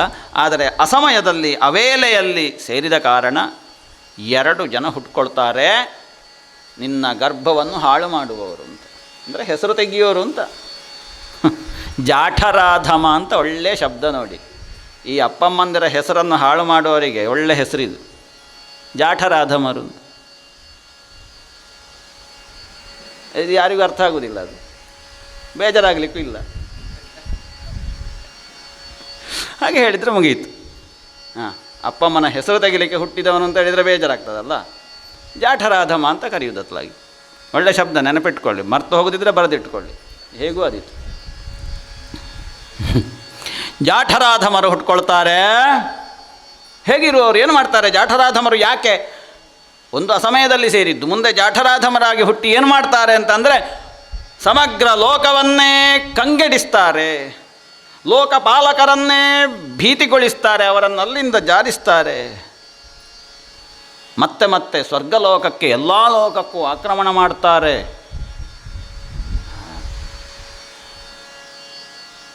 ಅಂತ ಹೇಳ್ತಾರೆ. ಪ್ರಾಣಿನಾಂ, ಇಡೀ ಎಲ್ಲ ಪ್ರಾಣಿ ವರ್ಗಕ್ಕೆ ಹಿಂಸೆಯನ್ನು ಮಾಡುತ್ತಾ, ಸ್ತ್ರೀಯರಿಗೆ ಅನಾಚಾರಾದಿ ಅತ್ಯಾಚಾರಾದಿಗಳನ್ನು ಮಾಡುತ್ತಾ, ಋಷಿಮುನಿಗಳಿಗೆ ಹಿಂಸೆಯನ್ನು ಕೊಡುತ್ತಾ, ಕೊನೆಗೆ ಅವರ ಎಲ್ಲ ತಪಸ್ಸಿನ ಪ್ರಭಾವದಿಂದ ದಗ್ಧನಾಗಿ ಕೊನೆಗೆ ಸಾಕ್ಷಾತ್ ವಿಶ್ವೇಶ್ವರನಾದಂತಹ ಭಗವಾನ್ ವಾಸುದೇವನಿಂದಲೇ ಹತರಾಗಿ ಹೋಗ್ತಾರೆ. ಸರಿ, ಇದಕ್ಕೆ ಬೇರೆ ಯಾವ ಪರಿಹಾರವೂ ಇಲ್ಲ. ಆಯ್ತಲ್ಲ, ಗರ್ಭವನ್ನು ಧರಿಸಿದ್ದು 100 ವರ್ಷಗಳ ಕಾಲ ಹೊಟ್ಟೆಯಲ್ಲೇ ಗರ್ಭವನ್ನು ಧರಿಸುತ್ತಾಳೆ. ಈ 2 ಜಾಠರಾಧಮರನ್ನು 100 ವರ್ಷ ಹೊಟ್ಟೆಯಲ್ಲಿ ಇಟ್ಕೊಳ್ತಾಳೆ ದಿತಿದೇವಿ. ಅಷ್ಟು ಪವರ್ ಉಂಟು ಅವಳಿಗೆ. ಪ್ರಾಜಾಪತ್ಯಂತ ತೇಜ, ಸಾಕ್ಷಾತ್ ಕಶ್ಯಪ ಬ್ರಹ್ಮರ ತೇಜಸ್ಸದು. ಅದನ್ನು 100 ವರ್ಷಗಳ ಕಾಲ ಧರಿಸ್ತಾಳೆ. ಆ ಕಾಲಕ್ಕೆ ಇತ್ತ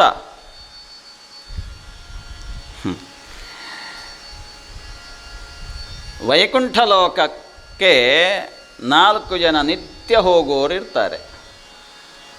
ಇಲ್ಲಿ ಒಂದು ಹಂತದಲ್ಲಿ ನಿಂತಿದೆ. ಈಗ ಮತ್ತೆ ಅದಕ್ಕೆ ಸೇರಿಸ್ತೇನೆ ಈ ವಿಷಯವನ್ನು. ದಿತಿದೇವಿ ಕಶ್ಯಪರ ತೇಜಸ್ಸನ್ನು ಹೊಟ್ಟೆಯಲ್ಲಿ 100 ವರ್ಷಗಳ ಕಾಲ ಧರಿಸಿಕೊಳ್ತಾಳೆ. ಯಾಕೆ 100 ವರ್ಷ ಅಂತ ಹೇಳ್ತೇನೆ. ಇತ್ತ ವೈಕುಂಠ ಲೋಕಕ್ಕೆ ನಿತ್ಯವೂ ಸಂಚಾರ ಮಾಡ್ತಾ ಇರುವಂತಹ 4 ಜನ ಮಹಾತ್ಮರು, ಸನಕ, ಸನಂದನ, ಸನತ್ಸುಜಾತ, ಸನತ್ಕುಮಾರರು ನಿತ್ಯ ಹೋಗೋರು. ಹೋಗ್ತಾ ಬಂದು ವಿಷ್ಣು ಹತ್ರ ಮಾತಾಡಿ ಬರೋದು. ಯಾಕೆ? ಅವರಿಗೇನು ಬೇಕಾಗಿಲ್ಲ, ವಿಷ್ಣು ಹತ್ರ ಏನು ಕೇಳಲಿಕ್ಕಿಲ್ಲ, ಹೇಳಲಿಕ್ಕೂ ಇಲ್ಲ, ಹೋಗಿ ನೋಡಿ ಬರುವುದು. ಮಾತಾಡಿ ಬರುವುದು. ಆತ್ಮಜ್ಞಾನಿಗಳು ಅವರು ಕೂಡ ಯಾಕೆ ಹೋಗೋದು ದೇವರ ಹತ್ರ? ಈಗ ನಾವೆಲ್ಲ ಆದರೆ ಸರಿ, ನಮಗೆ ಆ ಸಮಸ್ಯೆ ಈ ಸಮಸ್ಯೆ ಪರಿಹಾರ ಆಗಬೇಕು, ಅದು ಇದು ಪಟ್ಟಿ ಸುಮಾರುಂಟು. ಅವರಿಗೆ ಯಾವ ಪಟ್ಟಿಯೂ ಇಲ್ಲ. ಯಾಕೆ? ಕಟ್ಟಿಕೊಂಡದ್ದು ಯಾವುದಿಲ್ಲ, ಮತ್ತು ಪಟ್ಟಿ ಯಾಕೆ? ಆದರೂ ಕೂಡ ಹೋಗ್ತಾರಲ್ಲ ನಿತ್ಯವೂ ಕೂಡ ವೈಕುಂಠಕ್ಕೆ. ಯಾಕೆ ಅಂತ ಕೇಳಿದರೆ ಅದು ಆಕರ್ಷಣೆಯ ಕೇಂದ್ರ, ಅದು ವೈಕುಂಠ. ಕುರ್ವಂತ್ಯಹೈತುಕೀಂ ಭಕ್ತಿಂ ಇತ್ತಂಭೂತ ಗುಣೋ ಹರಿಹಿ. ಅವ ಅಷ್ಟು ಆಕರ್ಷಣೆ. ನಮಗೆ ಕೃಷ್ಣ ಅಂತಂದರೆ ಹಾಗೆ ಅಲ್ವಾ, ಅಷ್ಟು ಆಕರ್ಷಣೆ ಅದು. ಯಾರನ್ನು ಬೇಕಾದರೂ ಆಕರ್ಷಿಸಿ ಬಿಡ್ತಾನೆ. ನೋಡಿ, ನೀವೆಲ್ಲ ಆಕರ್ಷಿತರಾಗಿ ಅಲ್ಲ ಬಂದದ್ದು ಇವತ್ತು. ಹಾಂ, ಬನ್ನಿ ಬನ್ನಿ ಬನ್ನಿ ಬನ್ನಿ ಬನ್ನಿ ಅಂತ 100 ಸಲ ಹೇಳಿದ್ರ? ಒಂದು ಸಲ ಮೊನ್ನೆ ಕಾಗದ ಕೊಟ್ಟು ಬಂದದ್ದು. ಆದರೂ ಕೂಡ ನೋಡಿ, ಆಕರ್ಷಣೆ ಅದು, ಆಕರ್ಷಣೆ. ಅಥವಾ ಅವರ ಮೇಲೆ ಹೆದರಿಕೆಯಿಂದ ಬಂದದ್ದಲ್ಲ. ಇವನ ಮೇಲೆ ಹೆದರಿಕೆಯಿಂದ ಆದರೆ ಒಪ್ಪಿಕೊಳ್ಳೋ ವಿಷಯ. ಹಾಂ, ವೈಜ್ಞಾನಿಕ ಸಮಸ್ಯೆ ಆಗುವುದಿಲ್ಲ ಅಂತ ಬಂದಿದ್ದೀರಿ. ಇವರು ಹೋಗಿದ್ದಾರೆ, ಯಾಕೆ? ಏನಿಲ್ಲ, ಹೋಗಿ ಬರೋದು, ನೋಡಿ ಬರೋದು ಒಂದು ಸಲ. ಅದು ಆಕರ್ಷಣೆ. ಎಳಿತಾನೆ ಕೃಷ್ಣ ಅಲ್ಲಿಂದ. ಹಾಗೆ ಇವರು ಹೋಗುವವರು. ಹೀಗೆ ನಿತ್ಯವೂ ಹೋಗ್ತಾ ಒಂದು ದಿವಸ ಹೋಗುವಾಗ ಸ್ವಲ್ಪ ದಾರಿ ಬದಲಿಸಿದರು. ವೈಕುಂಠಕ್ಕೆ 4 ದಾರಿ ಉಂಟು. ಪೂರ್ವ ದಾರಿ, ದಕ್ಷಿಣ ದಾರಿ, ಪಶ್ಚಿಮ ದಾರಿ, ಉತ್ತರ ದಾರಿ ಅಂತ 3 ದ್ವಾರಗಳು ಉಂಟು. ಈ ಸಲ ಹೋದಾಗ ಅವರು ಪಶ್ಚಿಮ ದ್ವಾರದಿಂದ ಪ್ರವೇಶ ಮಾಡ್ತಾರೆ. ಪಶ್ಚಿಮ ದ್ವಾರದಿಂದ ಪ್ರವೇಶ ಮಾಡುವುದಕ್ಕೆ ಅಂತ ಅಲ್ಲಿ ಹೋದಾಗ ಆ ದ್ವಾರವನ್ನು ಕಾಯುವವರು ಅಂತ ಇರ್ತಾರೆ, ದ್ವಾರಪಾಲಕರು ಅಂತ. ಪಶ್ಚಿಮ ದ್ವಾರ, ವೈಕುಂಠದ ಪಶ್ಚಿಮ ದ್ವಾರವನ್ನು ಕಾಯುವವರು ಜಯ ವಿಜಯರು ಅಂತ ಅವರಿಗೆ ಹೆಸರು. ವಿಷ್ಣುವಿನ ಹಾಗೆ ನೋಡಲಿಕ್ಕೆ, ವಿಷ್ಣುವಿನ ಹಾಗೆ ಅವರು. ಇಷ್ಟರವರೆಗೆ ಪ್ರಾಯಶಃ ಈ ಸನಕಾದಿ ಯೋಗಿಗಳು ಹೋಗಲಿಲ್ಲ, ಅವರನ್ನು ನೋಡಲೂ ಇಲ್ಲ ಈ ಜಯ ವಿಜಯರು. ಶರೀರದಲ್ಲಿ ಒಂದು ತುಂಡು ಬಟ್ಟೆ ಇಲ್ಲ. ಆತ್ಮಜ್ಞಾನಿಗಳು ಅವರು ಹೋಗ್ತಾರೆ. ಇವರನ್ನು ಕಂಡಾಗ 4 ಜನ ಬಂದಿದ್ದಾರೆ ಇಲ್ಲಿ ದ್ವಾರಪಾಲಕರು. ಅವರನ್ನು ಕಂಡಾಗ ಇದೆಂಥದ್ದು ಹೊಸ್ತು, ಈ ಸಲ ಇಷ್ಟರವರೆಗೆ ಬರಲಿಲ್ಲ ಇದು ವೈಕುಂಠಕ್ಕೆ, ಈ ವೇಷ ಕಟ್ಟಿ, ಇದೆಂಥದ್ದು ಇದು? ವೇಷವೇ ಇಲ್ಲ, ಕಟ್ಟಲಿಕ್ಕೆ ಎಂಥದ್ದು ವೇಷವೇ ಇಲ್ಲ ಅಲ್ಲ. ಇವರಿಗೆ ಹಾಸ್ಯ ಮಾಡುವ ಅಂತ ಆಯಿತು. ನೋಡಿ ಭಗವತ್ ಸಂಕಲ್ಪ ಹೇಗೆ ಅಂತ ನೋಡಿ. ಹಾಸ್ಯ ಮಾಡುವ ಅಂತ ಆಯಿತು. ನೆಗಾಡಿದ್ರು, ದಂಡವನ್ನು ಅಡ್ಡ ಹಿಡಿದ್ರು, ಹೋಗಬೇಡಿ ನೀವು, ತಡೀರಿ ಅಂತ. ಕೋಪಗೊಂಡರು ಸನಕಾದಿಗಳು. ಕೋಪಗೊಂಡು, ನಮ್ಮನ್ನು ತಡೀಲಿಕ್ಕೆ ನೀವು ಯಾರು? ನೀವು ಇಲ್ಲಿ ದ್ವಾರದಲ್ಲಿ ಇರುವುದಕ್ಕೆ ಅಯೋಗ್ಯರು, ವೈಕುಂಠ ಲೋಕದಲ್ಲಿ ಇರುವುದಕ್ಕೆ ಅಯೋಗ್ಯರು. ಆದ ಕಾರಣ ನಮಗೆ ಅವಮಾನ ಮಾಡಿದ್ದೀರಿ. ಆದ್ದರಿಂದ ನೀವು ಅಧಮ ಯೋನಿಗಳಲ್ಲಿ, ದಾನವ ಯೋನಿಗಳಲ್ಲಿ ಹುಟ್ಟಿ ಅಲ್ಲಿ ಕಷ್ಟವನ್ನು ಅನುಭವಿಸಿ ಮತ್ತೆ ಬನ್ನಿ ಅಂತ ಶಾಪವನ್ನು ಕೊಟ್ಟು, ಆಸುರ ಯೋನಿಯಲ್ಲಿ ಹುಟ್ಟಿ ಅಂತ. ಹೀಗೆ ತಲೆ ಬಿಸಿ ಆಯಿತು. ಛೇ, ವೈಕುಂಠ ಲೋಕದ ದ್ವಾರಪಾಲಕರಾಗಿ ಇದ್ದುಕೊಂಡು ಈ ಶಾಪವನ್ನು ನಾವು ಹೇಳಿ. ಒಳಗಿಂದ, ವೈಕುಂಠ ಲೋಕದ ಒಳಗಿಂದ ಮಹಾವಿಷ್ಣು ಓಡೋಡಿ ಬಂದು, ಅವನಿಗೆ ಗೊತ್ತಾಯಿತು ಸನಕಾದಿಗಳು ಬಂದಿದ್ದಾರೆ, ಈ ಸಲ ಪಶ್ಚಿಮ ದ್ವಾರದಲ್ಲಿ ಬರ್ತಾ ಇದ್ದಾರೆ ಅಂತ. ಬಂದಾಗ ಶಾಪದಗ್ಧರಾಗಿದ್ದಾರೆ. ಶಾಪದಗ್ಧರಾಗಿದ್ದು ಏನು ವಿಷಯವನ್ನೆಲ್ಲ ಹೇಳ್ತಾರೆ. ನಾವು ಬಂದ ಕಾಲಕ್ಕೆ ಇವರು ತಡೆದರು ನಮ್ಮನ್ನು, ನಾವು ಶಾಪ ಕೊಟ್ಟೆವು ಅಂತ. ಒಳ್ಳೆ ಕೆಲಸ ಮಾಡಿದ್ರಿ ಅಂತ ಅಂದ ಮಹಾವಿಷ್ಣು. ಇಂಥವರೆಲ್ಲ ವೈಕುಂಠ ಲೋಕದಲ್ಲಿರಬೇಕಿದ್ದರೆ ಹೊರಗೆ ಒಳಗೆ ಎಲ್ಲ ಕಡೆಯಿಂದಲೂ ಶುದ್ಧ ಇರಬೇಕು. ವೈಕುಂಠ ಲೋಕ ಇಲ್ಲದಿದ್ದರೆ ಕೂತುಕೊಳ್ಳಿಕ್ಕೆ ಆಗೋದಿಲ್ಲ, ಉರಿ ಶುರು ಆಗ್ತದೆ ಶುದ್ಧ ಇಲ್ಲದಿದ್ದರೆ. ವೈಕುಂಠ ಲೋಕ, ನಾವು ಎಲ್ಲಿ ಯಾವ ಶಕ್ತಿಗಳನ್ನು ನಂಬ್ತೇವೆ ಅದನ್ನು ನಾವು ವೈಕುಂಠ ಅಂತೇವೆ. ಮತ್ತು ನಮಗೆ ಹೋಗ್ಲಿಕ್ಕೆ ಆಗ್ತದೆ ಅಲ್ಲಿಗೆ. ಇವರು ಸನಕಾದಿಗಳು ನಿತ್ಯವೂ ವೈಕುಂಠ ಲೋಕಕ್ಕೆ ಹೋಗ್ತಾ ಇದ್ದರು, ನಮಗೆ ಹೋಗ್ಲಿಕ್ಕೆ ಆಗ್ತದೆ ಮಾರಾಯರೆ. ನಮಗೆ ನಾವಿರುವ ಮನೆಯಲ್ಲಿ ದೇವರ ಕೋಣೆಯೇ ವೈಕುಂಠ, ದೈವದ ಕೋಣೆಯೇ ವೈಕುಂಠ, ಸಪ್ತಾಹ ಯಜ್ಞಮಂಟಪವೇ ವೈಕುಂಠ. ಸನಕಾದಿಗಳು ಯಾಕೆ ಹೋದರು? ಅವರು ಶುದ್ಧರಾಗಿದ್ದರು. ಆ ಶುದ್ಧವಾದಂತಹ ಶಕ್ತಿ ಇರುವ ಜಾಗಕ್ಕೆ, ಶುದ್ಧವಾದಂತಹ ಸ್ಥಳಕ್ಕೆ ಶುದ್ಧವಾಗಿರುವವರೇ ಹೋಗಬೇಕು. ಅಶುದ್ಧರಾಗಿರುವವರಿಗೆ ಅಲ್ಲಿ ನಿಂತ್ಕೊಳ್ಳಿಕ್ಕಾಗೋದಿಲ್ಲ, ಉರಿ ಶುರುವಾಗ್ತದೆ.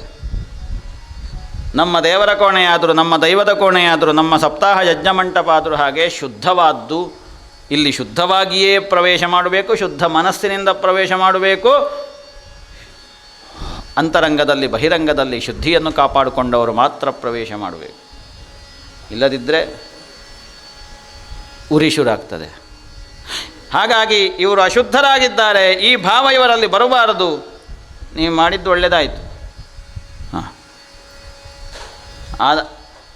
ಹೇಳ್ತಾರೆ ಸನಕಾದಿಗಳು, ಕ್ಷಮಿಸಬೇಕು, ನಮ್ಮಿಂದ ಏನಾದರೂ ತಪ್ಪಾಗಿದ್ದರೆ ನಮಗೆ ಕ್ಷಮೆಯನ್ನು ಕೊಡು, ನಮಗೆ ಶಿಕ್ಷೆಯನ್ನು ಕೊಡು ಸ್ವಾಮಿ, ಶಿಕ್ಷೆಯನ್ನು ಕೊಡು. ನಾವು ಸ್ವೀಕಾರ ಮಾಡ್ತೇವೆ.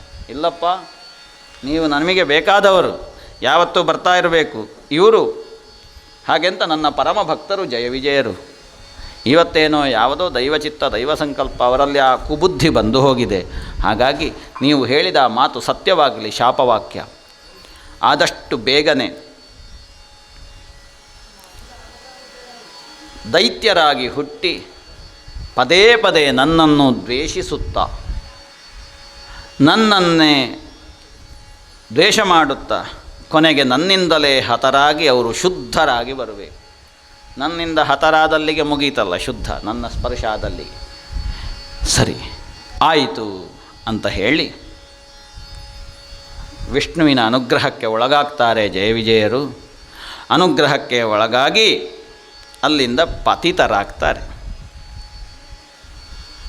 ವೈಕುಂಠ ಲೋಕದಿಂದ ಪತಿತರಾಗಿ ನೋಡಿ, ಇದಿಷ್ಟು ವ್ಯವಸ್ಥೆಗಳಾಗುವುದಕ್ಕೆ ಎಷ್ಟು ಸಮಯ ನೋಡಿ ಬೇಕಾಗ್ತದೆ ಅಂತ ಪಕ್ಕಕ್ಕಾಗುವುದಿಲ್ಲ. ಅಲ್ಲಿಂದ ಸನಕಾದಿಗಳ ಶಾಪದಿಂದ ದಗ್ಧರಾಗಿ ಬೀಳ್ತಾರೆ ಜಯವಿಜಯರು. ಬಿದ್ದು ಬಿದ್ದು ಕೆಳಗೆ ಬರ್ತಾ ಬರ್ತಾ ಬರ್ತಾ ಬರ್ತಾ ಬರ್ತಾ ದಿತಿ ಗರ್ಭವನ್ನು ಸೇರಿಬಿಡ್ತಾರೆ. ಅಷ್ಟು ಸಮಯ ಬೇಕಾಯ್ತು ನೋಡಿ. ಎಷ್ಟು ಸಮಯ? 100 ವರ್ಷ. ಇಲ್ಲಿ ಜಾಠರಾಧಮರಾಗಿ ಹುಟ್ಟುವುದಕ್ಕೂ ಅಲ್ಲಿ ದೈತ್ಯಯೋನಿಯಲ್ಲಿ ಹುಟ್ಟಿ ಅಂತ ಹೇಳುವುದಕ್ಕೂ ಸಾಂಗತ್ಯ. ಅವರು ನೇರವಾಗಿ ಬಂದು ಸೇರಿದ್ದು ದಿತಿ ಗರ್ಭವನ್ನು ಸೇರಿದ್ದಾರೆ. ಸೇರಿ ಅಲ್ಲಿಗೆ ದಿತಿದೇವಿ ದಿತಿಸ್ತು ಭರ್ತುರಾದೇಶಾತ್ ಅಪತ್ಯ ಪರಿಶಂಕಿನಿ ಪೂರ್ಣೇ ವರ್ಷಶತೇ ಸಾಧ್ವಿ ಪುತ್ರೌ ಪ್ರಸುಷುವೇ ಯಮೌ. ಯಮಸದೃಶರಾದಂತಹ ಇಬ್ಬರು ಪುತ್ರರನ್ನು ದಿತಿದೇವಿ ಹಡಿತಾಳೆ. ಅವರು ಹುಟ್ಟುವಾಗ ನೋಡಬೇಕಿತ್ತು. ಉತ್ಪಾತಾಹ ಬಹವಸ್ತತ್ರ. ನೋಡಿ ಸಂಸ್ಕೃತ ಎಷ್ಟು ಸುಲಭ ಉಂಟು ನೋಡಿ. ನೀಟ್ ಭಾಷೆ ಇದು, ಎಲ್ಲಿಯೂ ಗೊಂದಲ ಇಲ್ಲ. ಉತ್ಪಾತಾಹ ಬಹವಸ್ತತ್ರ ನಿಪೇತು ಜಾಯಮಾನಯೋ. ಅವರು ಹುಡ್ತಾ ಇರುವಾಗ ಉತ್ಪಾತಗಳು ಒಂದೊಂದಾಗಲಿಕ್ಕೆ ಶುರು ಆಯ್ತಂತೆ. ಈ ಜಾಠರಾಧಮರು ಹುಟ್ಟುವಾಗ ಅಂಥದ್ದೆಲ್ಲ ಆಗ್ತದೆ ಅಂತ. ಉತ್ಪಾತಗಳು, ದುಶ್ಶಕುನಗಳು, ದಿವಿ ಭುವಿ ಅಂತರಿಕ್ಷೆ, ಭೂಲೋಕದಲ್ಲಿ, ಅಂತರಿಕ್ಷ ಲೋಕದಲ್ಲಿ, ದ್ಯುಲೋಕದಲ್ಲಿ ಉತ್ಪಾತಗಳು. ಮಾತ್ರ ಅಲ್ಲ, ಇಡೀ ಭೂಮಂಡಲವೇ ಅಲುಗಾಡುವುದಕ್ಕೆ ಶುರು ಆಯಿತಂತೆ ಈ 2 ಮಕ್ಕಳು ಹುಟ್ಟುವಾಗ. ಉಲ್ಕೆಗಳು ಕೆಳಗೆ ಬೀಳ್ತಾ ಇದ್ದಾವೆ. ಮಾತ್ರ ಅಲ್ಲ, ಎಲ್ಲಿಯವರೆಗೆ ಅಂತ ಕೇಳಿದರೆ ಅಲ್ಲಿದ್ದಂತಹ ಪ್ರಾಣಿಗಳೆಲ್ಲ ವಿಚಿತ್ರವಾಗಿ ಕೂಗುವುದಕ್ಕೆ ಶುರು ಮಾಡ್ತವೆ. ವ್ಯಮುಂಚನ್ ವಿವಿಧಾ ವಾಚೋ ಗ್ರಾಮಸಿಂಹಾಸ್ತತಸ್ತತಃ ಸಂಗೀತವತ್ ರೋದನವತ್. ಇದು ಲೋಕಕಂಟಕವಾದಂತಹ ಸಂತತಿ ಅಂತ ಅಲ್ಲಿದ್ದಂತಹ ಗ್ರಾಮಸಿಂಹಗಳಿಗೂ ಗೊತ್ತಾಯ್ತಂತೆ. ಎಂಥದ್ದು ಗ್ರಾಮಸಿಂಹ ಅಂದರೆ? ಸಿಂಹವನ್ನು ಸಾಕ್ತಾರ ಗ್ರಾಮದಲ್ಲಿ?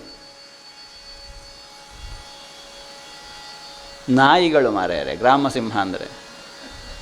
ಹೌದೌದು, ನಾಯಿಗಳಿಗೆ ಗ್ರಾಮಸಿಂಹ ಅಂತ ಹೆಸರು. ಕೆಲವರಿಗೆ ಬೈಯುವ ಕ್ರಮ ಉಂಟು. ಆವಾಗ ಈ ಶಬ್ದ ಬೇಡ, ಗ್ರಾಮಸಿಂಹ ಅಂತ ಸೇರಿಸಿ ಗೌರವ ಸಿಗ್ತದೆ. ಒಂದು ಸ್ಟೆಪ್ ಮೇಲೆ.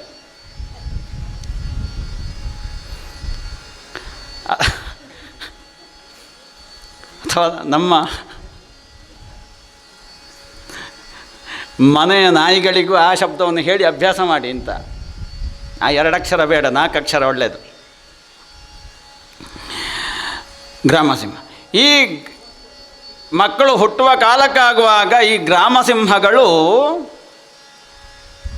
ನಾವು ಕೇಳ್ತೇವೆ ಆ ಶಬ್ದವನ್ನು. ಸಂಗೀತವತ್ ಉನ್ನಮಯ್ಯ ಶಿರೋಧರಂ, ತಲೆಯನ್ನು ಉನ್ನಮಯ್ಯ ಹೀಗೆ ಮಾಡಿ ಸಂಗೀತದ ಹಾಗೆ ಕೂಗುವುದಂತೆ. ಗೊತ್ತುಂಟು ನಮಗೆ. ರೋದನವತ್ ಕೂಗುವುದು. ಇಂಥದ್ದಾದರೆ ಎಂಥದೋ ಒಂದು ಉತ್ಪಾತ ಉಂಟು ಇವತ್ತು ಊರಿನಲ್ಲಿ ಅಂತ ಅರ್ಥ. ನಾವು ಹಾಸ್ಯಕ್ಕೆ ಅಷ್ಟೇ ಮಾತಾಡಿದರೂ ಕೂಡ ಇದೆಲ್ಲವೂ ಕೂಡ ಸತ್ಯವಾಗ್ತದೆ. ಆ ಪ್ರಾಣಿಗಳಿಗೆ ಗೊತ್ತಾಗ್ತದೆ. ಪ್ರಾಣಿಗಳಿಗೆ ಗೊತ್ತಾಗ್ತದೆ, ನಮಗೆ ಗೊತ್ತಾಗೋದಿಲ್ಲಲ್ಲ ಮಾರ್ಯಾರೆ. ಎಂತ ಇದು ವಿಚಿತ್ರ ಅಂತ. ಅವರು ಹೇಗೆ ಬೇಕಾದ್ರೂ ಕೂಗಲಿ, ನಮಗೆ ಗೊತ್ತಾಗೋದಿಲ್ಲಲ್ಲ ಅದು. ಸಂಗೀತವದು ರೋದನವತ್ ಉನ್ನಮಯ್ಯ ಶಿರೋಧರಂ ವ್ಯಮುಂಚನ್ ವಿವಿಧ ವಾಚ, ಬೇರೆ ಬೇರೆ ಶೈಲಿಯಲ್ಲಿ ಕೂಗುದಂತೆ ಈ ಗ್ರಾಮಸಿಂಹಗಳು. ಅದ ಆ ಉತ್ಪಾತದ ತೀವ್ರತೆಯನ್ನು ಸೂಚಿಸುವುದು. ಇವರು ಹುಟ್ಟುವಾಗ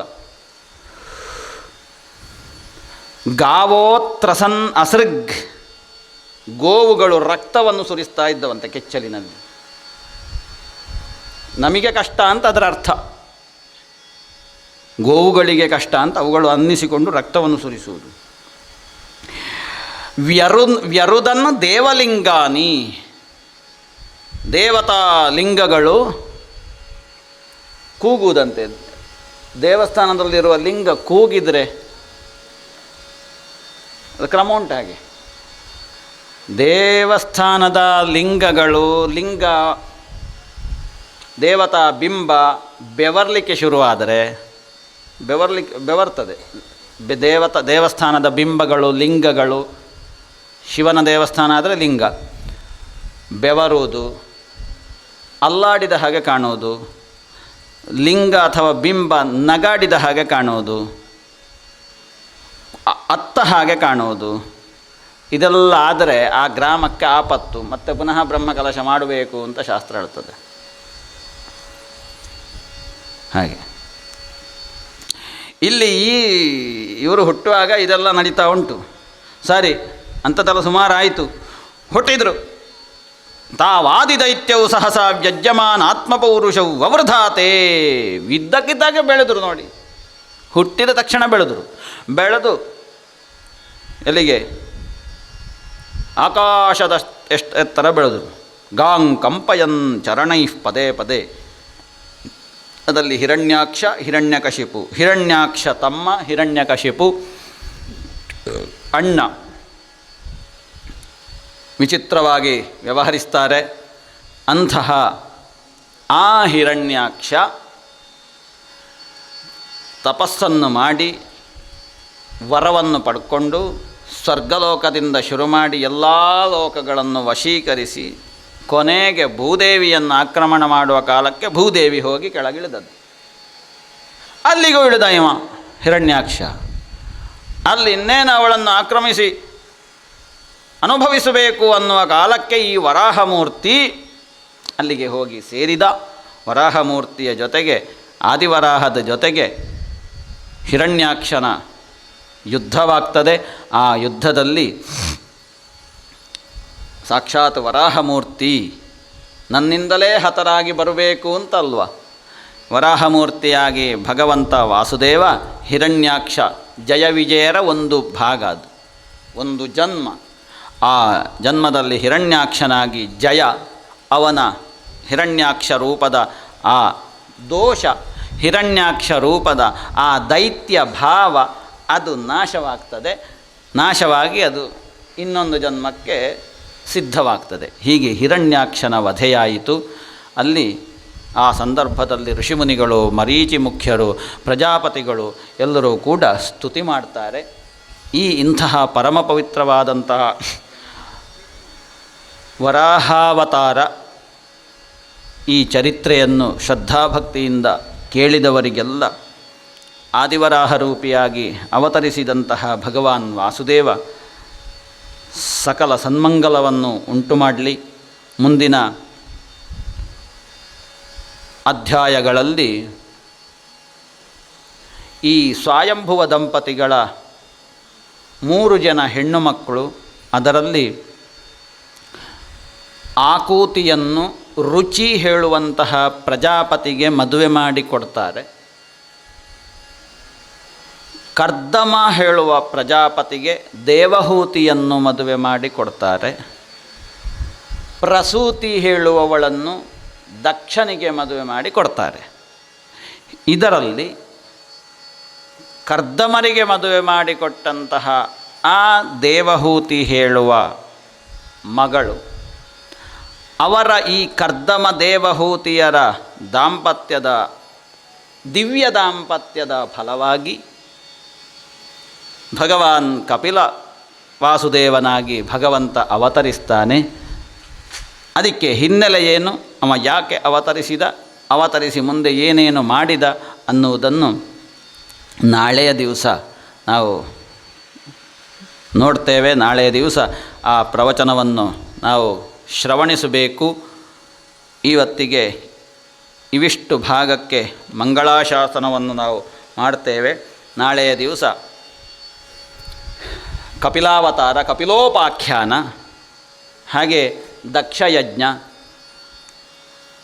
ಧ್ರುವಚರಿತ್ರೆ, ಪೃಥುಚರಿತ್ರೆ, ಭರತೋಪಾಖ್ಯಾನ, ಇವಿಷ್ಟು ಆಖ್ಯಾನಗಳನ್ನು ನಾಳೆಯ ದಿವಸ ಪಾರಾಯಣ ಮಾಡುವುದಕ್ಕಿದೆ, ಪ್ರವಚನ ಮಾಡುವುದಕ್ಕಿದೆ.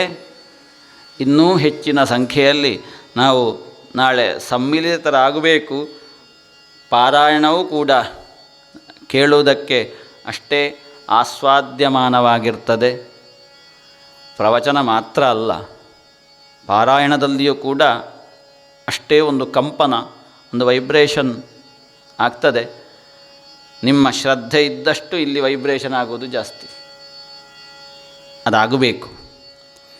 ಬೆಳಿಗ್ಗೆ 6 ಗಂಟೆಗೆ ಪ್ರಾರಂಭ ಆಗ್ತದೆ ಸಪ್ತಾಹದ ದಿನಚರಿ. ನಾವು ಎಲ್ಲಿ ಹೋದರೂ ಇದೇ ದಿನಚರಿ. 6 ಗಂಟೆಗೆ ಪ್ರಾರಂಭವಾಗಿ ರಾತ್ರಿ 9 ಗಂಟೆಯವರೆಗೆ ನಿರಂತರವಾಗಿ ನಡೀತಾ ಇರ್ತದೆ. ಮಧ್ಯದಲ್ಲಿ ಕೆಲವೊಂದಷ್ಟು ವಿರಾಮಗಳಿರ್ತವೆ. ಬೆಳಿಗ್ಗೆ 6 ಗಂಟೆಯಿಂದ ಪ್ರಾರಂಭವಾಗಿ 8:30ವರೆಗೆ ಒಂದು ಹಂತ ಪಾರಾಯಣ, ಕೃಷ್ಣ ಪೂಜೆ, ಅಭಿಷೇಕಾದಿಗಳು. 8:30ಗೆ ಪ್ರಾತಃ ಕಾಲೀನ ಬೆಳಿಗ್ಗೆಯ ಪೂಜೆ, ಪ್ರಸಾದ ವಿತರಣೆ, ಸಣ್ಣ ವಿರಾಮ, ಮತ್ತೆ ಪುನಃ ಪಾರಾಯಣ ಶುರು ಆಗಿ ಕೃಷ್ಣ ಪೂಜೆ, ಕಲ್ಪೋಕ್ತ ಪೂಜೆ ಇದೆಲ್ಲಾಗಿ 12:30 1 ಗಂಟೆಯವರೆಗೆ ನಿರಂತರವಾಗಿ ನಡೀತದೆ. ಇಲ್ಲಿ ಮಧ್ಯದಲ್ಲಿ ಪಾರಾಯಣ ಕೆಲವರಿಗೆ ಜಾಡ್ಯವನ್ನು ತರುವಂತಹ ಸಂದರ್ಭ ಇರುವ ಕಾರಣ ಸ್ವಲ್ಪ ಮಾತಾಡಬೇಕಾಗ್ತದೆ. ಮಾತಾಡಿದರೆ ಸಮಸ್ಯೆ ಏನಾಗ್ತದೆ ಅಂತ ಕೇಳಿದರೆ ಪಾರಾಯಣ ಸಾಗುವುದಿಲ್ಲ. ಪಾರಾಯಣದಲ್ಲಿ ಪಾರಾಯಣವೇ ಮುಖ್ಯ, ಮಾತಿನಲ್ಲಿ ಮಾತೇ ಮುಖ್ಯ. ಆದರೂ ಕೂಡ ನಿಮ್ಮನ್ನು ಕಂಡಾಗ ಮಾತಾಡದೇ ಆಗುವುದಿಲ್ಲ, ಸಮಾಧಾನ ಆಗುವುದಿಲ್ಲ, ಅದು ಸಮಸ್ಯೆ. ಒಳ್ಳೆಯದು. ಯಾಕೆ ಕೇಳಿದರೆ ಪಾರಾಯಣವನ್ನು ಕೇಳಬೇಕು, ನಿದ್ದೆ ಬರಬಾರ್ದು. ನಿದ್ದೆ ಬಂದರೆ ಪಾರಾಯಣ ಕೇಳಲಿಕ್ಕೂ ಆಗುವುದಿಲ್ಲ, ನಿದ್ದೆ ಬಂದರೆ ಪಾರಾಯಣ ಮಾಡಲಿಕ್ಕೂ ಆಗುವುದಿಲ್ಲ. ಹಾಗಾಗಿ ಮಧ್ಯದಲ್ಲಿ ಒಂದಷ್ಟು ನಾವು ಹೇಳಬೇಕಾಗ್ತದೆ ಆ ವಿಷಯದ ಕುರಿತಾಗಿ. ನಿಜವಾಗಿ ರಸ ಇರುವುದರಲ್ಲಿ ಪಾರಾಯಣ ಆಗ್ತಾ ಪ್ರವಚನ ಮಾಡ್ತಾ ಇದ್ದರೆ ನಾವು ಅಲ್ಲಿಗೆ ಹೋಗಿಬಿಡ್ತೇವೆ. ಇದು ಪ್ರವಚನ, ಸಂಜೆಯ ಪ್ರವಚನ ಎಷ್ಟಾದರೂ ಕೂಡ ಬೆಳಗ್ಗಿನ ಶಕ್ತಿಯನ್ನು ಕೊಡುವುದಿಲ್ಲ ಪ್ರವೀಣರೇ. ಯಾಕೆ ಗೊತ್ತಿಲ್ಲ, ಬೆಳಗ್ಗೆ ನೀವು ಗಮನಿಸಿದಿರಲ್ಲ, ಆ ಶಕ್ತಿ ಆ ಒಳಗಡೆ ಹೋಗುವ ಭಾವ ಸಂಜೆ ಹೊತ್ತಿಗೆ ಬರುವುದಿಲ್ಲ. ಬೆಳಿಗ್ಗೆ ನಮಗೆ ಅದು ಶ್ಲೋಕ ಪಾರಾಯಣ ಮಾಡ್ತಾ ಅರ್ಥ ಮಾಡ್ತಾ ಹೋಗುವಾಗ ನಮ್ಮನ್ನು ಎಳೆದು ಅದರ ಒಳಗಡೆ ಸೇರಿಸಿ ಬಿಡ್ತಾನೆ. ಅದು ಅತ್ಯಂತ ಸುಂದರ, ಅತ್ಯಂತ ಆನಂದ, ಯಾವುದೋ ಒಂದು ಹೇಳಲಾಗದಂತಹ ಒಂದು ತೃಪ್ತಿ ಅದು ಬೆಳಿಗ್ಗೆ ಖಂಡಿತವಾಗಿ ಸಿಗ್ತದೆ. ಹೀಗೆ ಮಧ್ಯಾಹ್ನವರೆಗೆ ನಡೀತದೆ. ಮಧ್ಯಾಹ್ನ ಮೇಲೆ ಪೂಜೆ, ಪ್ರಸಾದ ವಿತರಣೆ, ಆಮೇಲೆ ಭೋಜನ, ವಿಶ್ರಾಂತಿ.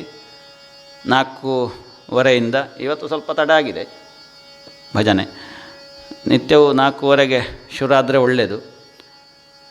ನಮ್ಮಷ್ಟಕ್ಕೆ ಬಂದು ಕೂತು ನಾಮ ಸಂಕೀರ್ತನೆ ಮಾಡುವುದು 4:15 5:15 ಆಗಬೇಕು.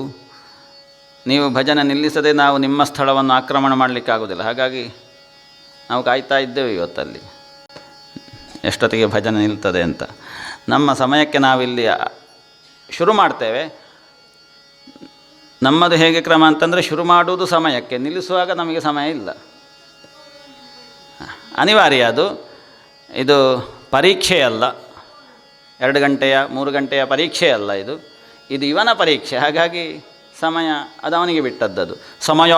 ಸಮಯ ಉಂಟೆ ಭಕ್ತವತ್ಸಲ ನಿನಗೆ, ನಮಗಲ್ಲ. ಎಷ್ಟೊತ್ತಿಗೆ ಬೇಕಾದರೂ ಅವನು ನಮ್ಮನ್ನು ಹೇಳ್ಕೊಂಡು ಹೋಗ್ಬೋದು, ಎಲ್ಲಿಗೆ ಬೇಕಾದ್ರೆ ಹೇಳ್ಕೊಂಡು ಹೋಗ್ಬೋದು. ಪುನಃ ತಂದು ಬಿಡ್ತಾನೆ ಹೇಳುವ ವಿಶ್ವಾಸದಿಂದ ನಾವು ಇದನ್ನು ತೆಕ್ಕೊಂಡದ್ದು.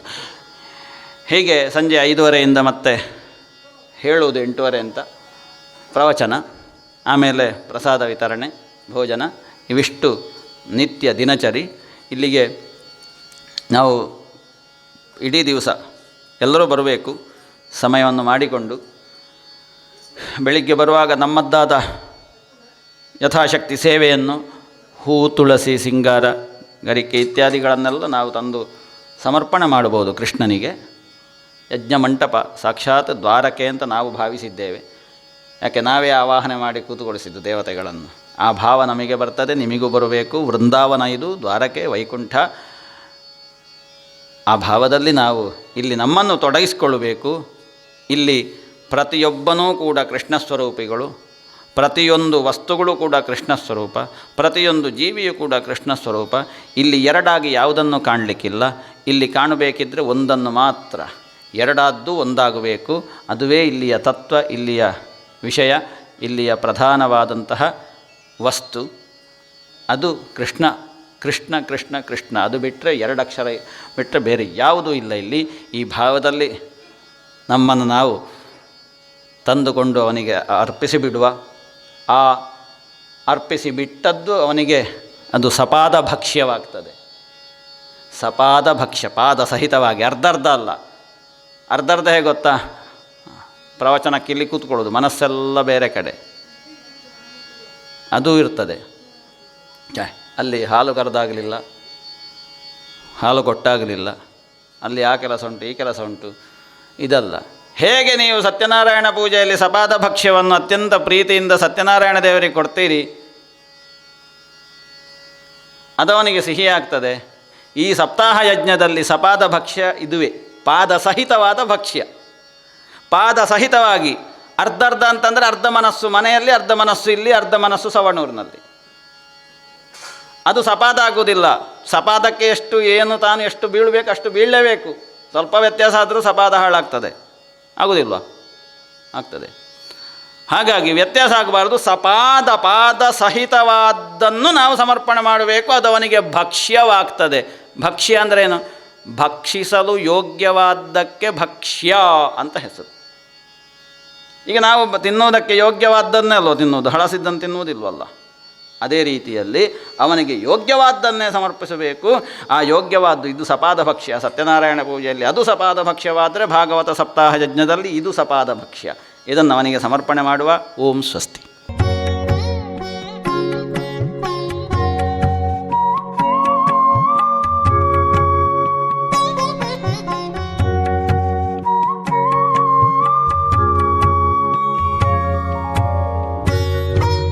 ಮೂಲಪುರುಷರು ಅಂತೇಳಿ ನಾವು ಅಷ್ಟಮಂಗಲ ಪ್ರಶ್ನೆ ಇಟ್ಟಾಗ ಕಂಡುಬಂದಂಥ ಹರಿಪ್ರಸಾದ್ ಭಟ್ ಮತ್ತು ಅವರ ಧರ್ಮಪತ್ನಿಯವರು ಇವತ್ತು ಈ ಕ್ಷೇತ್ರಕ್ಕೆ ಆಗಮಿಸಿ, ಪ್ರಾಯಶಃ ಇದೊಂದು ನಮಗೆ ಈ ಕ್ಷೇತ್ರದ ನೆಲಕ್ಕೆ ಒಂದು ಸೌಭಾಗ್ಯದ ದಿನ ಅಂತೇಳಿ ನಾವು ಭಾವಿಸಿದ್ದೇವೆ. ಅವರಿಗೆ ಈ ಮನೆ ಯಜಮಾನರು, ಅವರ ಸಹೋದರಿಯರು, ಇದಕ್ಕೆ ಸಂಬಂಧಪಟ್ಟ ಎಲ್ಲರೂ ಸೇರಿ ಅವರನ್ನು ಭಕ್ತಿ ಶ್ರದ್ಧೆಯಿಂದ ಗೌರವಿಸಬೇಕಾಗಿ ಕೇಳಿಕೊಳ್ತಾ ಇದ್ದೇನೆ. ಅಷ್ಟಮಂಗಲ ಪ್ರಶ್ನೆಯ ಆರಂಭದ ದಿನಗಳಿಂದ ಇವತ್ತಿನವರೆಗೂ ನಮ್ಮೊಟ್ಟಿಗೆ ಇಲ್ಲಿಯ ಎಲ್ಲ ಬೆಳವಣಿಗೆಗಳನ್ನು ಸೂಕ್ಷ್ಮವಾಗಿ ಗಮನಿಸ್ತಾ ನಮ್ಮೊಟ್ಟಿಗೆ ಹೆಗಲು ಕೊಟ್ಟವರು ಹರಿಪ್ರಸಾದ್ ಭಟ್ ದಂಪತಿಗಳು. ಅವರನ್ನು ನಾವೆಲ್ಲರೂ ಈ ಸಂದರ್ಭದಲ್ಲಿ ಗೌರವಪೂರ್ವಕವಾಗಿ ಗೌರವಿಸ್ತಾ ಇದ್ದೇವೆ.